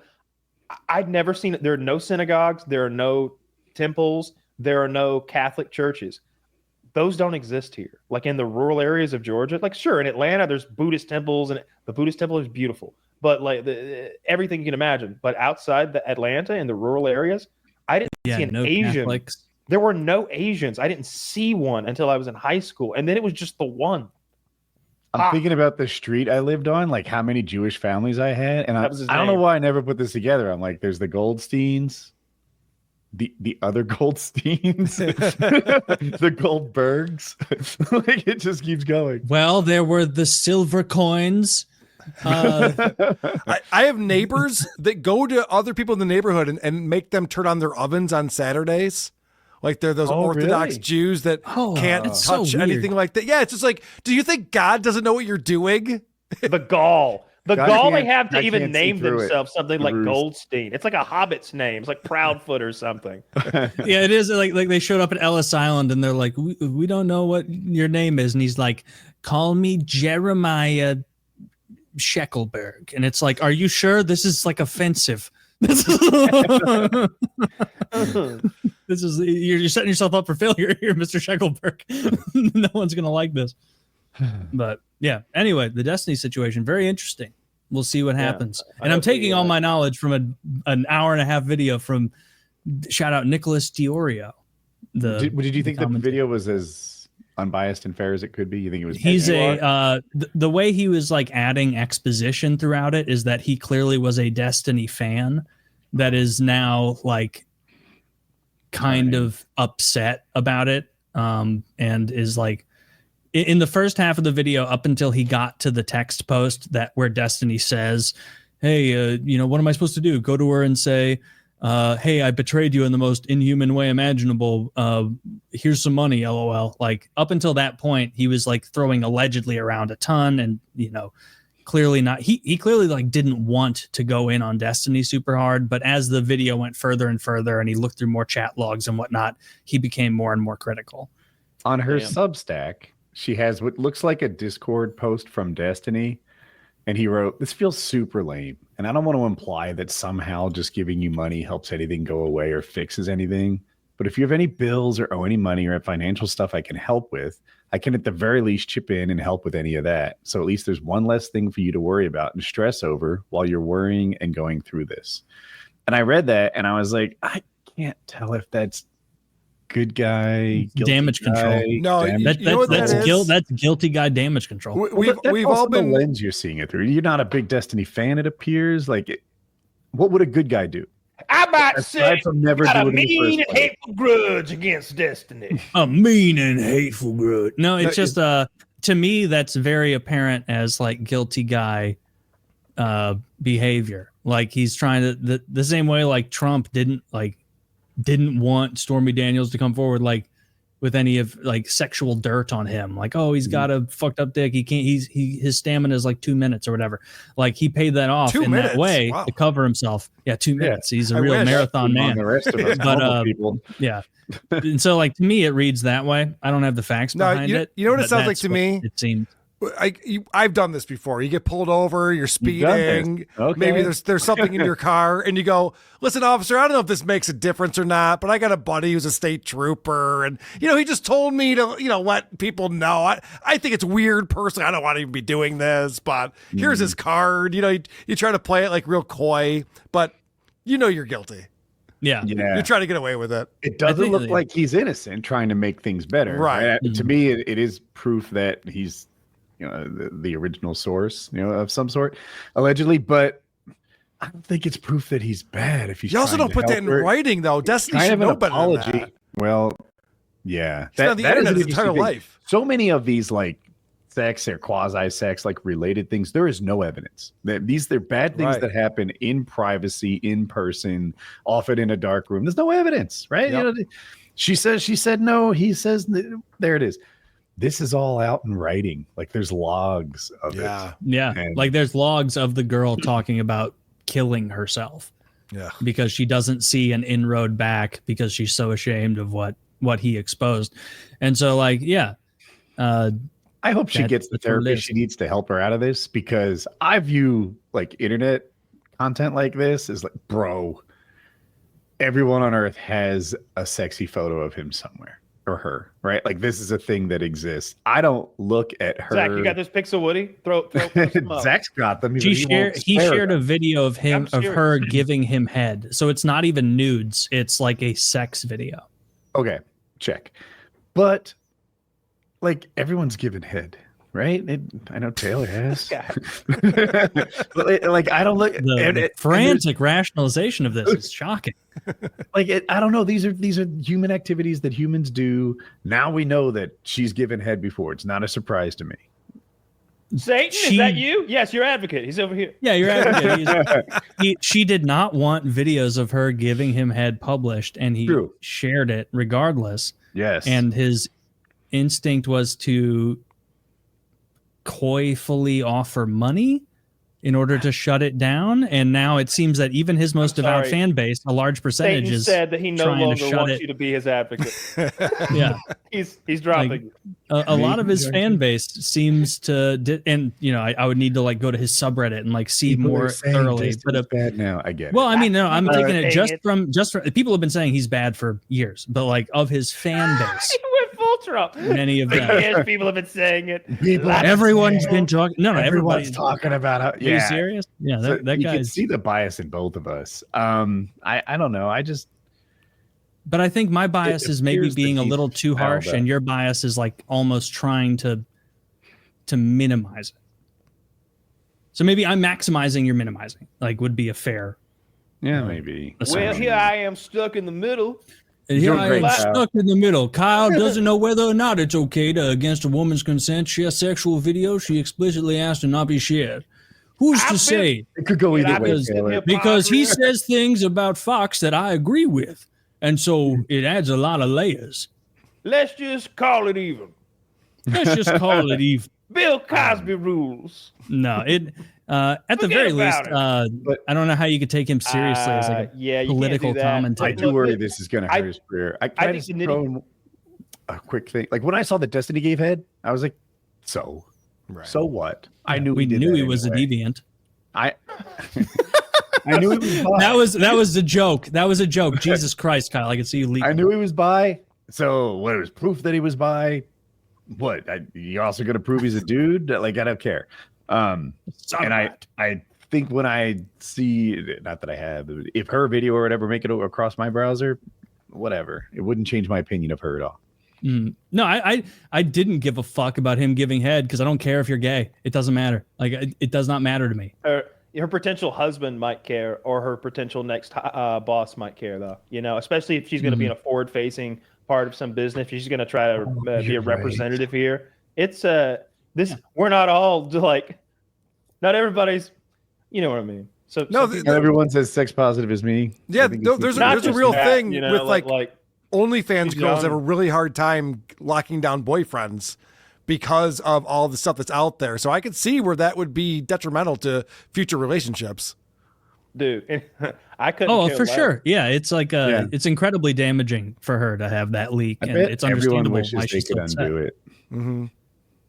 Yeah, I mean, but apparently this isn't. This Cherry girl is also saying that Destiny did that to her. Wait, I'm sorry, I got lost. Oh, I said this girl Cherry is also saying that Destiny did something at least similar to her. Yeah, yeah. And so this does seem like a repeat pattern of behavior. So it is what it is.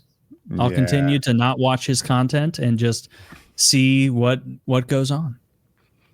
What did you say, Kyle? Oh, I don't remember now. Oh, I was going to talk about that OnlyFans model that banged 1,000 guys in a day. Oh, yeah, right. Oh, did she get it done? Yeah. 1,000? How do you even orchestrate that? 997 right here. Lucky me. What is the time for dude? I'm calling this now. That is a hoax. There is no fucking way that's real. That's a lie. That is a lie for attention on OnlyFans. Because it comes down to seconds per guy. Taylor, there's no way. First of all, there's a video, and second of all, so what she did was she went way longer than they thought. She wanted to give guys like more time, apparently, because she didn't like. Because at first, I think what they're doing is like stick your dick in, pump a few times, and like move the line along. Because there's a line of 1,000 men, like they're Right. like showing up in shifts with ski masks on, like yeah. Maybe we are Sodom and Gomorrah. When did she do it? I don't know. This week is when I've been reading about. Welcome to Trump's America. Oh no, Dude, this wouldn't have happened with old Trump's America. This wouldn't have happened with Ice Cream Joe. Guys, the real MVP, own that, Kyle. the real MVP is the fluffer.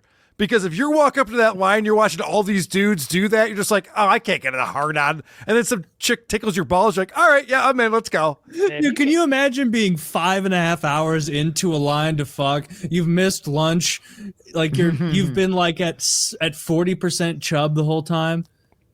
That sounds terrible. There's no way I'm sexually aroused for in that. stages. You know, if you were number 997, you wouldn't show up. Dude, when this the is a thing scam, began. dude. She did not fuck 1,000. I'm pretty guys. sure there's a fucking 1,000 video. is The whole so point many. is there's a video. Like you can. Well, it had to be a 24-hour video, though. Yeah, I'd have to watch it on like 5x speed to see like. I don't know if you know this. Her previous video, she did 100 dudes. Yeah. And she cried, and it was a hard time for her. Yes, She barely did it. She overcame That's that and decimated it. That's really sad. She's a Guys, champion. Nobody runs a marathon and She then decimated 10x's it. The Decimated. next That's time what I they was run. going for. No one goes 26.2 and then goes 262 a month Is that a later. word? It is now. We wordified it. Decimated. No, not decimated. I mean the thing I actually wrote. It doesn't seem to think so. Oh, I didn't Well- even realize we're over the time limit. There's Check a time out our limit. wonderful. Was this fucking hockey? We're over Last the minute time. to play. There's no time limit. Last There is a minute to time limit in play. hockey. They go to shootout. That is now. true. They go to overtime. So Like check the out our sponsors. Click those links. Make us look good, guys. Please, will you click those and make us look good? And Yes. and use those. Helps Check it us out. And also be sure to check out whoarethese.com. Check out Karl, all of his shows. And Karl, where would you like to direct everyone specifically? Yes. So wherever you listen to podcasts, Who Are These Podcasts? You can subscribe. We put out 2 episodes every single week. And we have a Patreon. We put out 2 bonus episodes every month. Patreon.com/Who Are These Podcasts. And as I mentioned before, we're going to be live in Las Vegas, May 9th through 11th at Hackamania, hackamania.com.